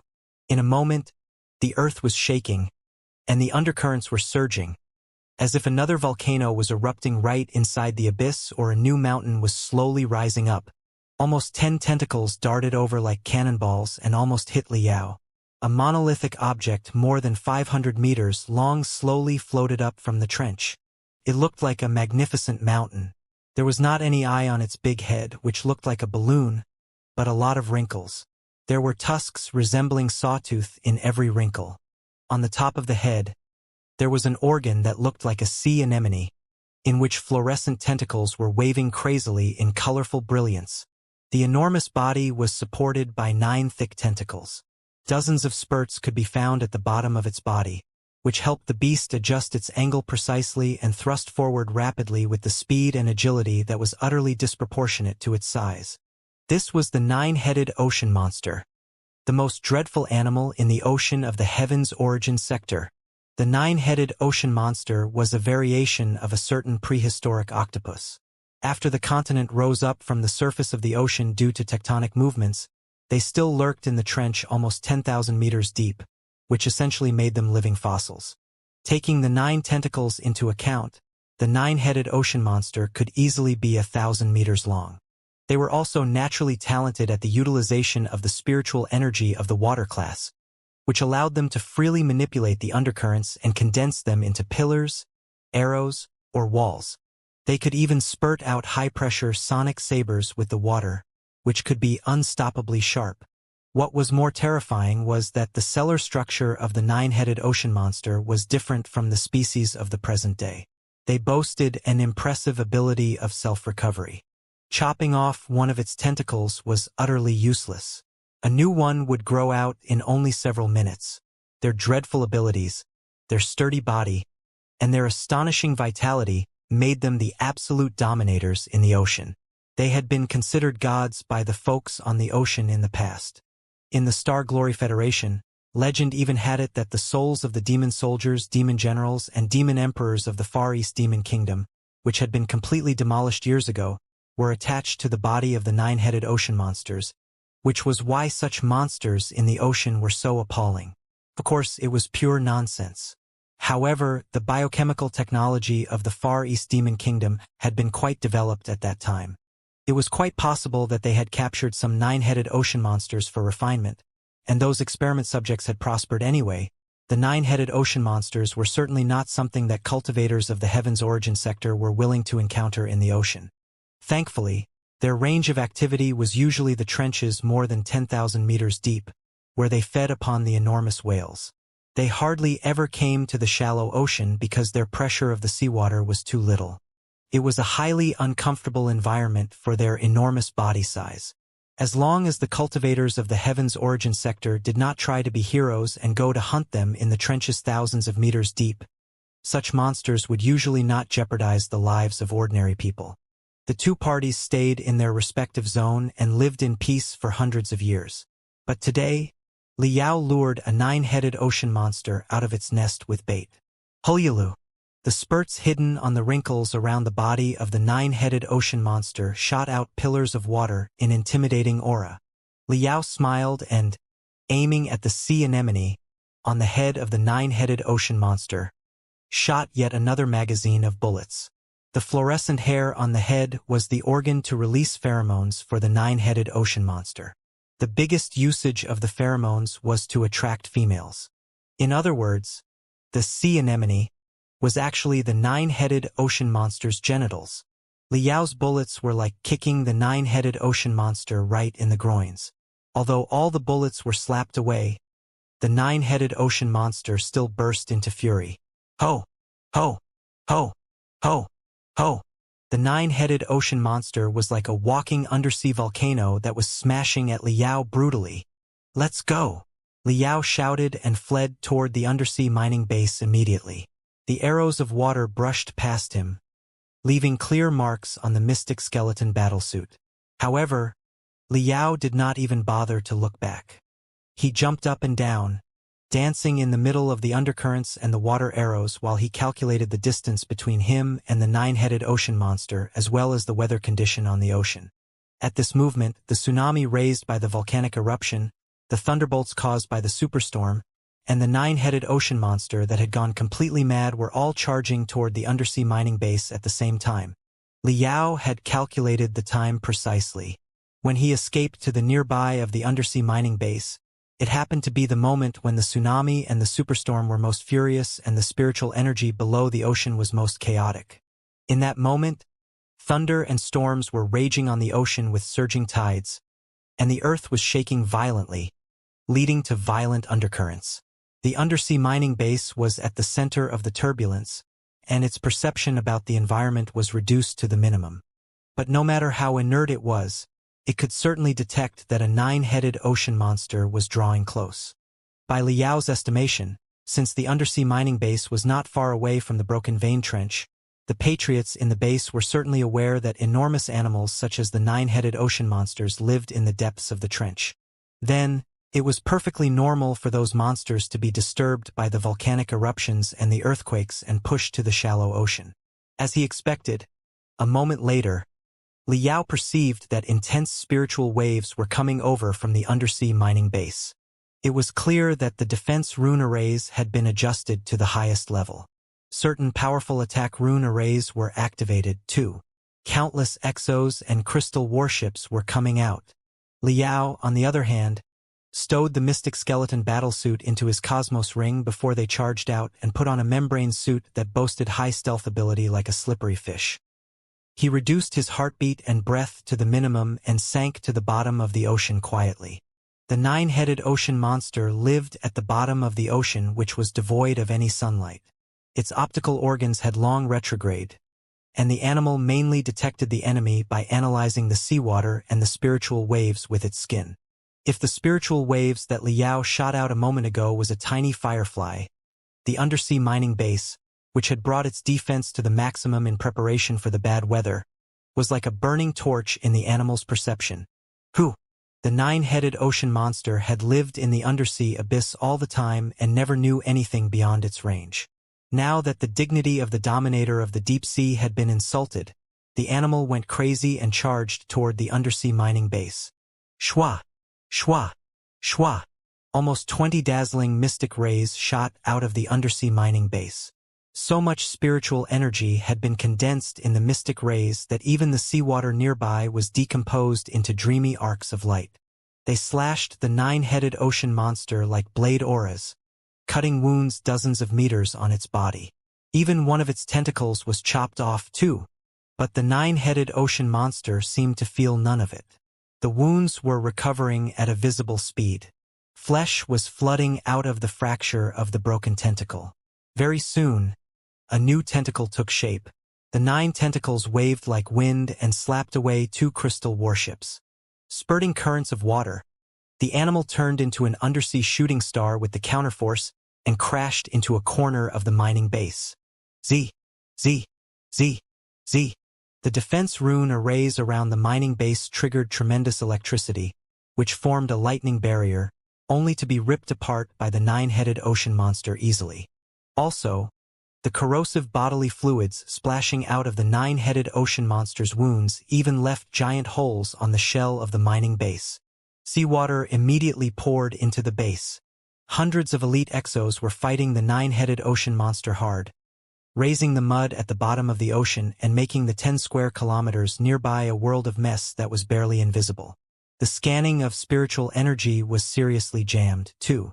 Everything was chaos. Hiding below the sand, Liao observed the fierce fight quietly. His guess was correct. As the most important secret base for the Patriots partnership, the place was truly heavily defended. Several exos were displaying the capability of the peak of the core formation stage. There was no telling whether or not any nascent soul stage cultivators were supervising the place. Perhaps they were waiting for an opportunity to give a fatal strike to the 9-headed ocean monster. However, the vigorous 9-headed ocean monster was not so easy to kill either. Before it completely died in the end, it should be able to buy him enough time. Liao smiled.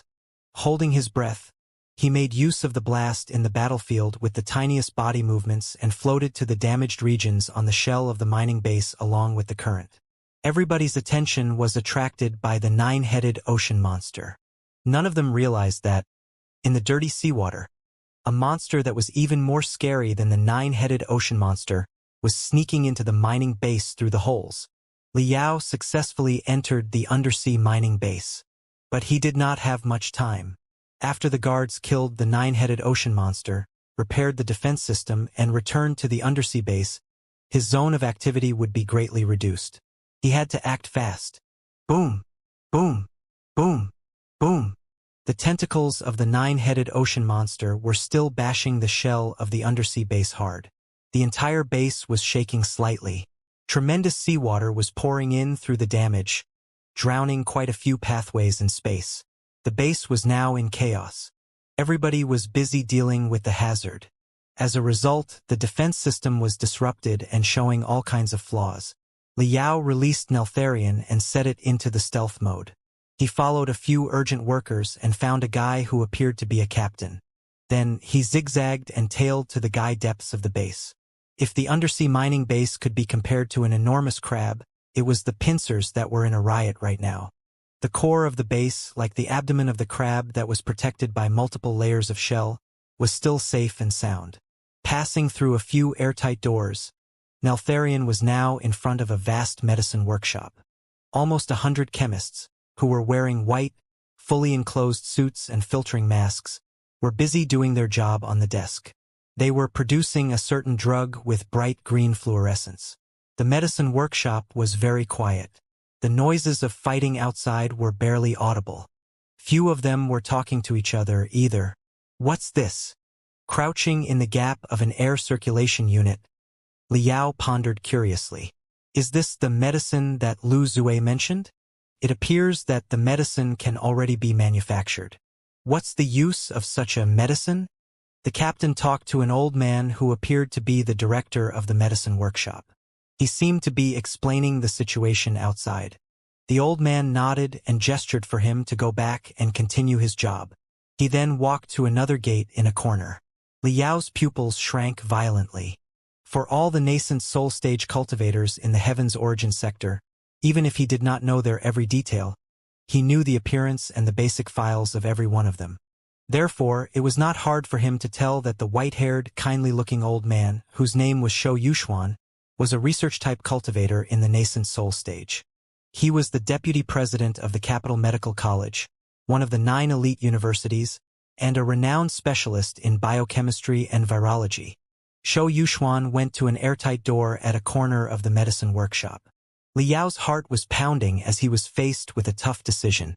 Although Shou Yuxuan was a nascent soul stage cultivator, he was a research type 1, whose brain and soul was slightly different from those of the battle-type cultivators and focused more on the depths of thinking and the ability of comprehensive analysis. His senses would not be very keen, and it was doubtful that he could discover Neltharion. However, were there other battle-type nascent soul stage cultivators in the base? Liao thought quickly and decided that the risk was worth it. Nascent soul stage cultivators were not like chives that would grow up quickly after they were cut away.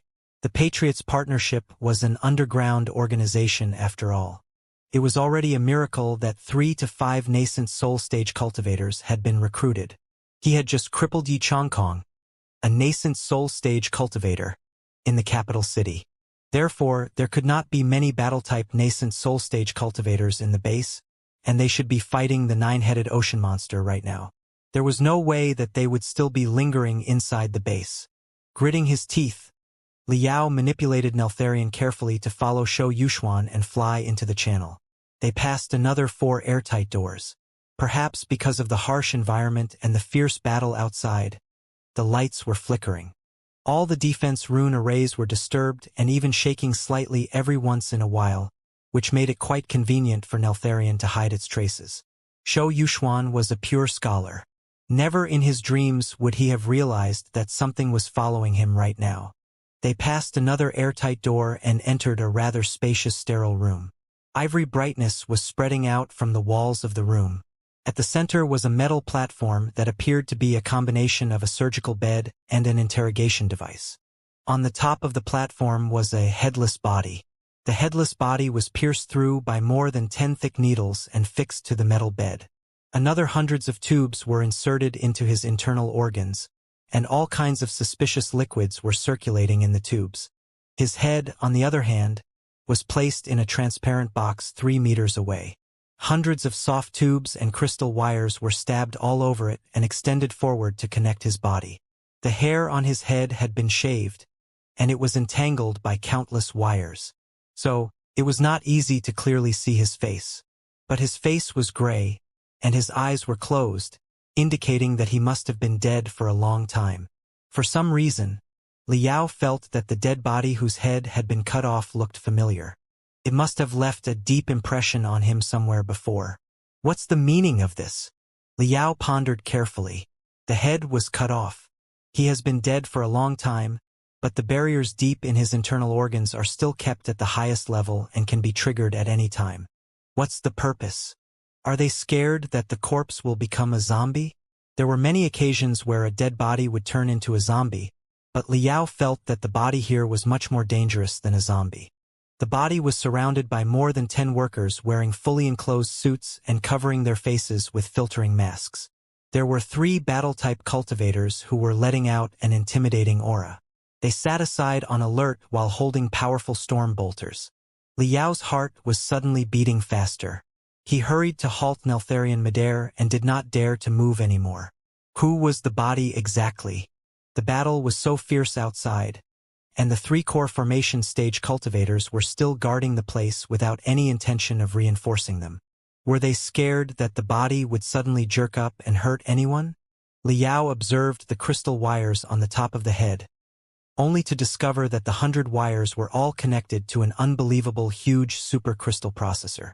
Judging from the distribution of the cooling chips that was in the shape of the duckwing, it should be a certain upgraded version of the Star River V mainframe crystal processor.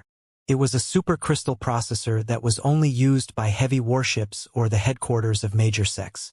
And now it was adopted to analyze the head of a corpse? That was rather wasteful. Who was it that the Patriots partnership paid so much attention to? The more Liao observed, the more familiar the guy seemed. The name was on the tip of his tongue. At this moment, one of the workers wearing white robe took off his mask, revealing a scarred, strange face. Shou Yuxuan walked close and whispered to the scar-faced man. Liao heard nothing except, "Everything is stable again. The interrogation can proceed." The scar-faced man nodded and quickly operated the light beam of the Star River V mainframe crystal processor. In an instant, feeble spiritual waves circulated in the head and the body of the corpse along with the dense crystal wires. The liquids in all of the tubes were flowing at a much higher speed. Also, the face of the corpse suddenly put on an extremely miserable expression, and his eyelids and lips were trembling. He is not dead yet. Liao felt as if his blood was freezing. Shua! The mainframe crystal processor immediately triggered almost 100 light beams, most of which were displaying mottled shadows and broken data.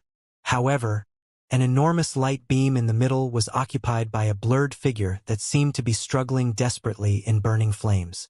It was screaming, splitting, condensing, and melting, and then the whole process would start again. Z, Z, Z, Z. When the shadow on the light beam was gradually frozen, the headless body cramped violently, only to be suppressed by the barriers made of dozens of iron needles and bounced back to the metal plate.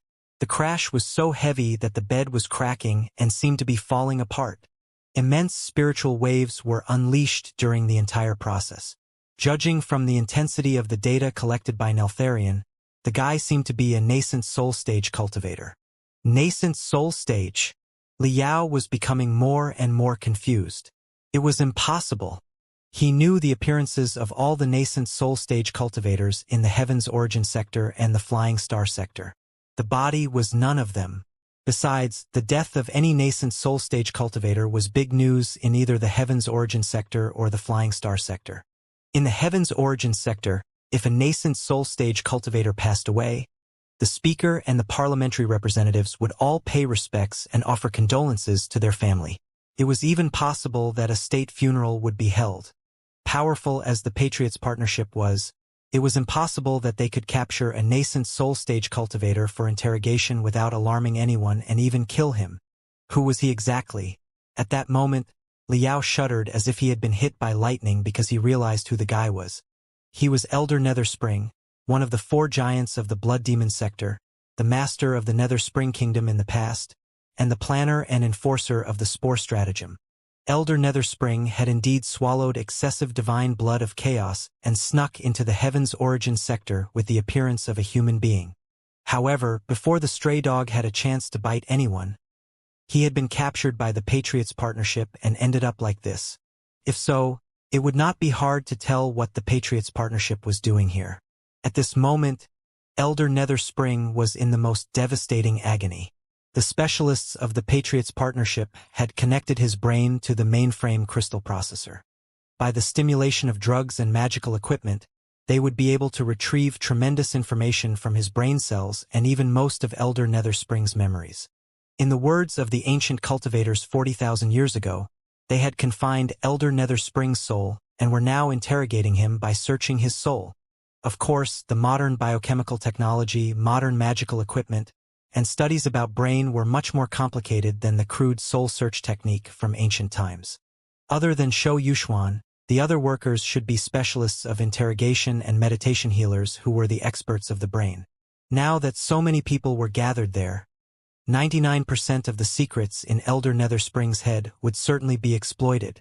On the enormous light beam, the human shape that was struggling hard in the invisible fire collapsed time and time again. Eventually, it congregated into a colorful big face, which was filled with hatred, fury, frustration, desperation, and even a hint of begging. Dry voice came over from the broadcasting rune arrays on the two sides of the mainframe crystal processor, as if it was from the deepest level of hell. Kill me, kill me, kill me. Liao believed that Elder Netherspring had ended up like this for his own wrongdoing and was not worthy of his pity at all. However, he was truly baffled by the Patriots Partnership's actions. So, the Patriots Partnership captured Elder Netherspring a long time ago and retrieved tremendous intelligence about the blood demon sector by exploiting his brain cells. No wonder they know so much about the things in the blood demon sector, including the relationship between Jin Tui and me. However, why are they holding him in secret instead of publicizing the news? What's Lu Zue up to exactly? Inside the sterile room, nobody was moved by Elder Netherspring's screams. Shou Yuxuan, the most renowned professor of virology, smiled and tapped the light beam of his portable crystal processor. Glancing at it, he said, "Fellow cultivator Netherspring, the biochemistry and the virology of the blood demon sector are indeed much more advanced than those of the heavens origin sector. As for yourself, not only are you a specialist in those fields, you have also received the legacy of chaos. Your brain is too incredible a treasury to be wrecked easily. One conversation with you is worth 10 years of reading books. The communication with fellow cultivator Netherspring has been a great enlightenment for me. Truly an enlightenment. Just now, we discussed the stimulation and the mutation that sodium taurocholate polypeptide replacement can trigger on the latest version of the demon god virus, but we were disrupted by the bad weather outside. Now let's proceed. Please tell me everything about the subject, fellow cultivator Netherspring." Liao's heart was racing. What was the meaning of that? Judging from his tone, the Patriots Partnership was bettering the demon god virus on the basis of Elder Netherspring's work. The biochemistry and virology of the heavens origin sector were indeed too underdeveloped to study the demon god virus independently. However, it was not entirely impossible if they had all the memories and data of Elder Netherspring, who was the father of the demon god virus, and upgraded the virus based on his work. On the enormous light beam, Elder Netherspring's big face twisted. Heartbreaking sounds were still echoing from the broadcast rune arrays. "Kill me, kill me. I'll tell you if you kill me." After months of exploitation, his thinking ability had been seriously compromised. However, on the dozens of light beams nearby, the pictures of his memories about the studies of the subject, along with endless, cascading data, were popping up. That was the thing about the soul-searching technique. Shou Yuxuan's question imposed a strong stimulation on Elder Netherspring's brain. Even if Elder Netherspring did not want to tell the answer consciously, his brain cells would trigger all the information about the question because of natural intuitions. Shou Yuxuan stared at the light beam without blinking. He then asked his assistant to extract all the information that Elder Netherspring thought of to the crystal processor. A moment later, still not satisfied, he tapped the light beam softly. An orange liquid was immediately injected into Elder Netherspring's brain. The face on the enormous light beam was even more miserable, and the eyes and lips were trembling at a much higher frequency. On the rest of the light beams, the data was flowing out much faster than before. Shou Yuxuan was contented and focused his attention on research. Director Shou. The scar-faced man frowned in dissatisfaction and said, "There's no need to exploit his brain in such a way, is there? The demon god virus and the antidote are good enough for the real battle now. It is unnecessary to pursue a better effect. Leave his brain to us. His brain has been exploited for too long. The brain cells are all very weak. The biological functions have hit rock bottom. He can be killed at any time, but there are still a lot of questions that we haven't asked him." Shou Yuxuan nodded. Collecting the last bit of data, he tapped another light beam somewhat unwillingly. The next moment, almost 100 liquids were injected into Elder Netherspring's brain and body. On the enormous light beam, his facial expression turned from miserable to expressionless. Liao assumed that it was some sort of mixed sedative that had in effect restarted Elder Netherspring's brain so that he was ready for the next questions. The scar-faced man coughed and said coldly, "One more time. Give me the name list of all the children of the Netherworld, and I will give you a quick death." The 5 words "children of the Netherworld" seemed to have touched a mysterious curse in Elder Netherspring's brain. His enormous face on the light beam was more twisted than ever, and his hands and feet were struggling hard. Screams were echoing from the broadcast rune array. "Traitors! You are all traitors! How dare you betray me!" On the light beams around, faces and names were popping up. Liao recognized a few young cultivators who were in high positions in the Federation. It had never occurred to him that they were all children of the Netherworld. One picture appeared simultaneously on a few light beams, where the human Elder Netherspring was talking with a child of the Netherworld in a quiet forest. All of a sudden, countless cultivators jumped out of nowhere, and the child of the Netherworld stabbed a flying sword at him with a smile. "To betray me? Go to hell! Go to hell!" The shrieks were still going on in the broadcast rune arrays. It was obvious that Elder Netherspring hated the children of the Netherworld's guts. His fury, hatred, and every activity of his brain cells turned into endless data on the analysis light beams nearby, as well as a quickly bouncing electroencephalogram. The result of the 39th interrogation is the same as before. The names of all 122 children of the Netherworld have all been given, and they are identical to the ones confessed the previous 15 times. His brainwave activity is normal, too. It is 93% matched to the previous 15 interrogations. We can conclude that he is speaking the truth. They should be all the children of the Netherworld now, all controlled and suppressed by us. No lucky survivors. A few meditation healers and interrogation experts were analyzing the information in Elder Netherspring's brain carefully. Liao felt that his body was cold. The picture, although only a few minutes, contained so much information that he was almost overwhelmed. What was the situation now? Was it true that the Patriots Partnership had learned the existence of all the children of the Netherworld since a long time ago and even fished them up for its own purposes? Also, the betrayal of one of the children of the Netherworld was the reason that the Patriots Partnership had captured Elder Netherspring. Calm down. I need to calm down and think carefully. Liao took a long breath and stuck his brain to the cold shell of the magical equipment to cool it down. Amid the humming sound of the magical equipment, he reviewed all the known information and inferred the most likely truth along the timeline. First of all, a year ago, the news about the Flying Star Sector, the Imperium of True Human Beings, and the Apocalypse came to the Heaven's Origin Sector, leading to an unprecedented change in the history of this world. To deal with the new situation, some of the wise people believed that the only way to compete with the Imperium was the collaboration of the 3 sectors. However, part of the cultivators insisted that demons were never to be trusted. They disagreed with the cooperation. The most extreme, radical, and frantic cultivators of them, summoned by Lu Zue, the director of the Secret Sword Bureau, established the Patriots Partnership, trying to save the Federation in their own way. In the meantime, the Red Tide Plan and the Spore Stratagem were being pushed forward secretly in the Blood Demon sector. Also, the children of the Netherworld, Elder Netherspring's trusted subordinates that had been sent to the Heaven's Origin sector decades ago, surfaced and carried out operations in preparation of the Spore stratagem. Lu Zue was the director of the Secret Sword Bureau. Did he really know nothing about the children of the Netherworld? Maybe not. Maybe he knew about the existence of part of the children of the Netherworld. It was also possible that Elder Netherspring released some false intelligence to the Heaven's Origin sector through part of them, such as the false teleportation destination for the Red Tide plan. On the invisible, dark front line, everything could be true, and everything could be false. Liao did not know the details, but the details were irrelevant to the big picture. All in all, Lu Zue must have discovered the existence of a few children of the Netherworld, but he failed to retrieve the real destination of teleportation in the Red Tide plan or the truth about the Spore stratagem. Or maybe even the children of the Netherworld did not know the truth themselves. Then, it was all about the attitude of the children of the Netherworld. Liao tried to consider from the perspective of the children of the Netherworld.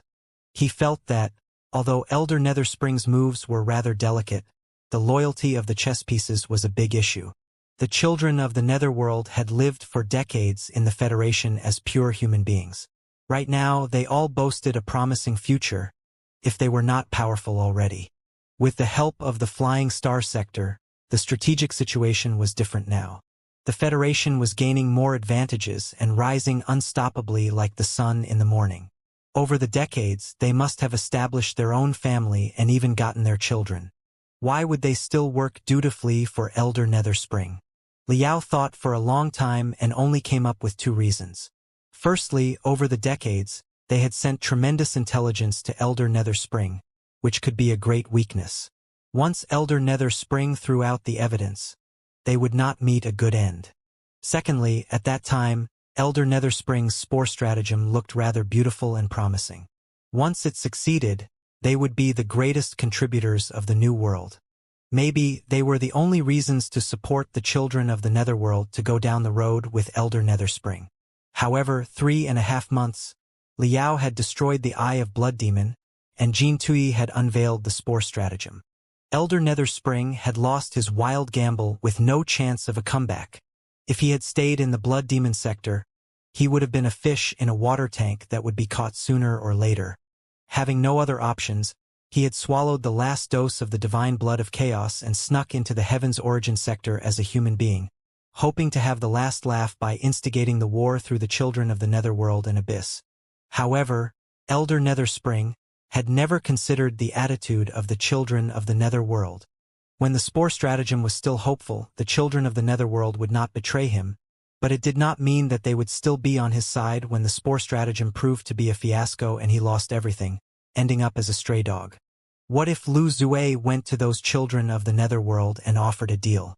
Before, you worked for Elder Netherspring, but Elder Netherspring has failed. Right now, you can work for me and help me catch Elder Netherspring. I guarantee that your life will remain unchanged, if not taking a step up. If Lu Zue had thrown out such conditions, some of the desperate children of the Netherworld would certainly have defected, wouldn't they? As long as some of them defected, they would confess more names. In the end, the snowball would become bigger and bigger.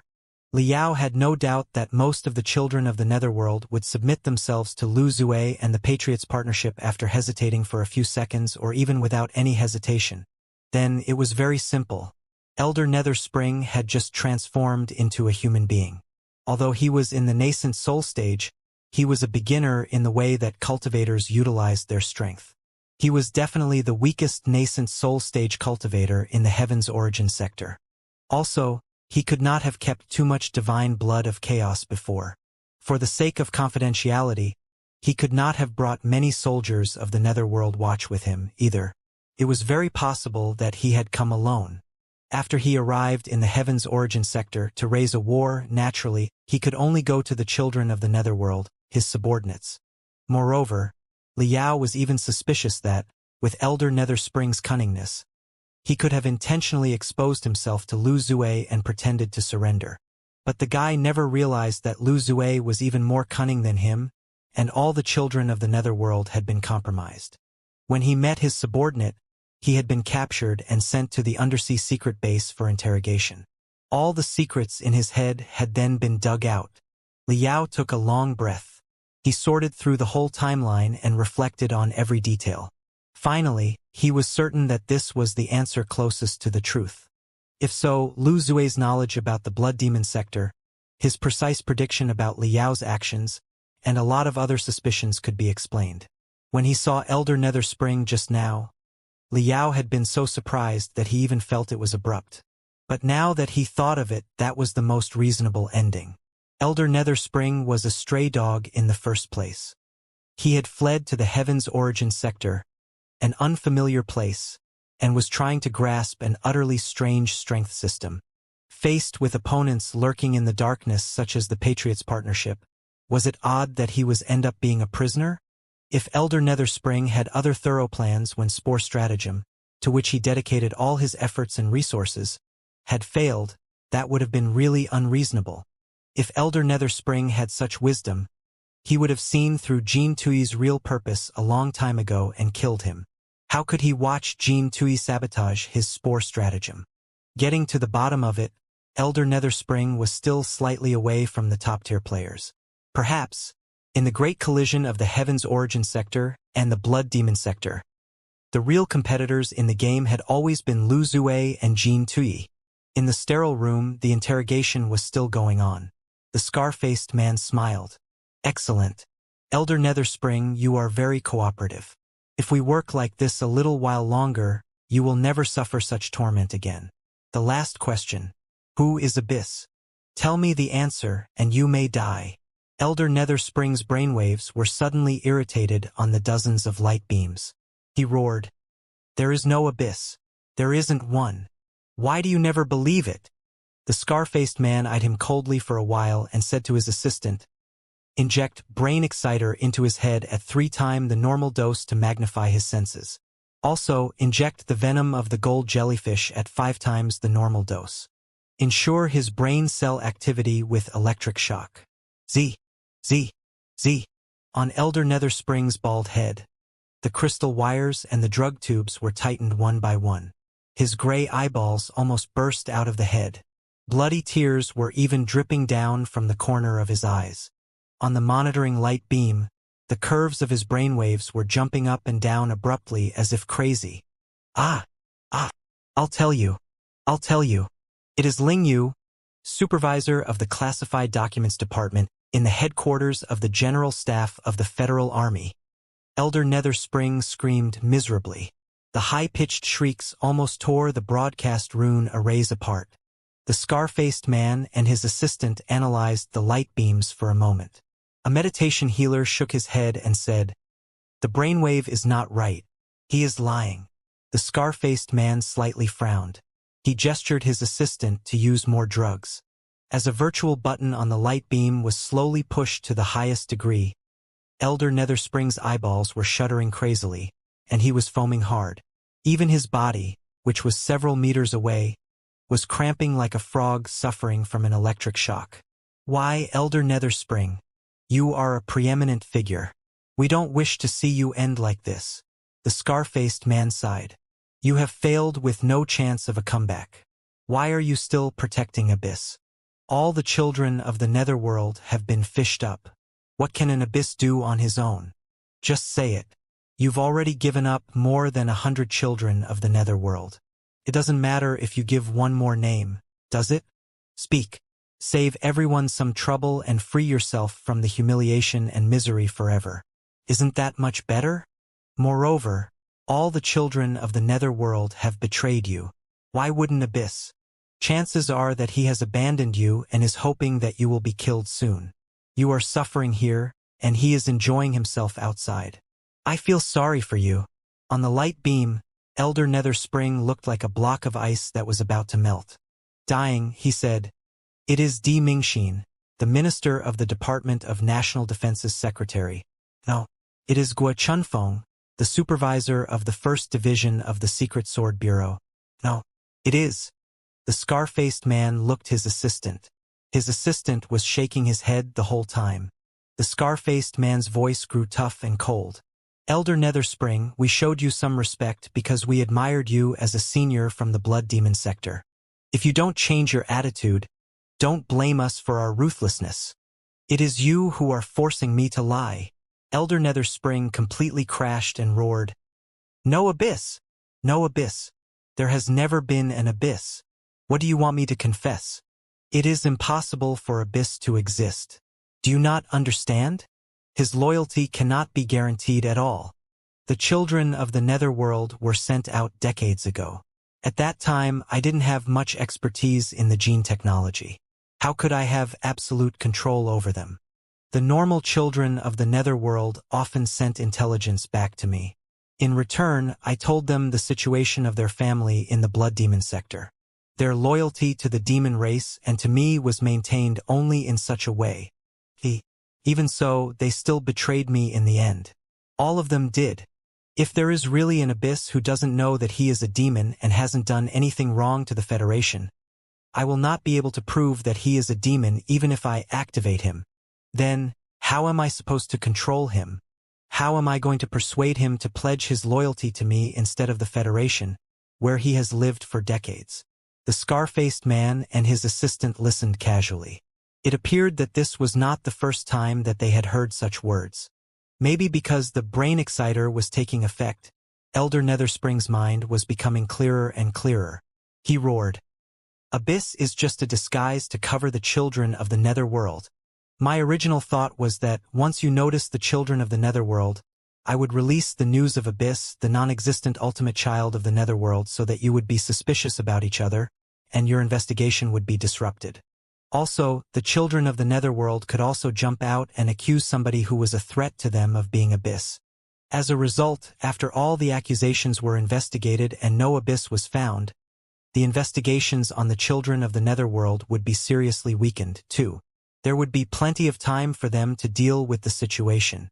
In short, Abyss is just a protective shell for the children of the netherworld. There is no Abyss at all. The scar-faced man glanced at his assistants. This time, all the assistants nodded after carefully studying Elder Netherspring's brainwaves on the display. This is about it. Shou Yuxuan observed coldly from the side and could not help but say, You've asked the same question more than 10 times, and you've gotten the same answer every single time.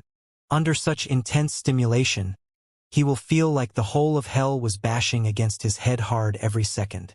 How strong must his willpower be to lie right now without being seen through? It is impossible. He does have a point. Since the children of the netherworld can betray him, it is even more possible for Abyss to betray him, too. Just like you said, Abyss will only want him to die as quickly as possible because nobody can reveal his identity after he is dead. If there is really an Abyss who considers himself a human being, how can Elder Netherspring control him even if Abyss is activated? There is no way at all. The only conclusion is that Abyss doesn't exist. It is just a protective shell for the children of the netherworld.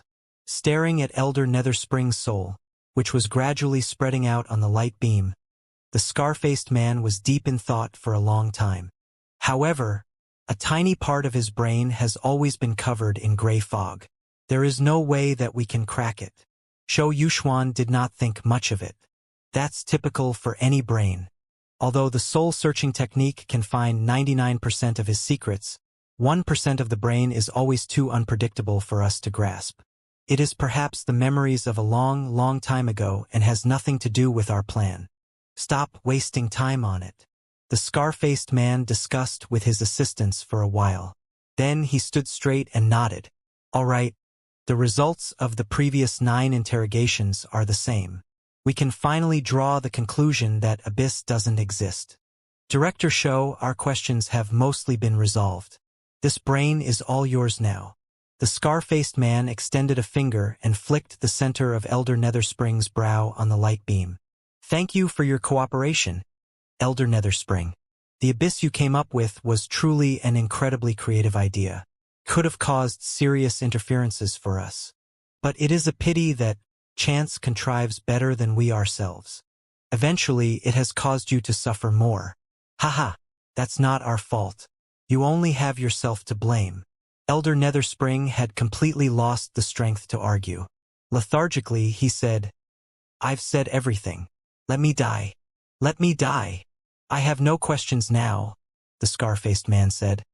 "But Director Show still has a lot of subjects that he wants to talk with you about. You promised that you would kill me after I told you the truth of Abyss," Elder Netherspring roared. "You lied. You lied," the scar-faced man sneered. "Everybody must not hesitate to slay evil. Is it necessary for me to keep my words for a monster like you?" "Aw! Aw! Aw!"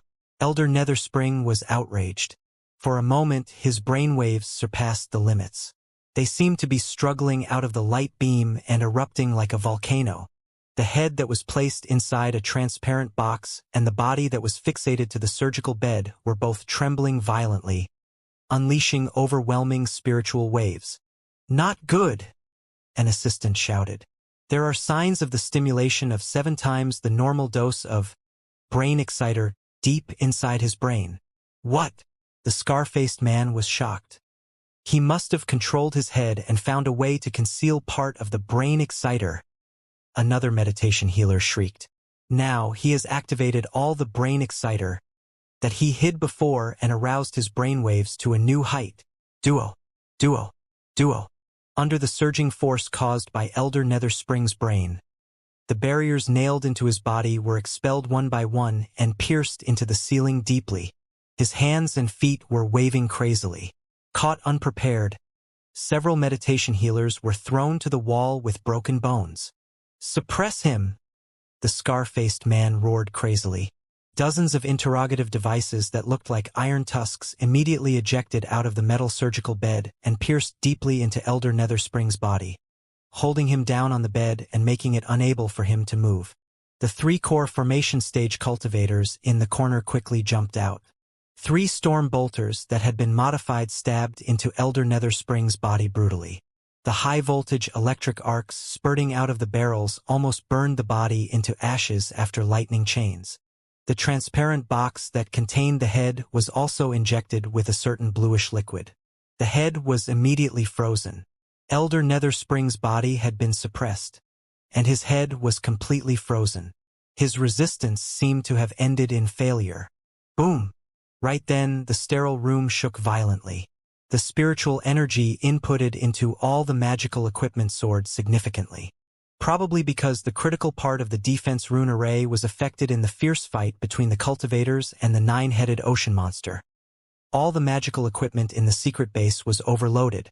Shwa!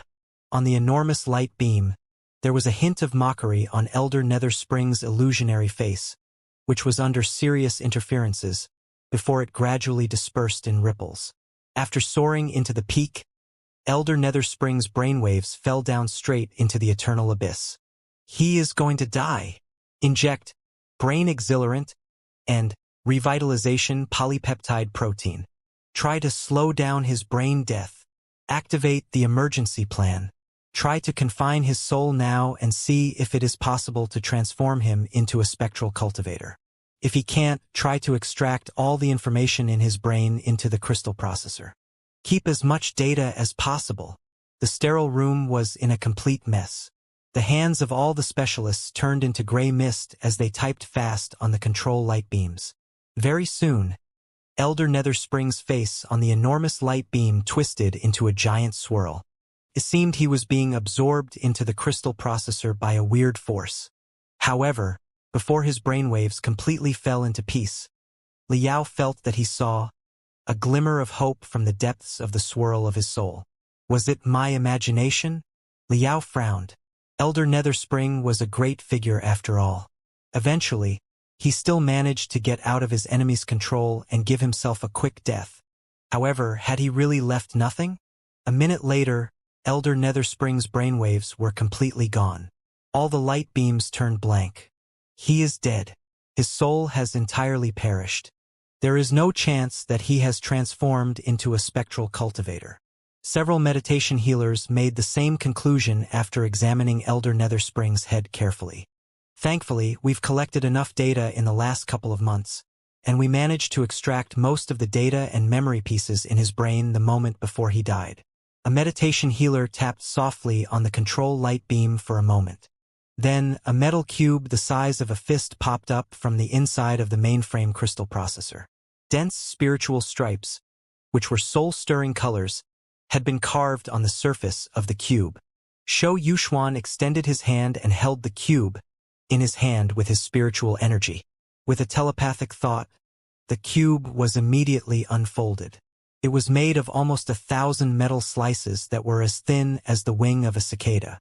Every slice had been carved with tremendous information. After they dispersed, the size of the cube was hundreds of times larger than before. Astronomical information had been stored inside. Shou Yuxuan extended his telepathic thoughts into the cube and checked it for a while. Then he sighed and said, "It's not bad." Exploiting so much from Elder Netherspring's brain before his death was beyond our expectations. With this jade crystal disk, a lot of research can still proceed.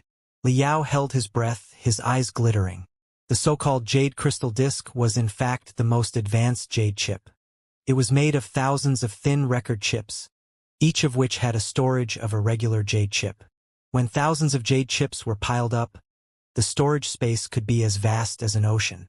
At this moment, most of Elder Netherspring's memories, including his research projects and his training techniques, were stored inside the jade crystal disk. Li Yao's eyes were shining brighter and brighter. He pondered, since it included all the memories, the memory of the previous couple of months when he was captured and secretly interrogated would be there, too. The files from the Blood Demon sector that Li Yao had carried and the videos and audios that he had recorded in secret could be fabricated easily. They were not very persuasive. However, if he could get the jade crystal disk, which contained most of the memory pieces of a nascent soul stage cultivator, it would certainly be undeniable proof. As long as the jade crystal disk was publicized to the cultivators, the Federal Army, and all the citizens of the Federation, he would be able to prove that Elder Netherspring had been captured by Lu Zue a long time ago, and that Lu Zue was researching with other nascent soul stage cultivators such as Shou Yuxuan and coercing Elder Netherspring to confess the secrets about the demon god virus. Moreover, they even mentioned chaos. It meant that the same origin theory was not a secret for Lu Zue and Shou Yuxuan. Then why did they not release it to the public? Why did they pretend that they knew nothing when they had confirmed the name list of all the children of the Netherworld?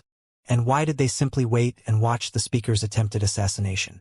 They would not be able to explain themselves.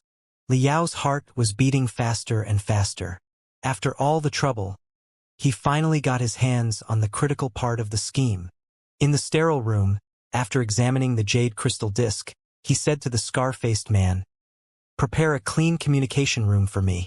I'll inform Director Lu of the matter." Li Yao's heart was pounding again. Shou Yuxuan was a virologist and appeared to be the supervisor of the secret base, a higher position than the scar-faced man's. His relationship with Lu Zue should be an upgraded version of that between Mad Medic Lu Wuxin and Elder Netherspring. Their conversation would certainly involve a lot of clandestine things. He had to hear it. However, it was too risky to continue following Shou Yuxuan. His conversation with Lu Zue would be highly confidential. Before the communication was established, he would certainly scan all the magical equipment in the secret room to make sure that everything was safe. By a clean room, they meant a place that would not be eavesdropped. Besides, Li Yao needed Neltharion to observe where the jade crystal disk was located and even steal it when there was an opportunity. It was another reason he could not let it follow Shou Yuxuan. Then, how could he eavesdrop the conversation? Li Yao thought quickly about the structure of the undersea mining base. This place was thousands of kilometers away from the capital city. If the two parties wanted to talk, they would have to resort to the wireless spiritual nexus established by the spiritual towers. However, the undersea base was blocked by the deep, surging seawater. It was obviously unfeasible to build the spiritual towers at the bottom of the ocean. They were usually floating on the surface of the ocean on platforms. Yet, a superstorm and a tsunami were sweeping across the ocean right now. It was impossible for the spiritual towers to resist such natural disasters. Even if they managed to, the conversation would be intermittent and subject to high interference. There must be some other way. Such an undersea mining base far away from the coast cannot be only connected through the wireless spiritual nexus, which is too unstable. Suppose there is a superstorm that lasts a few days, will they not report anything to Lu Zue during that time? It's clearly impossible, right? The undersea cable. Li Yao's eyes shone, and he decided to take his chances. Like a sea snake, he swam out through the gaps of the magical equipment. Covered by the dirty seawater, he crawled out of the base through the damage in the shell again.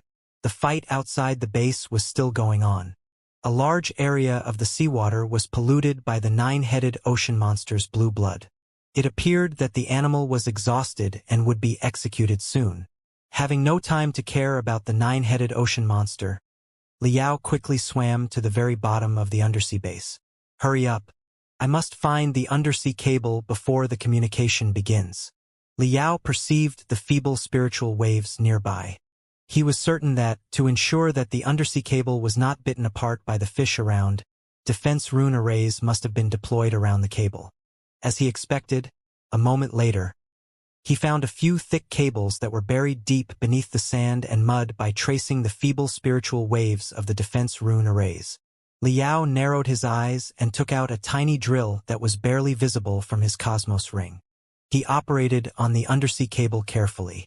The undersea mining base was a civil one in the first place. The cable that led to the continent was several thousand kilometers long. It was impossible to set up barriers of the highest level on every meter of it. With the skills of a master of refining and an expert of peeping, Li Yao bypassed the defense rune arrays and dug a hole the width of hair on the cable.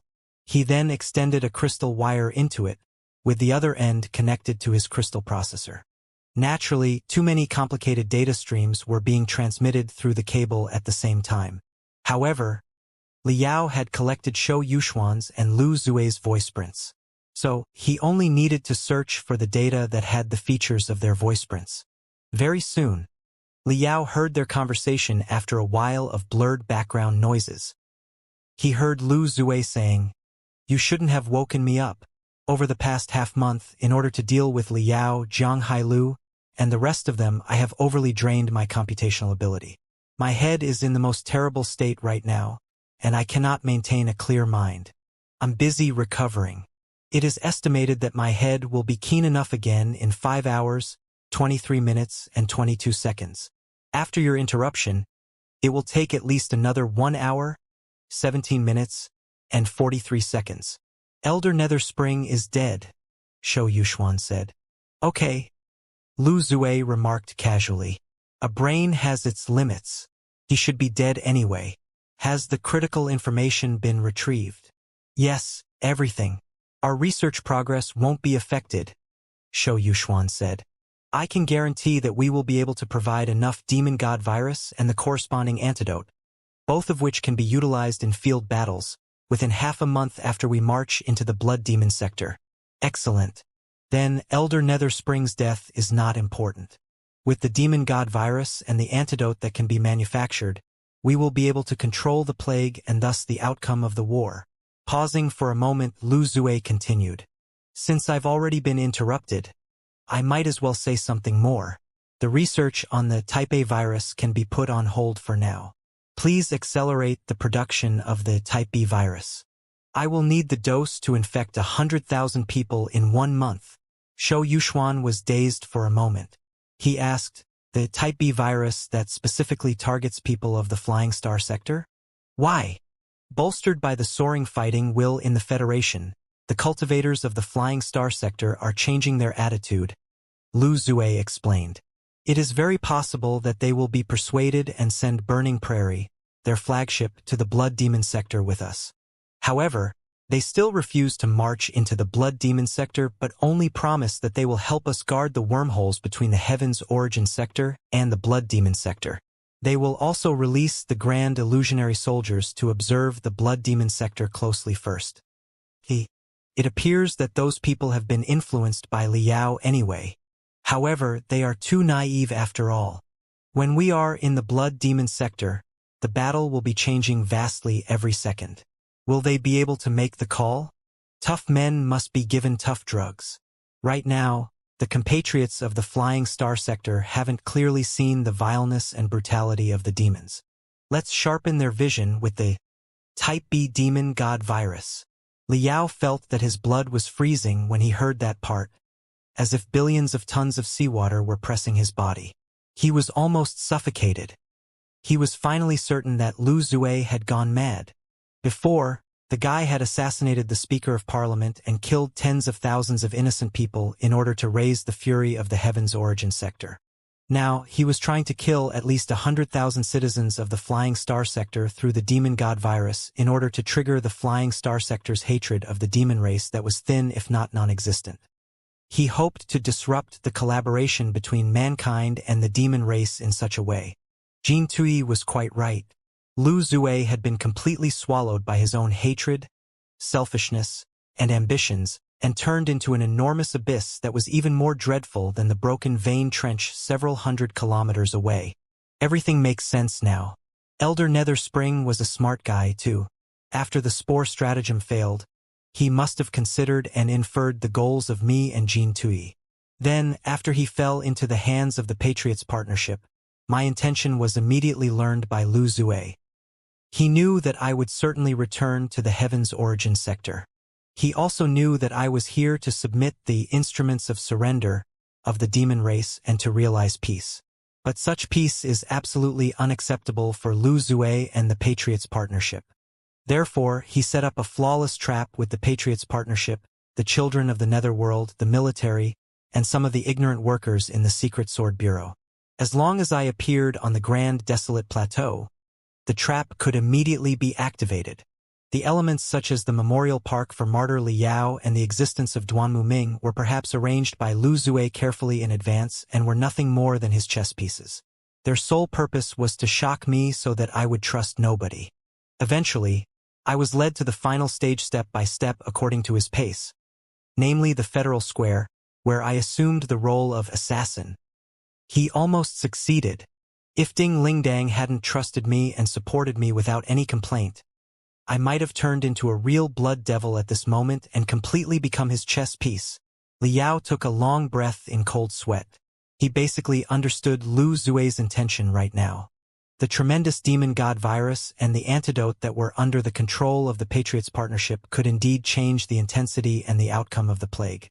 For example, if a few elite squads of the Patriots Partnership were hidden among the troops that were to march into the Blood Demon sector and sprayed the virus there, their efficiency would certainly be much higher than Elder Nether Spring's Netherworld Watch.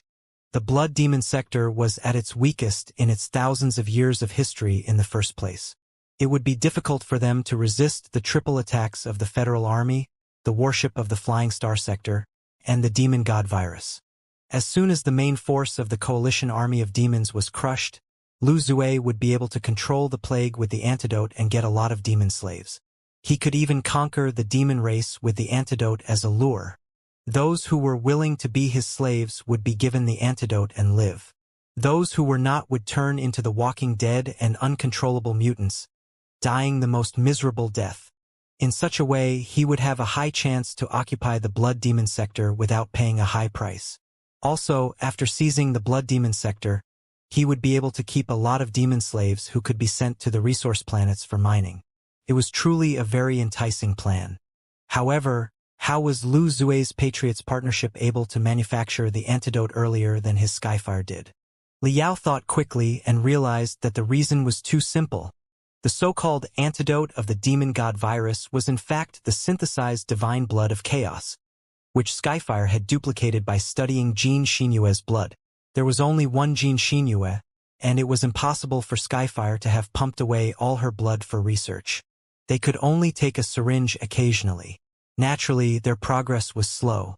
But the Patriots Partnership had more than 100 children of the Netherworld under their control, all of whom had transformed by swallowing the original divine blood of chaos. Therefore, their blood had exactly the same effect as Jin Xinyue's. Lu Zue would definitely not be courteous toward those children of the Netherworld. He would not hesitate even if half of their blood was to be pumped out. Liao had no doubt that Lu Zue would not even bother to blink if the blood of the children of the Netherworld, who were too obstinate to betray Elder Nether Spring, had to be drained. Liao's confusions were resolved one by one. He was more determined to stop Lu Zue than ever. Voices came over from the cable again. Shou Yuxuan was asking, to expedite the production, I have to know where the Type B demon god virus will be released. City, wilderness, underground, or sealed space. In the heavens origin sector or the blood demon sector. The virus must have minor adjustments according to the environment to maximize the effect with the minimal dose. It will be released in a sealed space. Or more exactly, inside burning prairie, Lu Zue said casually. The heavens origin sector alone cannot conquer the blood demon sector at the minimal cost within the shortest amount of time. Therefore, the flying star sector must get on the tank, too. What we need is more than a burning prairie and 200,000 grand illusionary soldiers. What we need is thousands of warships of the flying star sector, millions of grand illusionary soldiers, and the countless warriors of the other world. It is a pity that the flying star sector is unwilling to fight another war after the serious internal strife. Besides, the human compatriots of the flying star sector haven't tasted the vileness, evilness, shamelessness, and brutality of the demon race for themselves. The 40,000-year-old bloody grudge between mankind and the demon race has been gradually forgotten over the past thousands of years.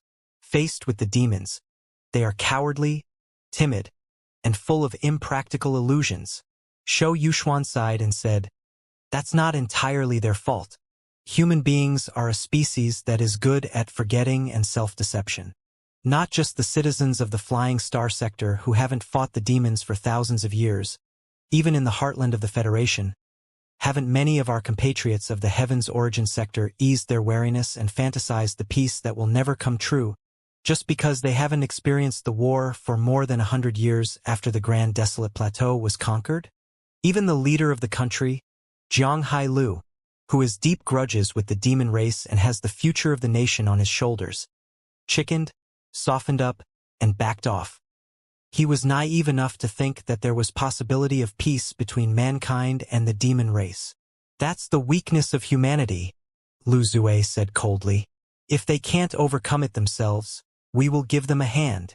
Right now, through the assault in the Federal Square, we have successfully awakened all the inert compatriots in the Federation who were dwelling in the illusions of peace. We have ignited their pride and made them realize that it is their mission to slay evil as human beings. Now, it will the human compatriots of the flying star sector's turn. Burning Prairie is the unique dream warship of the flying star sector. The countless Marines responsible for manipulating the crystal behemoth are the best warriors of the flying star sector, too. Their families and sects boast tremendous influence in their world. If the dream warship is assaulted by the demon race after it marches into the blood demon sector, and the sordid demons kill most of the soldiers on board with the demon god virus while refining the survivors into biochemical weapons, how will the citizens of the flying star sector react when the news arrives? Shou Yuxuan smiled. The flying star sector will certainly burst into fury. Instead of recovering the wounds of the civil war, they will march out without caring about the cost and annihilate the evil demon race together with us. Lu Zue laughed. Exactly. As long as they have the tiniest dignity and pride as human beings, they will definitely fight side by side with us, sparing no resources of the sector. The flying star sector wants to learn how to establish a country. Let me give them a lesson. Hatred. To establish a country, the easiest way is to find enormous hatred. 500 years ago, the common hatred against the demon race allowed the 9 major sects of the Heavens Origin sector to join hands and set up the Star Glory Federation, our great motherland. Today, the common hatred toward the demon race will make the Heavens Origin sector and the Flying Star sector collaborate. In the war against the demon race, we will be integrating at the highest speed. A new federation that is much more powerful will be founded. Hehe. The soft-boned Jiang Hailu and the little devil Li Yao want integration of the 3 sectors, too. But Jiang Hailu is too conservative. He wants everything to be done slowly through negotiations. How much longer will it take before the 2 worlds are finally assimilated? The little devil Li Yao is even more unrealistic. The participation of the demon race will add countless unstable factors to the Federation later. Eventually, the country will collapse before the enemy arrives. Ours is the only way to integrate the Heavens Origin sector, the Flying Star sector, and the Blood Demon sector as quickly as possible.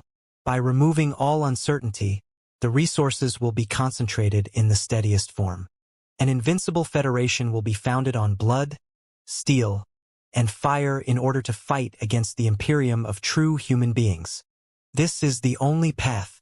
No matter how many more obstacles are out there on the path, we must crush and eliminate all of them mercilessly. Shou Yuxuan's voice sounded like he was trying to suppress his volcano-like passion. He said, one word after another. I understand. I will produce enough Type B demon god virus as soon as possible. Thank you very much, Brother Shou. Lu Zue's voice was suddenly mixed with a hint of gratitude. When I established the Patriots Partnership, I thought that my firmest supporters would be the hawks in the military. It never occurred to me that the one who agrees with my belief most and who is willing to fight with me until the last moment would be you, the deputy director of the Capital Medical College, a scholar instead of a soldier.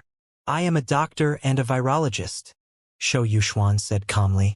I am very clear that, of the thousands of medicines to kill viruses in the Star Glory Federation, none target the infected cells alone.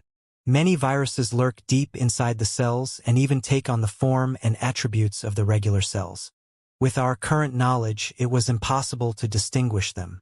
Most highly efficient antivirus medication annihilates a lot of healthy cells while they kill the infected cells and the viruses. Some of the treatments even cause serious damage to the body, such as nausea, loss of hair, reduction of immunity, femoral head necrosis, and other symptoms. As a doctor, I do not want my patient to suffer. I do not want the healthy cells in their body, including the guardian cells such as leukocytes, which fight against the virus and defend the health of the body, to be killed on a large scale. I often have no other choice. On many occasions, if radical treatments are not adopted for fear of the temporary healthy condition of the patient, and the healthy cells are not killed together with the infected cells in the patient's body, the only outcome will be that the virus savages in the entire body and causes them to be killed. That is the only reason I am willing to take your side, Brother Lu. The compatriots who died miserably in the Federal Square were of course innocent. But like the healthy cells that are killed by a certain antivirus medicine, it was a price we had to pay for the survival of the entire body. Vulture Liao may not be a devil. He may be the most hard-working leukocyte inside the body. However, for the health of the body, and for the Great Federation, he must be sacrificed. Lu Zue was deep in thought. Brother Shou, I have never considered the issue from such a point of view. Thank you for sharing. I feel that my belief is firmer still now. Shou Yuxuan smiled and said, Integration. Integration. Those guys in Parliament are talking about the necessity of the integration of the Heavens Origin sector and the Flying Star sector every day. But they are two sectors that have been kept apart for 10,000 years. The customs, habits, and social systems are entirely different. They are like two intact, well-functioning bodies. How can you expect them to be integrated in just a few years? There is only one way for a fast integration. Cut two gaping, bleeding wounds on the two bodies with a sharp scalpel. Aim the wounds at each other, and sew the two bodies together. In such a way, their blood will be forced to meld, and their bodies will grow together forever. Let the Patriots Partnership be the sharpest scalpel. Lu Zue laughed out loud. Well said, Brother Shou. With such judicious fellows such as Brother Shou and thousands of real patriots, there is still hope for our country. Shou Yuxuan smiled and said, All right, I've disturbed you long enough, Brother Lu. Get some rest. We still count on your head for our moves to come. The nine-headed ocean monster has already been slain by Brother Diwu. When the weather gets better, I will have the jade crystal disc that stores Elder Nether Springs memories delivered to the capital city. Liao's heart suddenly skipped a bit. Diwu was a very rarely seen surname. There were not many cultivators in the Heavens Origin sector with such a surname. Even fewer of them were qualified to be called Brother by Lu Zue and Shou Yuxuan, who were both nascent soul-stage cultivators, and had the capability to slay the nine-headed ocean monster. A name quickly jumped out of Liao's head. Diwu Jian, Deputy President of the Exos Association of the Star Glory Federation. The President of the Exos Associate was an honorary title that was similar to Lifetime Achievement Award. The post was usually assumed by a well-renowned senior. The deputy presidents, on the other hand, were the true top experts in the circle of exos of the Star Glory Federation. Diwu Jian, a nascent soul-stage cultivator, was also a seasoned expert who had been famous for more than 100 years, just like Death Ray Yi Chongkong. Yi Chongkong was a great sniper, but Diwu Jian was adept at melee combat. He was known as the Sword God in the Federation. Diwu used to be his surname. However, after he advanced into the nascent soul stage, the Sword God began to use his real name as his nickname. Even the most brutal demon beasts and the strongest enemies could never escape from the hunting of his 5 swords of heavens and human. He never needed to perform a 6th attack. As I expected, the Patriots' partnership has been lurking in the darkness for too long. Yi Chongkong isn't the only battle-type nascent soul stage cultivator in the organization. There are bound to be a few others. Diwu Jian is another one. Yi Chongkong has been carrying out missions outside, and Diwu Jian is responsible for the defense of the most critical undersea base. Realizing that a highly dangerous nascent soul stage cultivator was on alert not far away from them, Liao did not even have the courage to berate Shou Yuxuan's shamelessness now. Cold sweat was popping out of his body, and he did not dare move at all. Now that the 9-headed ocean monster had been killed, Diwu Jian's attention could be shifted to the surroundings again. It was possible that the opponent would discover him even if he did nothing but fart once. In a 1-versus-1 battle, Liao was definitely not scared of any battle-type nascent soul stage cultivators in the Heaven's Origin sector, including Diwu Jian. However, the guy was with dozens of core formation stage cultivators and several fully armed crystal warships. How could he expect to fight all of them at once? He might as well cringe at the bottom of the ocean for a while longer. Hardly had he made up his mind when Lu Zue's voice in the undersea cable was suddenly raised. What do you mean? The 9-headed ocean monster. Yes, Shou Yuxuan said. The base was under the attack of a 9-headed ocean monster, which was probably stimulated by the eruption of the undersea volcano. But it is not a big deal. Only part of the anti-pressure shell at the edge was broken. 88% of the damage has been repaired. The 9-headed ocean monster was executed by Brother Diwu. Wait. Lu Zue's voice was more and more anxious.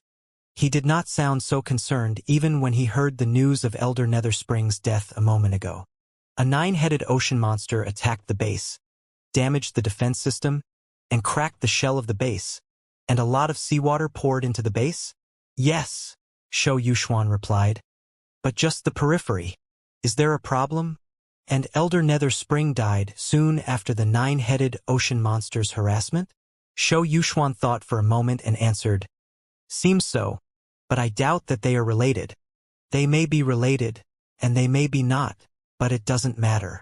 Lu Zue gnashed his teeth. What matters is that the base is very likely to have been.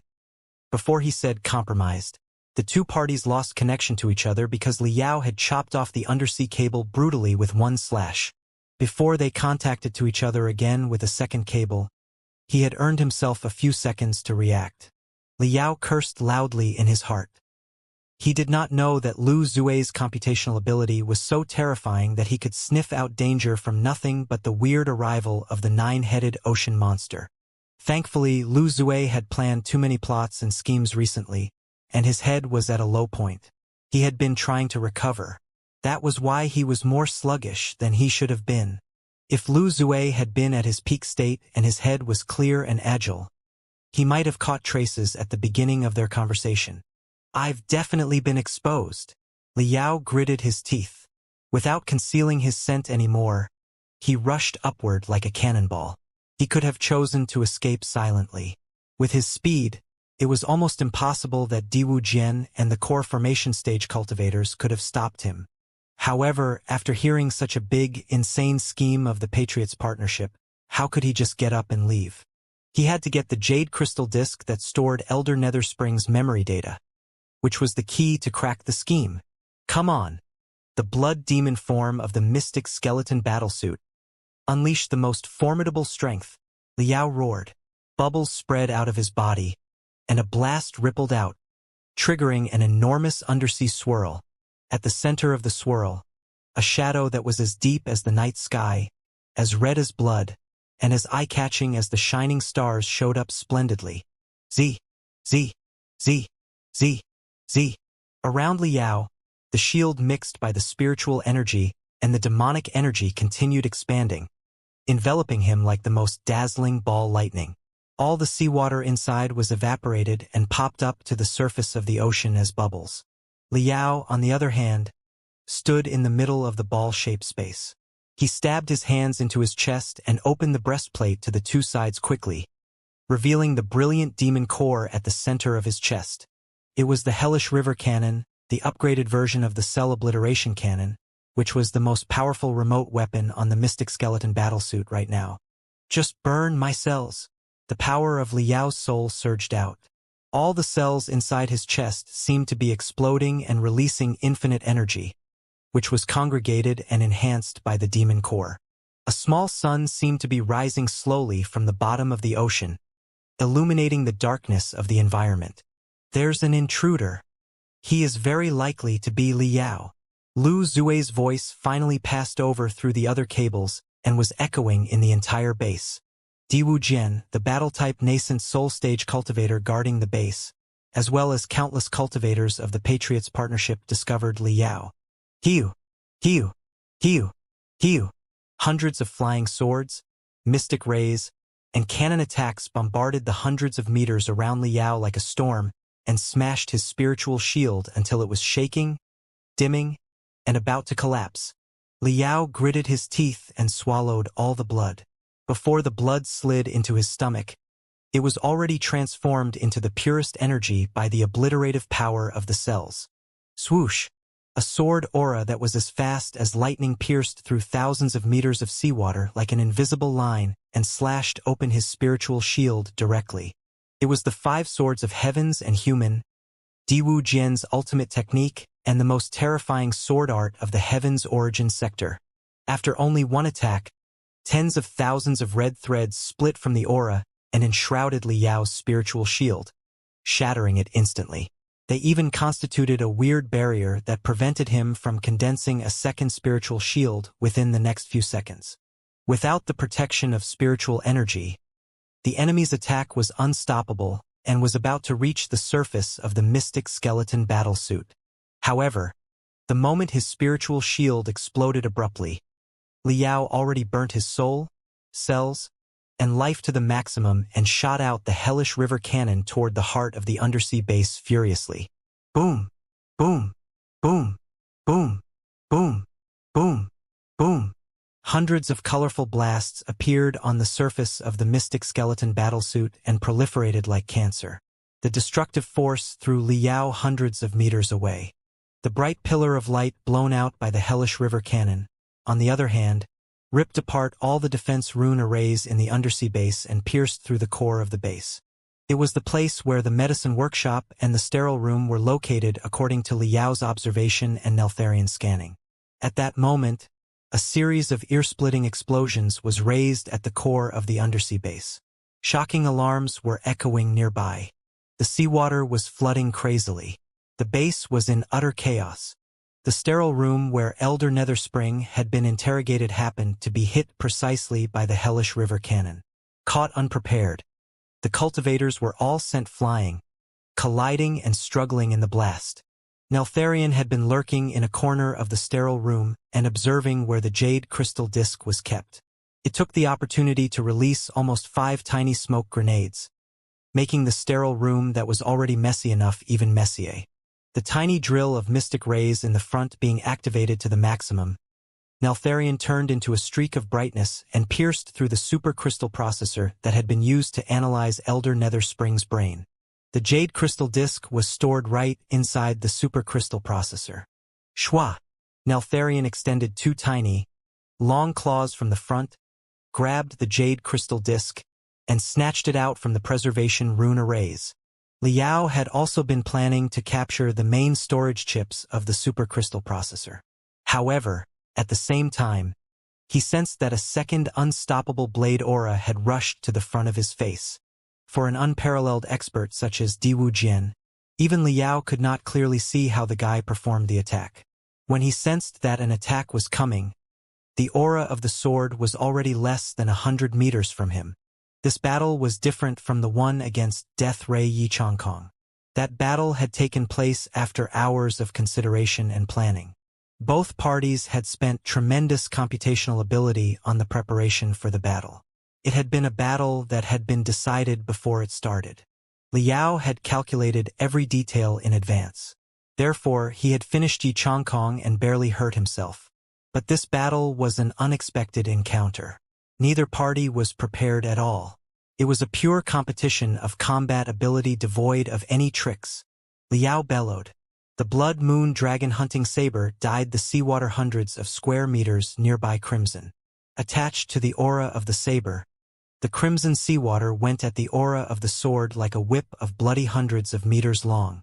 The sword aura versus the saber aura. Boom! The furious force resulting from the collision of the weapons vaporized the seawater near the point of impact. From liquid to gas, the volume of the seawater expanded by dozens of times, raising a soul-stirring great explosion instantly. As if 100 bombs had been detonated below the ocean at the same time, a barrier of chaos erected and temporarily blocked Liao from the hunters, including Diwu Jian. That was exactly Liao's purpose. To achieve the purpose, he had even slightly dispersed the aura that the blood moon dragon hunting saber triggered. As a result, 1/10 of the force entailed in Diwu Jian's attack penetrated in and lunged at his chest. Affected by Diwu Jian's first attack, he had not been able to form a spiritual shield in those few seconds. The 1/10 of the force could only be resisted by the mystic skeleton battlesuit and his body of flesh and blood. Shwa! An enormous gash immediately appeared on the right side of the mystic skeleton battlesuit's breastplate, through which one could see the flesh and bones inside clearly. His internal organs seemed to have been stabbed, ripped, and tied by hundreds of tiny swords, which cast him into excruciating pain. But Liao did not even have the time to grunt. He turned around and fled instantly while triggering the crystal bombs that he had stuck to the shell of the undersea base earlier. For such a crazy bomber like himself, he would have felt sorry for himself if he had not installed a few hundred crystal bombs after he discovered the enemy's secret base. A series of fireballs and blasts formed a dazzling ribbon of light on the shell of the base. Although the bombs were not enough to destroy the base because they were too dispersed and the base boasted the most advanced defense rune arrays, it was enough to make the cultivators inside the base work hard to deal with the emergency for a while. His pressure could be somewhat reduced. At the same time, Neltharion escaped out of the base carrying the jade crystal disk that stored Elder Nether Springs memory pieces. Diwu Jian launched the third attack. The sword god, who was still deep inside the water and had not met Liao, sensed the existence of Neltharion keenly, and also calculated that something was wrong with the streak of brightness that was dashing out of the base. The third attack went directly toward Neltharion. Inside Liao's brain, Neltharion's alarm system was shrieking crazily. If the attack hit the target, Neltharion would be more than 55% damaged and basically lose the ability to move. Liao sniffed and raised his right arm. 7 mystic rays rushed out and congregated into a highly revolving drill of mystic rays in the seawater. As the speed of revolution was higher and higher, the drill was gradually taking the shape of a dragon. Diwu Jian might have a chance to hit Neltharion, but the electric viper drill would pierce through his chest. 2. After he was heavily wounded, nobody in the entire base would be able to stop Liao from picking up the jade crystal disk and running away. As he expected, Diwu Jian realized the logic, too. The third attack and his own scent vanished in a moment. He seemed to have melted into the ocean. Without any hesitation, Liao turned around and swam upward at the highest of his speed. He met Neltharion halfway and threw the jade crystal chip into his cosmos ring. He was extremely fast. The core formation stage cultivators, who had been exhausted because of the fight against the 9-headed ocean monster, were not able to catch up with him at all. The cannons of the crystal warships could not do anything except light up fireworks behind his bottom. Either. In an instant, he dashed dozens of kilometers away. However, his heart was heavier and heavier, as if it was falling into the bottomless, broken vein trench. Too quiet. The ocean was too quiet. No undercurrents, no shoals, not the slightest ripples. The entire ocean seemed to have been frozen. The next moment, hundreds of invisible blades shot out from all directions, like thin, transparent mica plates soaked in the seawater that could not be seen at all. They constituted a fatal array and minced Liao brutally. Diwu Jian's control over his sword was so amazing that he had compressed the seawater with his hundreds of sword auras and reduced its size to 1/100th. The softness and resilience of the liquid was maintained, and the essence of the undersea currents was absorbed, while the compressed seawater attacked Liao's critical parts from unbelievable angles. It was an unavoidable trap. The only way to dodge the attack was to retreat. However, behind Liao, there were both the formidable opponent Diwu Jian and the hundreds of fearless warriors of the Patriots Partnership. Brainwashed by the fanatical ideology, they could cause great trouble for Liao even if they were not as strong. Therefore, Liao had no choice but to stride forward. Shua! Even Black Wing seemed to have unleashed all its potentially. A pair of wings of spiritual energy almost 100 meters long was triggered. The wings were then folded, enveloping Liao into a big, black ball. Before Liao broke into Diwu Jian's fatal array. Chi! Chi! Chi! Chi! Liao was connected to Black Wing and could sense the pain when the auras of the sword were cutting Black Wing. He gritted his teeth through it together with Black Wing. Some of the auras crawled in through the gaps on the wing shield that Black Wing had created, only to be crushed by Liao quickly and heavily. In half a second, Liao broke through the fatal array of sword and soared up from the ocean. Black Wing, which had accompanied him for more than 20 years, now had almost 20 shocking cracks. The whole sword seemed to be about to crumble at any moment. His eyes bloodshot, Liao glared at the bottom of the ocean before he narrowed his eyes and observed the surface of the ocean around him. The ocean was raging with surging tides. The superstorm and the tsunami were savaging right around him. Not far away, there was a waterspout thousands of meters tall, spurting seawater weighing billions of tons into the sky. Liao turned into a streak of blackness and dashed into the waterspout. Behind him, a streak of dark golden brightness rushed out of the seawater, too, and sprinted into the super waterspout hundreds of meters in diameter only 0.1 seconds later. It was Diwu Jian, one of the strongest battle-type cultivators in the Federation. He did not expect that Liao would be so tough as to pass through his fatal array by brute force without even reducing the speed, or that the guy would crawl into the waterspout. The super waterspout is more than 500 meters in diameter. The wind speed at the center can be more than 800 kilometers per hour. Within a breath, one can be brought to the sky. You want to run away through the waterspout? Not so fast. Without thinking, Diwu Jian launched the fifth attack right toward the sky the moment he flashed into the waterspout. The strong strike, which was a concentration of the expertise of his entire life, seemed enough to stab a hole on the sky. However, he saw a pair of eyes that were bloodshot, burning and ripping apart the crystal suit. The owner of the eyes was lurking right next to him quietly in the gale, whose speed was almost 1,000 kilometers per hour, at a place even lower than his. Diwu Jian was greatly shocked. He had never expected that Liao, who had been running away all the time, would not run away when he found such a perfect method to escape like the waterspout. Instead, the guy fell to the bottom of the waterspout and waited for him right there. Diwu Jian hurried to change the target. It took him only 0.01 seconds to change the direction of his fifth attack and shift it toward Liao. But it was too late. Faced with such a frightful opponent like Liao, giving him 0.01 seconds was no different from standing still and being terribly beaten for 1 minute.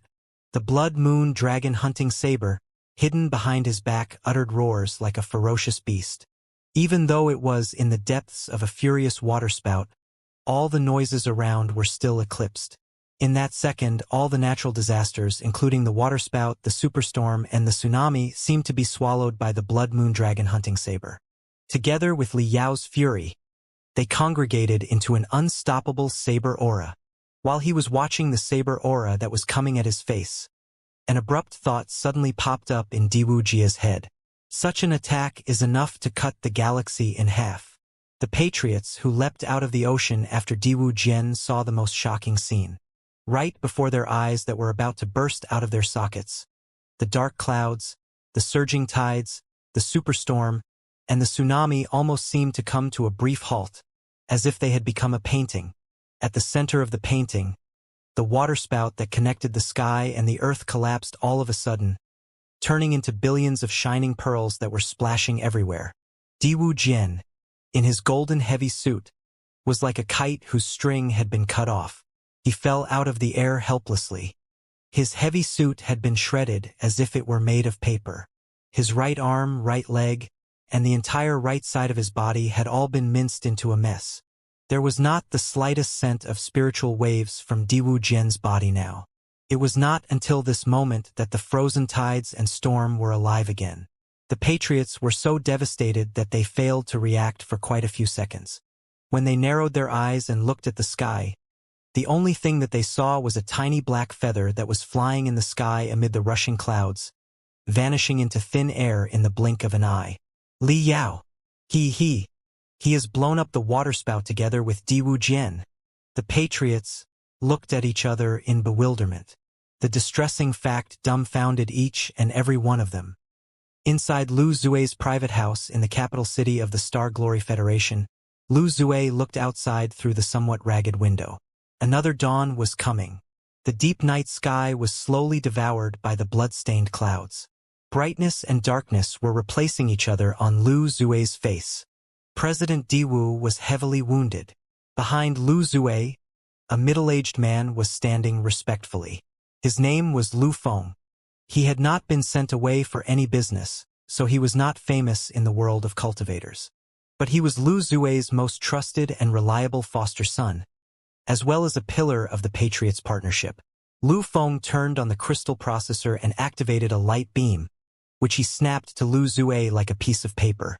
The right half of President Diwu's body has been so seriously wounded that it is beyond repair, Lu Feng said. Although his life has been saved, I'm afraid that he will have to count on artificial arms to move around in the future. Leaning against the window, Lu Zue watched the blood-red morning sun emotionlessly, but the corner of his eyes that was bouncing non-stop indicated the anxiety in his heart. The circulation of spiritual energy for a cultivator was a whole. Not just an arm and a leg, even the loss of a finger could seriously affect the entire circulation. Even the best artificial limbs were still fake ones. However hard one tried to adapt to them, they would never be even 70% as functional as the real limbs. Now, almost half of the body needed to be replaced with artificial limbs, which meant that he would be a second Iron Commander. Even if he could still maintain the level of the nascent soul stage with arduous efforts, his peak combat ability would never recover. Iron Commander Zhou Hengdao had less trouble.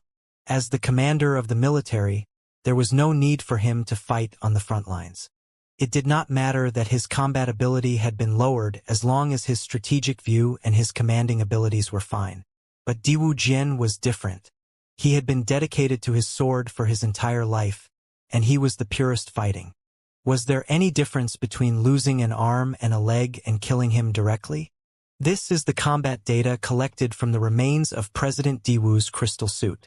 Also, here are a few combat videos restored from the broken crystal processor. Lu Feng handed a jade chip over. Lu Zue analyzed carefully for a moment without saying anything. Then, he sighed and came to a conclusion. Brother Diwu could have avoided the attack. Brother Diwu has been the famous sword god for 100 years. He was also wearing the incredible, thousand-sword-flowing gold battle suit. Although he was tricked by Liao and missed the opportunity of attack, he could have dodged most of the damage if he had tried his best to escape. At the very least, he wouldn't have been so heavily wounded or lost his 100 years of cultivation. Yes, Lu Feng said. President Diwu asked me to forward a message to you. He could have dodged Liao's fatal attack. The worst outcome would have been losing one of his arms. Like Yi Changkong, he could have undergone a limb replantation procedure. After a year and a half's training, he would have completely recovered. However, if he had done that, he would have been pushed back into the ocean. 1 to 2 seconds was more than enough for Liao to flee unharmed with the jade crystal disc. Therefore, President Diwu did not back off. He completely gave up defense and chose to attack Liao with his all. President Diwu said that, although he was heavily wounded and lost all his cultivation, he successfully blew the damage of 5 disintegrations of heavens and human into Liao's body. At this moment, Liao won't be any better than himself. Lu Zue was greatly moved. In the world of cultivators, there were several highly dangerous minerals that boasted immense radiation, such as uranium and plutonium. Such dangerous heavenly materials and earthly treasures could release uncanny rays that could penetrate through the body deep into the cells, directly destroying the gene strands. Not just ordinary people, even regular cultivators were not willing to touch them. The 5 disintegrations of heavens and human, a secret art that Diwu Jian invented himself, adopted a different approach. He embedded the materials such as uranium and plutonium into his sword and trained with them. Eventually, he was able to concentrate the force of radiation and unleash the radiation in a fierce fight. Even the deities in the sky, should they be pierced through by the rays of radiation from his sword, would still disintegrate from the inside and perish. That was the mechanism of the 5 disintegrations of heavens and human. According to President Diwu, Liao's crystal suit was very strong, Lu Feng said. He might have also grasped some secret arts that could recover his body quickly. The guy was very vigorous. Also, President Diwu attacked in a hurry and failed to perform the best of the 5 disintegrations of heavens and human. Therefore, Liao was not killed instantly. But in the next couple of days, Liao's capability will definitely plunge. He will have to spend his spiritual energy on resolving the damage of the radiation. He will not be able to keep himself in the superlative height of the core formation stage anymore. President Diwu was very sorry that the jade crystal disk that stored Elder Netherspring's memories was lost. He blamed it all on himself and hoped that his endeavors could make the situation slightly better for us. Lu Zue closed his eyes and mumbled to himself, "Brother Diwu, you've been troubled." Lu Zue clenched his fists and suddenly widened his eyes. "Rest assured, Brother Diwu, you destroyed your cultivation willingly for the single purpose of wounding Liao and buying a few days of precious time for us. I will not disappoint you. Your sacrifices will not be for nothing."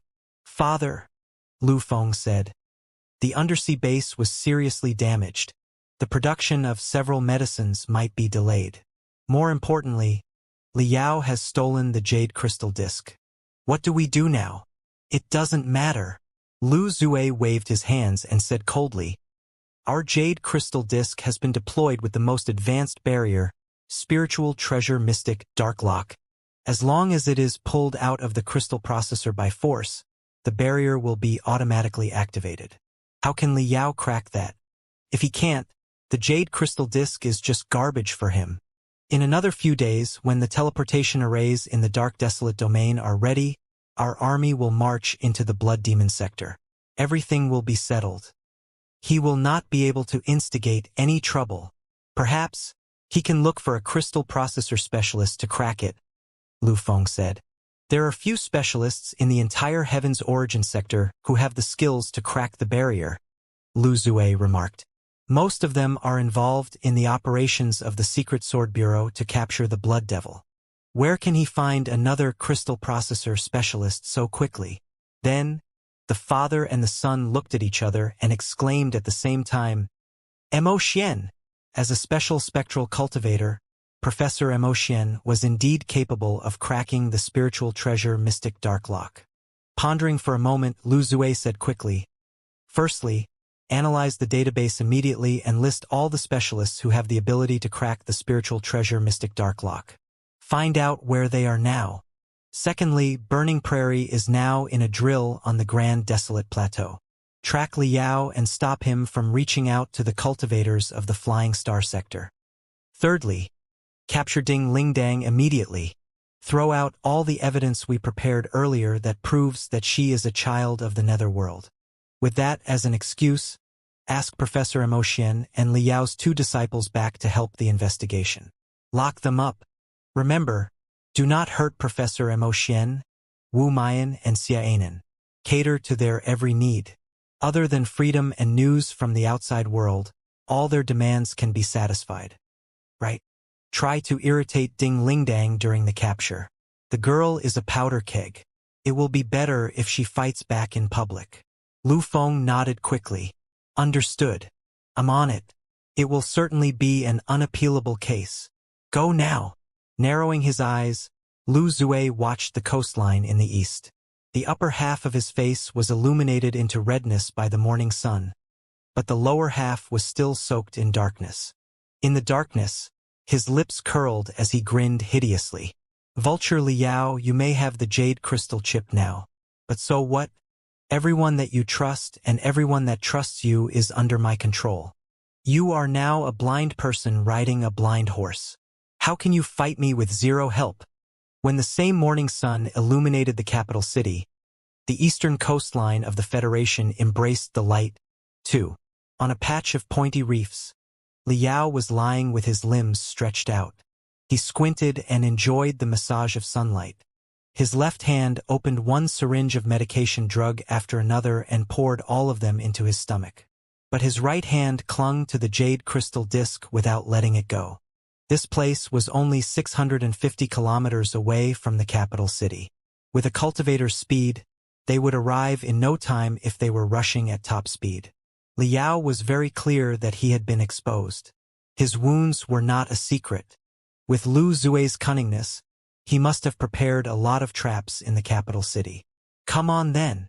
Liao licked his lips and struggled to his feet. Looking at Black Wing, which was full of cracks, he felt that his eyelids were twitching and put Black Wing back to his waist. Little Black, even you are supporting me without caring about anything at the critical moment. Is there any reason I shouldn't persist in fighting? This was the final battle. Even if only one of his fingers could be moved, he would still be the final victor because he was backed by Ding Lingdang, Professor Mo Xian, Blackwing, Wu Mayan, Xiaonan, the entire Federation, and most of the people in the Heaven's Origin sector and the Flying Star sector. As long as the truth was released to public, Liao had no doubt that 99% of his compatriots and 99% of the cultivators would take his, and the truth's side. The red sun was rising higher and higher on the East Ocean. The glow seemed to have covered Liao in an invincible golden armor. Taking a deep breath, he marched toward the capital city on the shining, golden road. A lot of things were happening in the capital city of the Star Glory Federation at 9 o'clock in the morning. In the central district, the parliament building was packed with people. The representatives made of the leadership of the major sects, the delegates from the military, and those of the general public were all taking their seat. Ever since the expedition motion had been passed, the officials had practically been working day and night. It was definitely not an easy task to wage an unprecedented war. To maximize the efficiency of the invincible war machine, hundreds of bills and clauses needed to be discussed and passed. In the East District, in the general railway station of the capital city, the Iron Dragons were rushing close with white steam billowing nonstop, sending countless middle-aged and old men who were wearing old military uniforms and shining badges to the capital city. Their limbs might be broken, and their pace might be slow. However, their backs were equally straight, and their eyes were all as sharp as bullets. They were the representatives of the veterans from all over the Federation. The explosion that took place in the Federal Square had completely infuriated the entire Federation. The expedition motion that had just passed had triggered the federal citizens' patriotism, too. A few days ago, the veterans who lived in the capital city had gathered spontaneously and gone on parade. But it was nothing more than a prelude to the arrival of a storm. Now that the Federation was going to march out of the Heaven's Origin sector into a different world for the first time in history, the Disabled Servicemen Association, acknowledged as one of the most influential forces in the Federation, would certainly not wait and watch. Over the past few days, countless veterans from every place in the Federation were flooding into the capital city and embracing their old comrades. Today, the representatives of the veterans in the entire Federation would gather in the Federal Square and raise the rising dragon of the 9 Stars flag on the land that was stained with the blood of their compatriots again, demonstrating the unbendable determination of the Federation to all the enemies. The North District, where more than 30 schools were located, including 3 of the 9 elite universities, was also woken up when it was just dawn by the obstreperous noises. The hot-blooded juveniles, holding the banners that they prepared in advance, were prepared to go to the Federal Square, shoulder to shoulder and hand to hand, while singing the battle songs one after another. They were going to join the representatives of the veterans from the entire Federation, who were heroes that had defended their home and protected them. The capital city was 100 times livelier than several days ago, when the 100-day memorial ceremony had been held. In the south of the capital city, 6 heavy armed shuttles with anti-explosion armor and crystal cannons, accommodating dozens of strong, tough-looking secret sword agents, were flying quietly. The secret sword agents were wiping their chains words, vibration sabers, and storm bolters in silence. Although all the weapons were now as smooth as a mirror, they had no intention of stopping their movement. Whoever was given the task of capturing someone like Blazing Tyrannosaur, Ding Ling Dang would not mind checking their magical equipment several more times. The Dancing Sun Hotel was a property of Double Dragon's Union, a sect that had recently risen in the Federation. The leader of the Double Dragon's Union was Fiend Blade Peng Hai, Li Yao's senior brother. Naturally, he was also a good friend of Ding Lingdang's. After Ding Lingdang, Professor Emotian, Wu Mayan, and Xiaonan reached the capital city, they had been staying in the Dancing Sun Hotel. Although Fiend Blade Peng Hai was not in the capital city in person, he had arranged a whole floor of the most extravagant rooms for them, which were comfortable and, above all, absolutely safe. There has been no word from Li Yao for quite a few days. In the hotel room, Ding Lingdang was pacing back and forth anxiously, gnashing her teeth. He must have found some leads deep inside the East Ocean. So, he went all the way there, but I don't know what the leads are exactly. He needs to come back soon. Sister Ding, don't worry. Master is going to be all right. Xiaonan waved her tiny fists and said, in the Flying Star sector, Master was even able to crawl out of a terrifying place like Spider Den. The East Ocean is definitely not going to be any trouble for him. That is very true, but we must make full preparations, Professor Emotian said calmly. With everything coming to this point, we must consider every possibility. Last night, I spent the whole night compiling the timeline of the whole event, our speculations, and the coordinates of the undersea mining base at the bottom of the ocean into a document.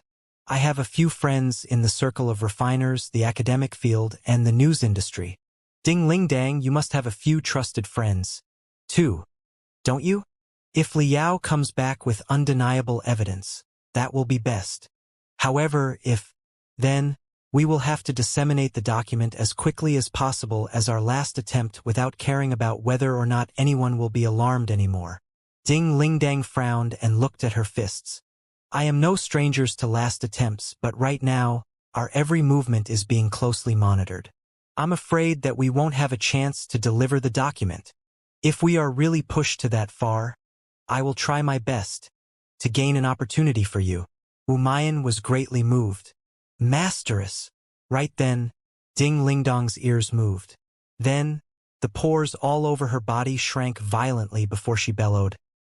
Not good. Get down now.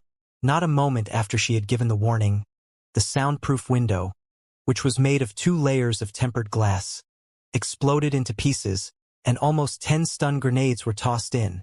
Ding Lingdang and Wu Mayan were both strong battle-type cultivators. They reacted in the moment and kicked back most of the grenades. But still, one of the grenades escaped their attention and exploded right inside the room. Ding Lingdang lunged at Professor Emotian, and Wu Mayan lunged at Xiaonan. Shining spiritual shields were immediately unfolded around their body, absorbing all the blast. With Ding Lingdang and Wu Mayan's protection, all 4 of them were unharmed. However, they were all delayed by half a second as a result. During that half a second, the 3 sides of walls, not including the one where the window was on, had been blown away, as if they had never existed in the first place. Almost 30 secret sword agents, wearing heavy crystal suits and holding single crystal cannons, surrounded them from the corridor and the neighboring rooms. G.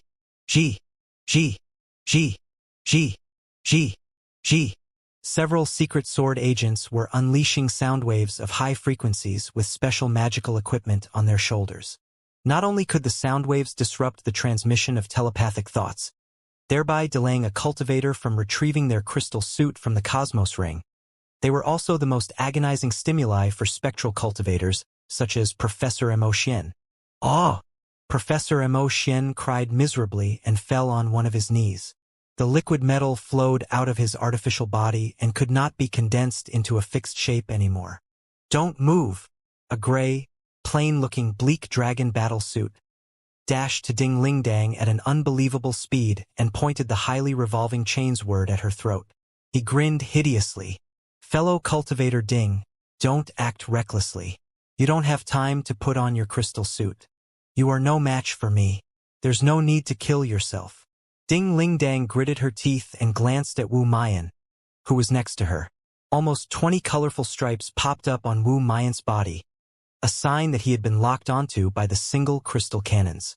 Besides, there were also Professor Mo and Xianxia, two refiners who could not fight. Ding Lingdang narrowed her eyes and quickly calculated her odds of success in a desperate counterattack. Then she found, to her surprise, that she stood no chance of winning at all. Now Wu Mayan, Professor Mo and Xianxia had been brought under control. She did not have time to summon her crystal suit, but her opponent was fully armed. However, even if she had the time to put on her crystal suit, and she engaged in a one-on-one combat with her opponent in the fairest environment, she would not stand much chance of winning, either. It was because the guy who was pointing a chains word at her throat was none other than Guo Chunfeng, the supervisor of the Demon Execution Division of the Secret Sword Bureau, known as the strongest core formation stage cultivator of the Heaven's Origin sector. Shua! Guo Chunfeng opened his facial cover, revealing a thoughtful face. He declared, "Mo Xian, Ding Lingdang, you are now under arrest for treason. Please come with us. You will be executed immediately if you dare to resist." Ding Lingdang bulged her eyes and shouted, "Treason? Are you insane?"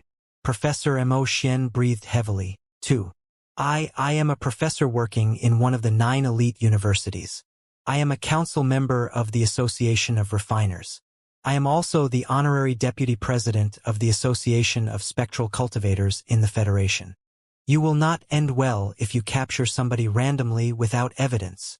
Without evidence. Guo Chunfeng sneered and said, "Professor Mo, you are a renowned master of refining in the Federation.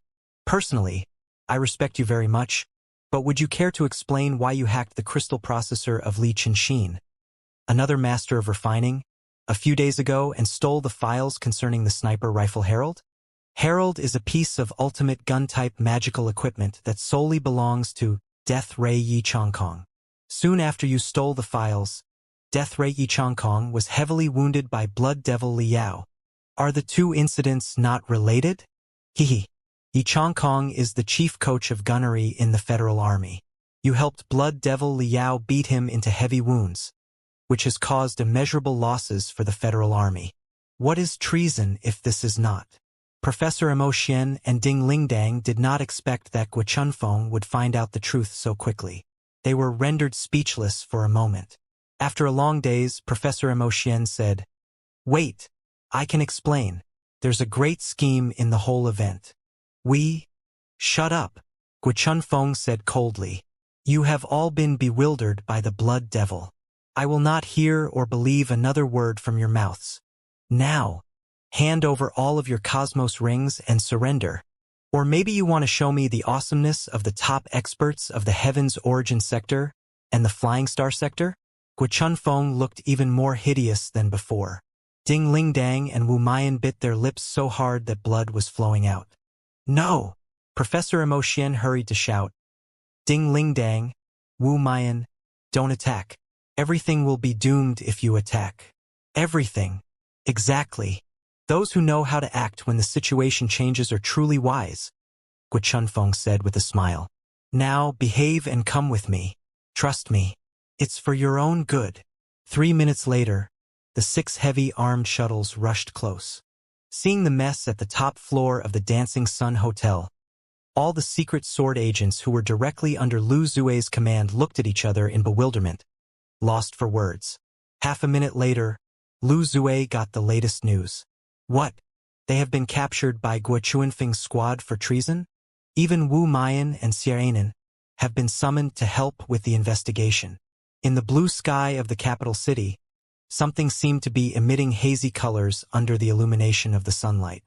It was Hidden Star, a stealth warship with optical camouflage all over the body that solely belonged to the Secret Sword Bureau.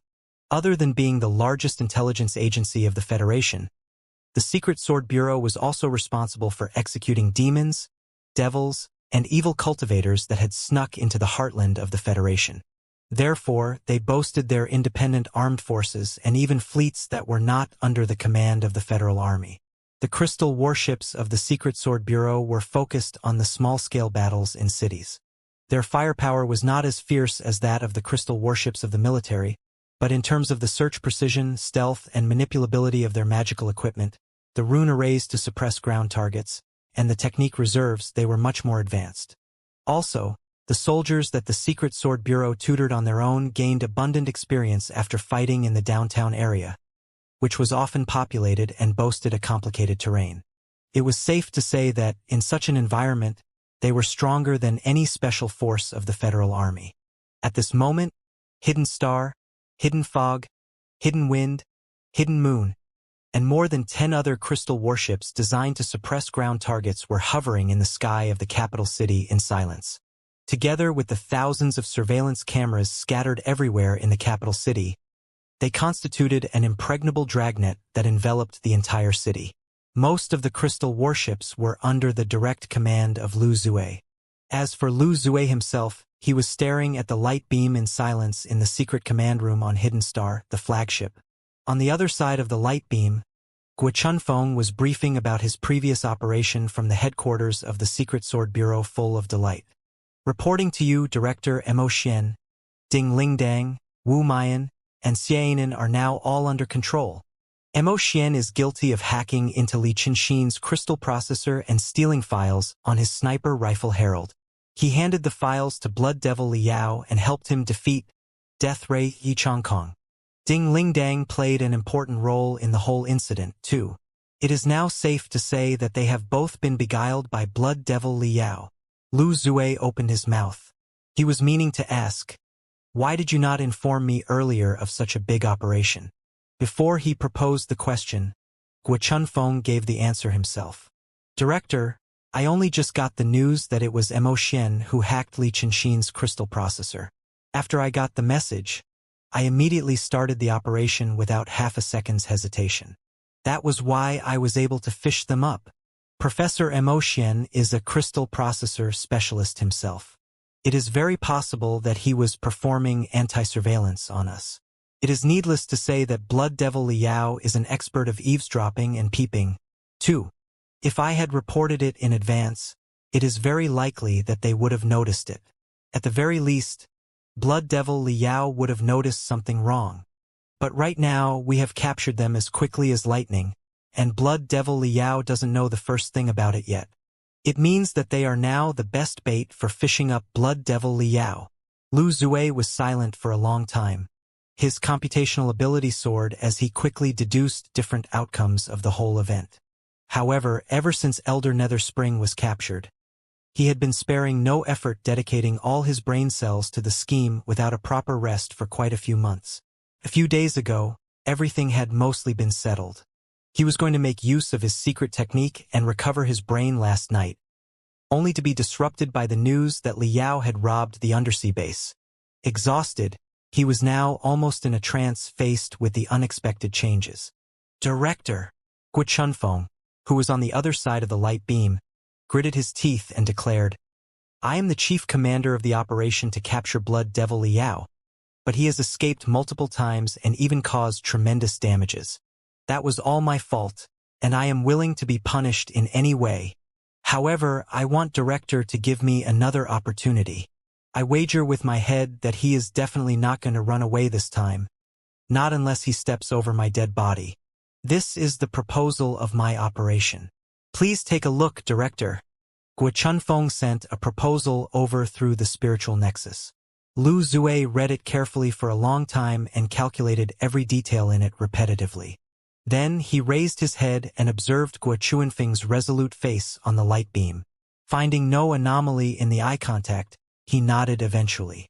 "All right, Do it as you've planned, but remember. Lu Zue lowered his voice that was brimming with killing intent. Blood Devil Liao is extremely dangerous. In case he bewilders other people with his mysterious secret arts and hurts even more compatriots, kill him immediately as soon as his trace is discovered. Understood. With a cold smile, Guo Chunfeng said brutally, "There's no need to give such evil beings a chance to talk." The light beam was turned off. Lu Zue was silent for a long time, watching the blankness. Lu Feng, his foster son, walked forward and asked in a low voice, "Father, why didn't you ask Guo Chunfeng to deliver Ding Lingdang, Professor Mo Xian, and the rest of them to us?" "How?" Lu Zue asked back. "Guo Chunfeng is the supervisor of the 1st Division. For more than 10 years, he has been directly commanding all the operations in the front line. It is not an exception this time. He is the chief commander. A plausible reason is required if we want the captives from him. Yes, we can accuse Ding Lingdang of being a child of the netherworld, but Ding Lingdang is not the key point here. The key point is Professor Mo Xian, who is capable of cracking the jade chip disk. Professor Mo Xian is more than 100 years old now, and he has been in the Flying Star sector in the past 10 years. There is no way that he can be a child of the netherworld. Now, Guo Chunfeng has discovered evidence to link Professor Mo Xian to Blood Devil Liao. All the captives are keys to fishing up Blood Devil Liao. Guo Chunfeng must be watching over them closely. On what grounds should we ask for them? Of course, we can demand that he send them to us, but Guo Chunfeng is definitely going to be suspicious.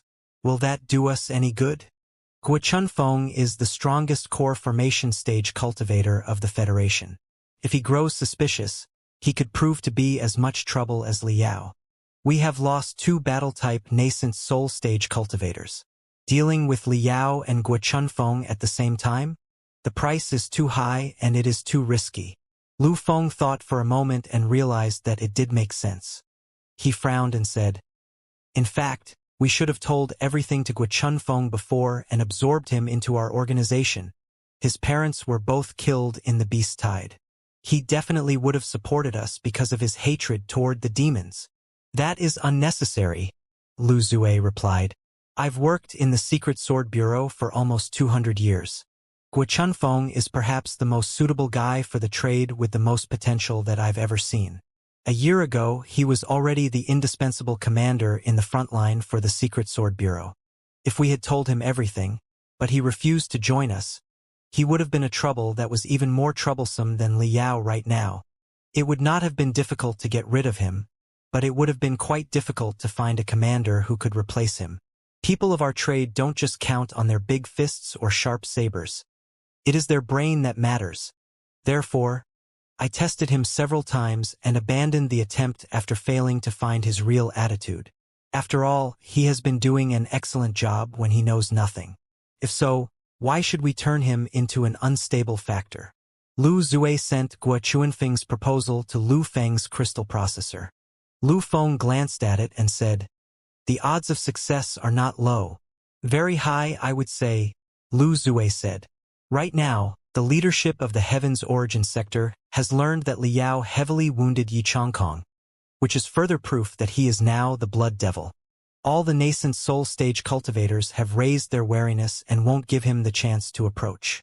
Without evidence, how can he persuade other people? Just with his sharp tongue?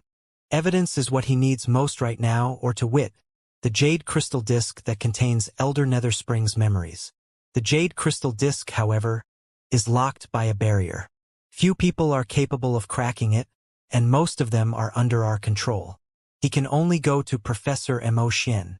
Also, he cannot dawdle for too long because in another few days, the Federal Army will march into the Blood Demon sector. Therefore, in the upcoming few days, maybe today, he will certainly return to the capital city and look for Professor Mo Xian. Now that he doesn't know that Professor Mo Xian has been captured, it is very likely that he will fall into Guo Chunfeng's trap. Lu Feng nodded. Then, should we sit and wait for the success of Guo Chunfeng's operation?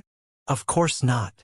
Lu Zue narrowed his eyes and said, "Our hunting team must be deployed, too.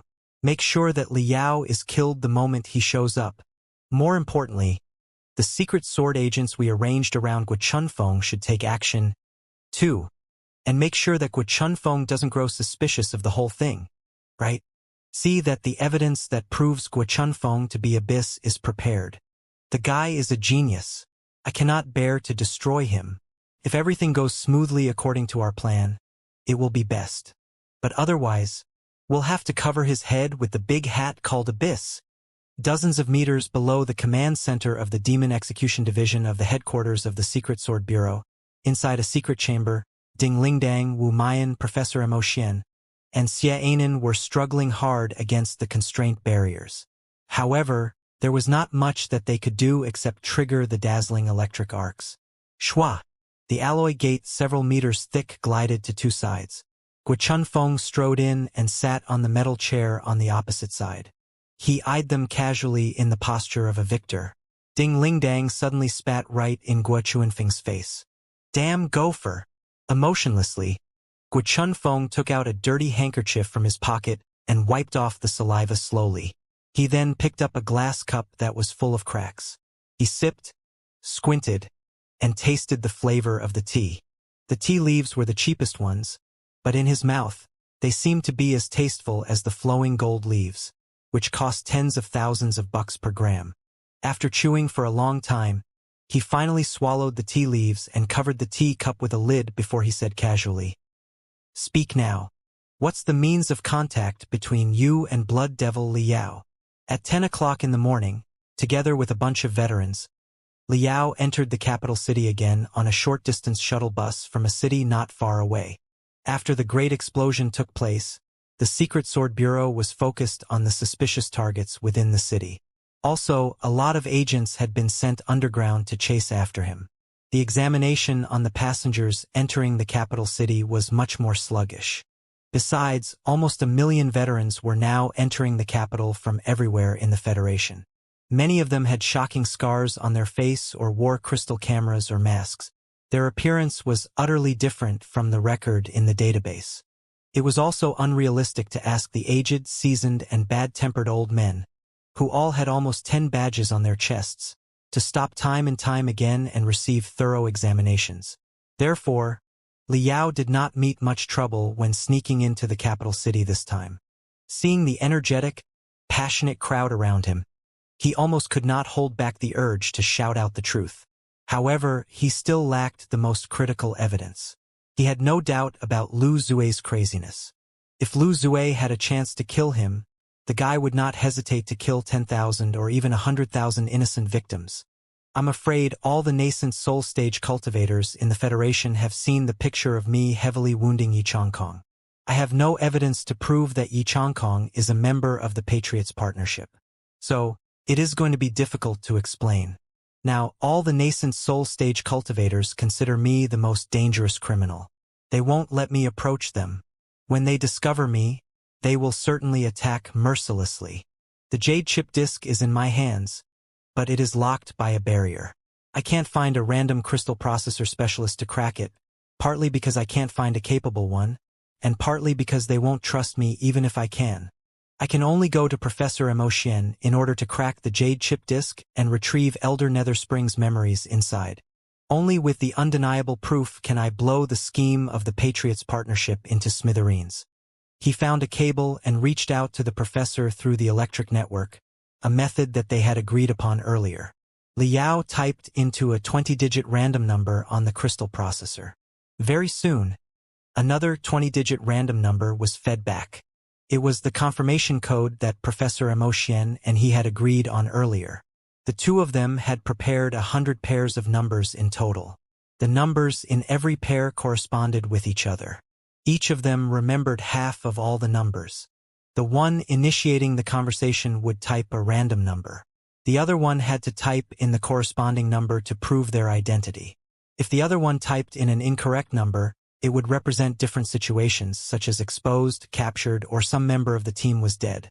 The 100 pair of numbers, and even the subtle changes inside a certain number, represented different information. In such a way, the most abundant information would be transmitted through the feeblest spiritual waves in the shortest amount of time. Liao stared at the number. His eyelids suddenly twitched when he saw the last few digits of the number. Taking a deep breath and calming himself down, he typed in a line of words.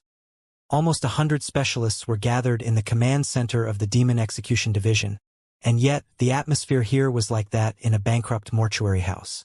All the specialists were staring at the words on the light beam, with faces as gloomy as the dead. On the light beam, Liao wrote, "Professor, there is something very important that I must give to you. Meet me at the gate of the Red Dream Dragon Mall in an hour." Almost all the specialists jumped to their feet upon reading the message. After losing Liao's trail for 2 days and 2 nights, they had finally caught the tail of the Blood Devil again. Excellent. He hasn't noticed that Professor Emotian is under our control yet. Guo Chunfeng wiped the greasy sweat off his face hard and shouted, "The tracing team will pursue the source of the spiritual waves. Operation Team 1 will go to set up ambushes near the Red Dream Dragon Mall immediately. It is one of the liveliest business centers. You must be careful. All other operation teams will stay here in case the enemy changes the rendezvous. The air surveillance team will redistribute the computational ability of the crystal processor and analyze everybody around the Red Dream Dragon Mall." Everybody was as busy as a bee in the command center. After almost half a month's competition, everyone had been pushed to the limits by the wretched Blood Devil. Many of them had not closed their eyes for almost 10 days, and their eyes were as red as the burning charcoal. However, the explosion that had taken place in the Federal Square a few days ago was still twisting their heart like a scorching chisel. To capture the criminal, everybody burnt their soul and gritted their teeth again. Very soon, the surveillance on the Red Dream Dragon Mall was in position. The Crystal Camera Monitoring Center of the capital city also summoned dozens of mainframe crystal processors to analyze everyone's facial information in the 5 square kilometers nearby. But it was still difficult to confirm the source of the signal. After all, the point-to-point communication between Liao and Professor Emotian was established by changing the intensity of the electric currents in a cable. It was a whole different matter from tracing the signals of the wireless spiritual nexus. All the real-time information was transmitted to Hidden Star, the crystal warship of the Secret Sword Bureau that Lu Zue was on. A tough hunting squad made of the members of the Patriots Partnership, including 3 snipers in the core formation stage, also lunged toward the Red Dream Dragon Mall like hungry wolves. Of course, they were not as strong as Death Ray Yi Chongkong. However, after suffering from Diwu Jian's 5 disintegrations of heavens and human, it was impossible for Liao to remain at his peak state. His ability to dodge the attack must have been greatly reduced because of the heavy wounds. This time, Liao would not be able to run away once he was exposed. 55 minutes later, 5 minutes before the prearranged meeting, more than 200 tough agents of the Secret Sword Bureau and 3 battle-type nascent soul stage cultivators who had been asked to help were surrounding the Red Dragon Mall. However, 3 minutes later, Liao's angry words popped up on the point-to-point communicator. "You betrayed me."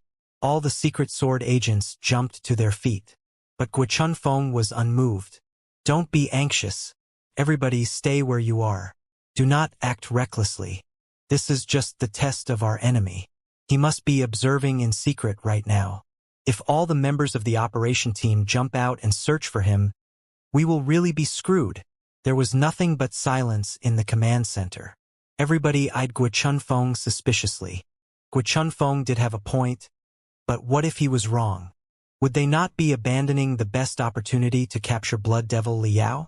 It must be noted that Blood Devil Liao was very likely to be somewhere near the Red Dream Dragon Mall right now. This was the most soul-stirring competition between predator and prey. It was also the time when the computational ability, the analysis ability, and even the willpower of a commander were tested. Guo Chunfeng crossed his hands and put them under his nose. 2 bloodshot eyes were revealed through the gaps of his messy hair while he gazed at the light beam.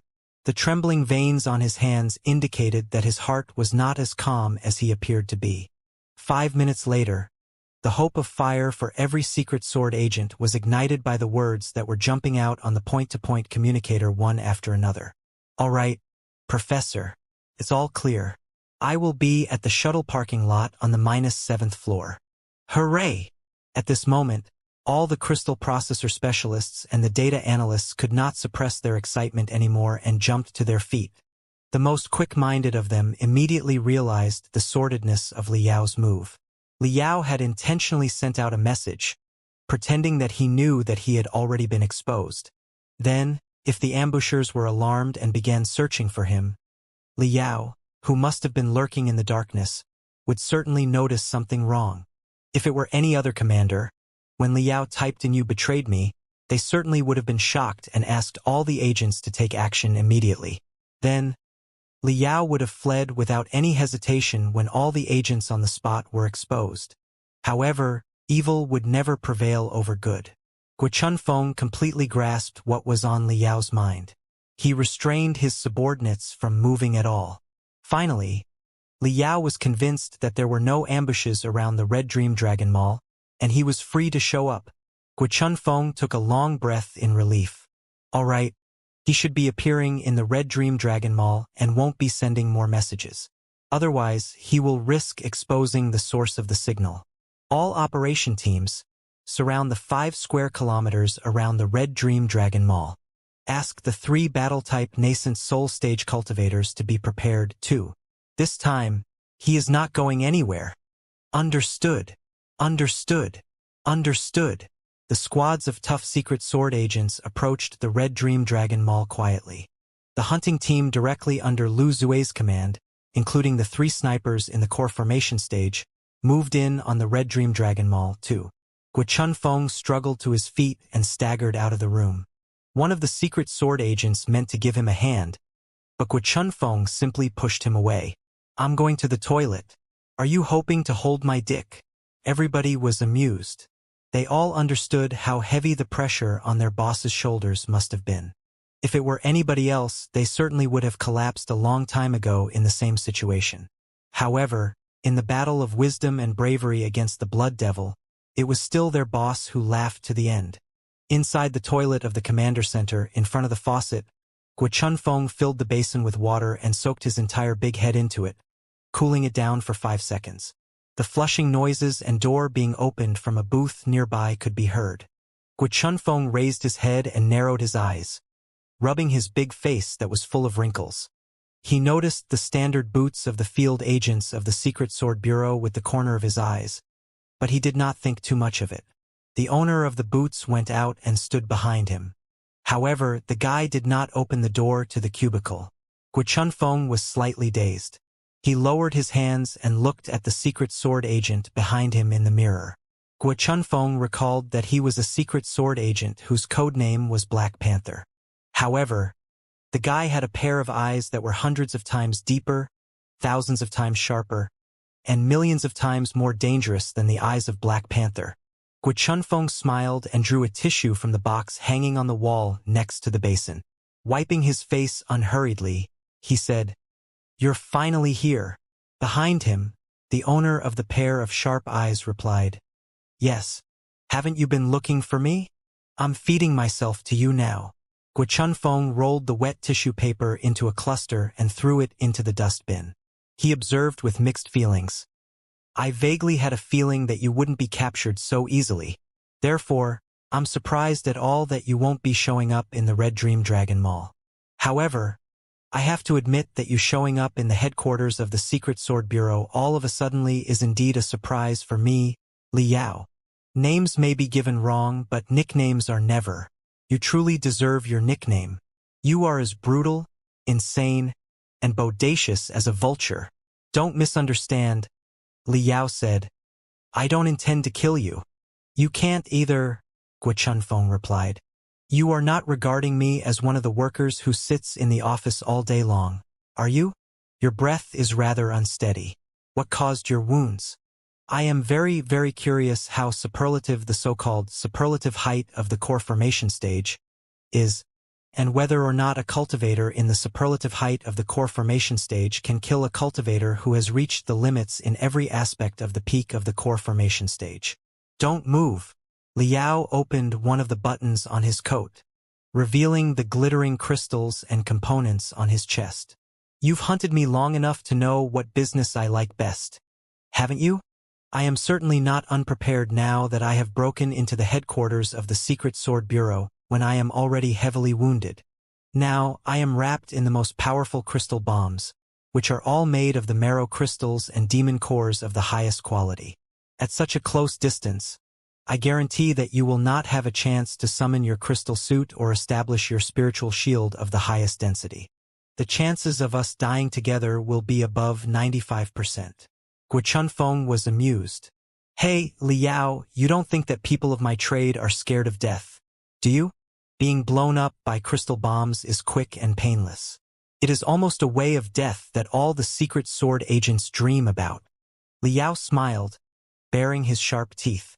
Perhaps you are not, but while I was infiltrating this place, I planted numerous crystal bombs in every corner of the headquarters of the Secret Sword Bureau. You must know that all the best agents of the Secret Sword Bureau are hunting after me outside. Only the strengthless admin-type and research-type cultivators, most of whom are crystal processor specialists and data analysts, are left in the headquarters. What are their odds of survival if hundreds of crystal bombs are detonated at the same time? Guo Chunfeng narrowed his eyes. Do you think I'm a 3-year-old? The headquarters of the Secret Sword Bureau are heavily guarded. It is already your limit to sneak in without alarming anyone.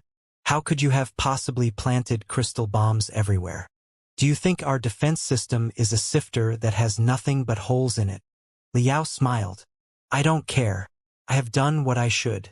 Now it's all up to you. You may take your chances. Guo Chunfeng was silent.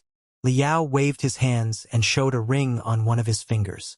You may think that the very inconspicuous interphone on you can send out the conversation that we are having right now, right? It won't. I am wearing a piece of magical equipment that can jam the spiritual waves of communication magical equipment. In the next couple of minutes, you won't be able to send out any message. You'd better make a decision soon.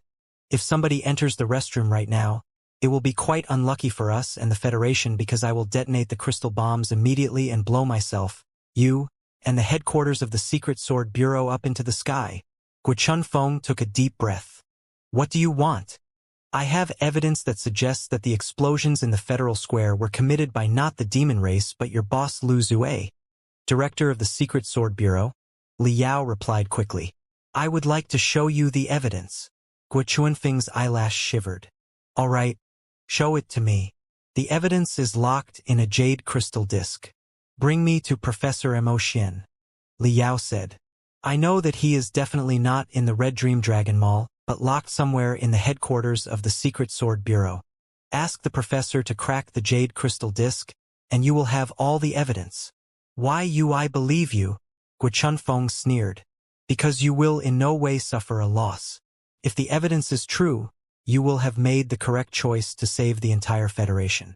If the evidence is false, I will still have been brought to the prison in the headquarters of the Secret Sword Bureau, and it will be much more difficult for me to escape. Your biggest loss will be a waste of several minutes of time, but you will have the chance to reveal a great scheme. Isn't it the fairest deal? You seem to have a point, Guo Chunfeng remarked. Yes, I do have a point. Right then, the door of the restroom was opened. 2 secret sword agents walked in. They both stood at attention when they saw Guo Chunfeng. Liao's pupils constricted all of a sudden. He watched them coldly aside. Guo Chunfeng wiped his face and waved at them. As I have said millions of times, do not salute me when you see me in the restroom. Will you salute me, too, when you are holding you dick? Both of the 2 secret sword agents laughed and were relieved. Guo Chunfeng smiled, too, and said to Liao, let's go. It suddenly occurred to me that I have to ask Professor Mo Xian about something important. Leaving the restroom, the 2 of them walked to the lift, one at the front and one at the back, talking in a low voice like a regular boss and his subordinate. Boss! Several secret sword agents saw Guo Chunfeng and were all a bit surprised, wondering where Guo Chunfeng was going instead of staying in the command center to supervise the situation. Mind your own business. I am going to bring Professor Mo Xian to the command center, Guo Chunfeng said.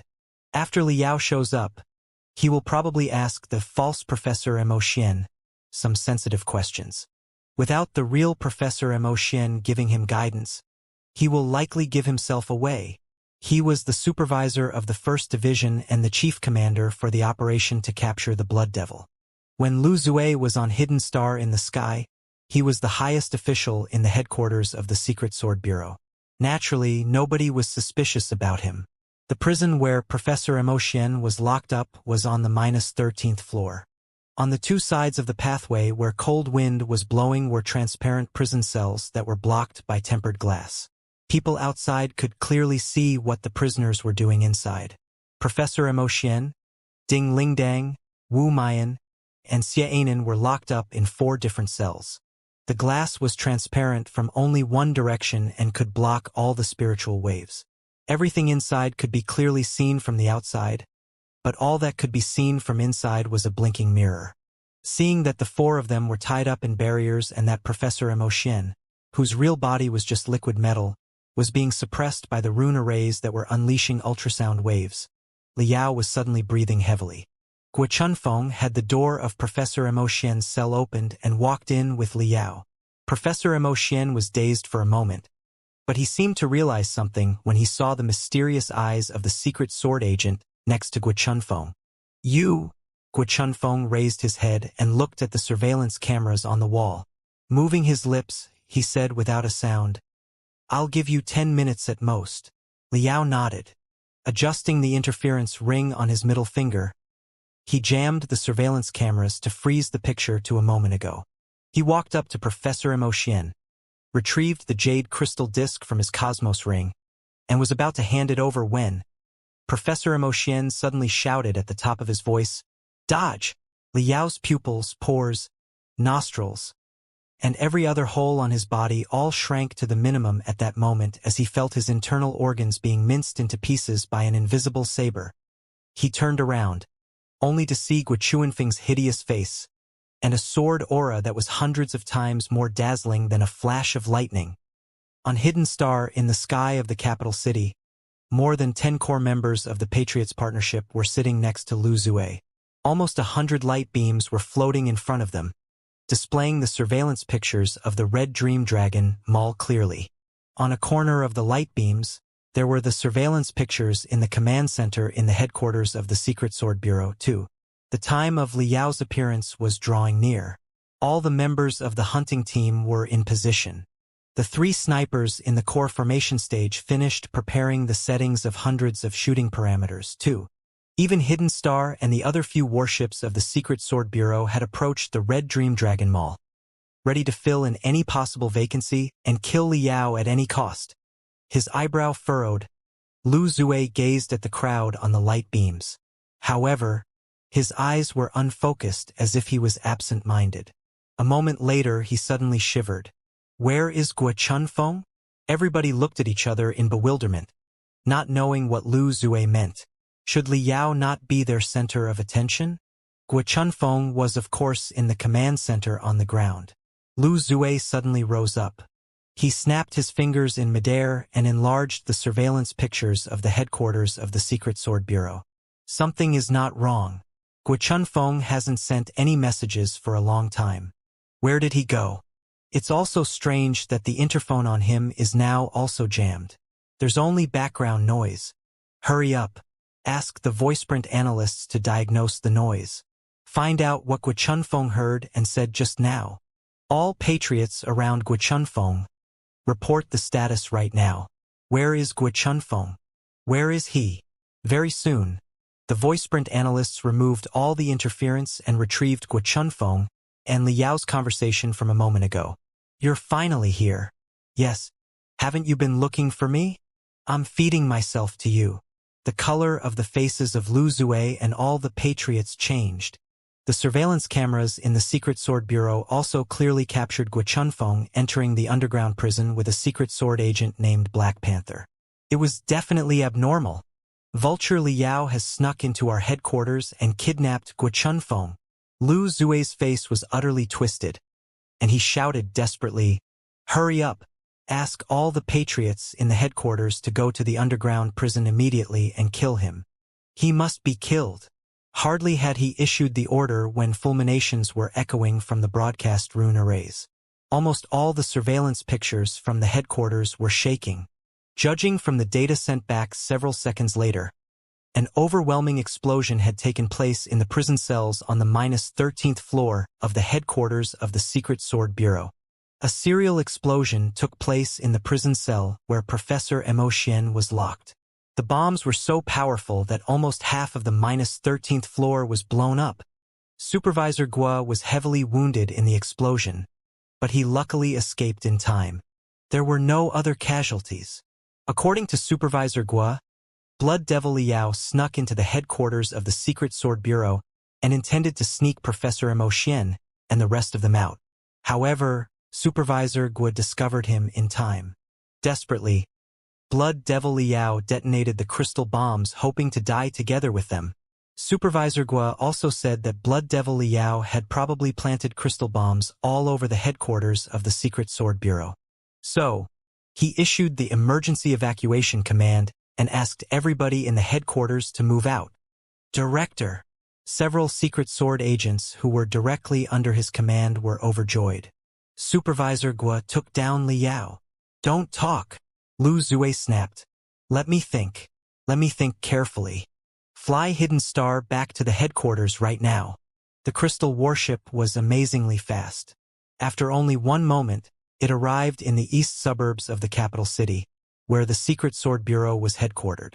The headquarters of the Secret Sword Bureau were an utter mess right now. Countless people were running out in a panic like ants whose nest had been drowned. For an enormous intelligence agency such as the Secret Sword Bureau, only a tiny proportion of its members were warriors fighting in the front line. Most of the Secret Sword agents were responsible for data analysis, signal tracing, intelligence collection, and other office work. They did not have the ability to fight.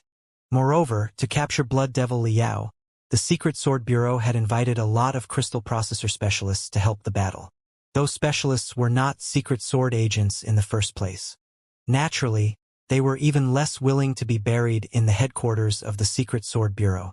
Therefore, after the great explosion in the prison, and when Guo Chunfeng, whose head had been burnt and blackened, claimed that the entire headquarters were likely to have been planted with powerful bombs by Blood Devil Liao and everyone must be evacuated, the tens of thousands of workers in the place all fled in a hurry.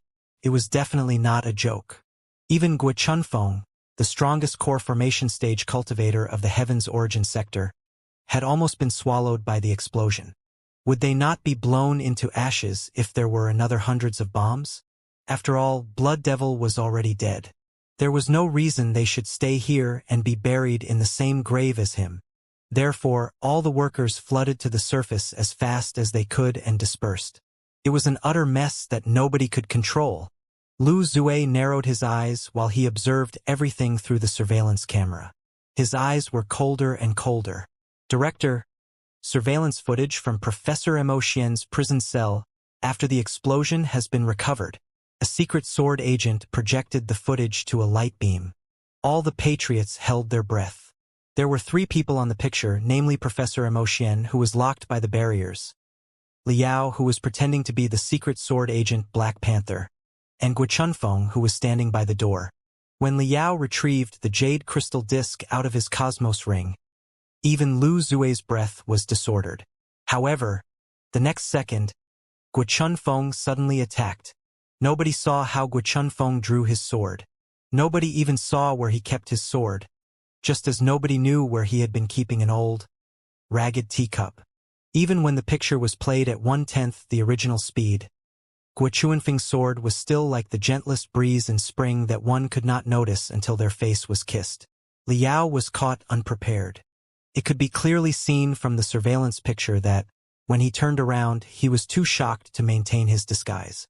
His muscles all went out of control, and he revealed his real face. It seemed that Liao had never expected that Guo Chunfeng would attack at the last possible moment.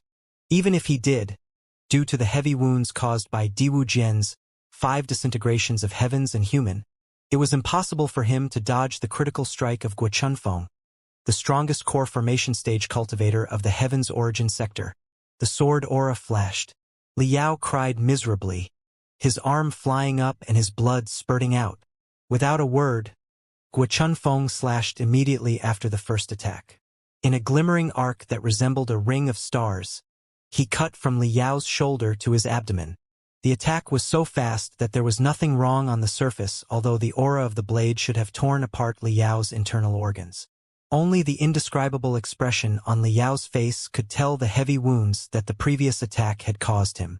Shock, sadness, devastation. Li Yao's soul seemed to be slashed apart by the sword. He seemed not desperate about his own death but about the dark future of the Federation. Then, while the upper half of his body was still able to move, he made a gesture and detonated all the bombs. The explosion happened. The blast swept across everything. All the surveillance pictures, including those in the corridor, vanished at the same time, melted in the ocean of flames. All the patriots were at a loss after watching the video. Vulture Li Yao has truly been slain by Supervisor Gua. One of the patriots took a long breath in relief and said, still not entirely calm. Thankfully, Supervisor Gua was not bewildered by him and executed him before he told him everything. He was forced to kill himself in the explosion. Although the price was high, the nuisance is finally resolved now. The other patriots also beamed with joy. Now, nothing can stop our plan. But Lu Zue was still frowning, deep in thought. A moment later, he replayed the video and jumped to the moment before Li Yao detonated the crystal bombs. Look! Lu Zue pointed at a vague, black spot in front of Li Yao when the fire and blast just rose. Li Yao tossed an object to Gua Chunfeng before he killed himself. What is that? The secret sword agents leaned closer and observed. After enlarging the picture countless times and enhancing the quality with the mainframe crystal processor, they finally distinguished that it was a cubic item the size of a fist. Everybody gasped. The jade crystal disc. Exactly. Lu Zue gnashed his teeth, his face more twisted than ever. Li Yao threw the jade crystal disc to Gua Chunfeng before his death. But even now, Gua Chunfeng hasn't reported the matter. Where is he now? Contact him. Instead of waiting for the reply of his subordinate, Lu Zue dialed Gua Chunfeng directly. Ah Feng, where are you? Cough, cough, cough, cough. Gua Chunfeng sounded extremely feeble.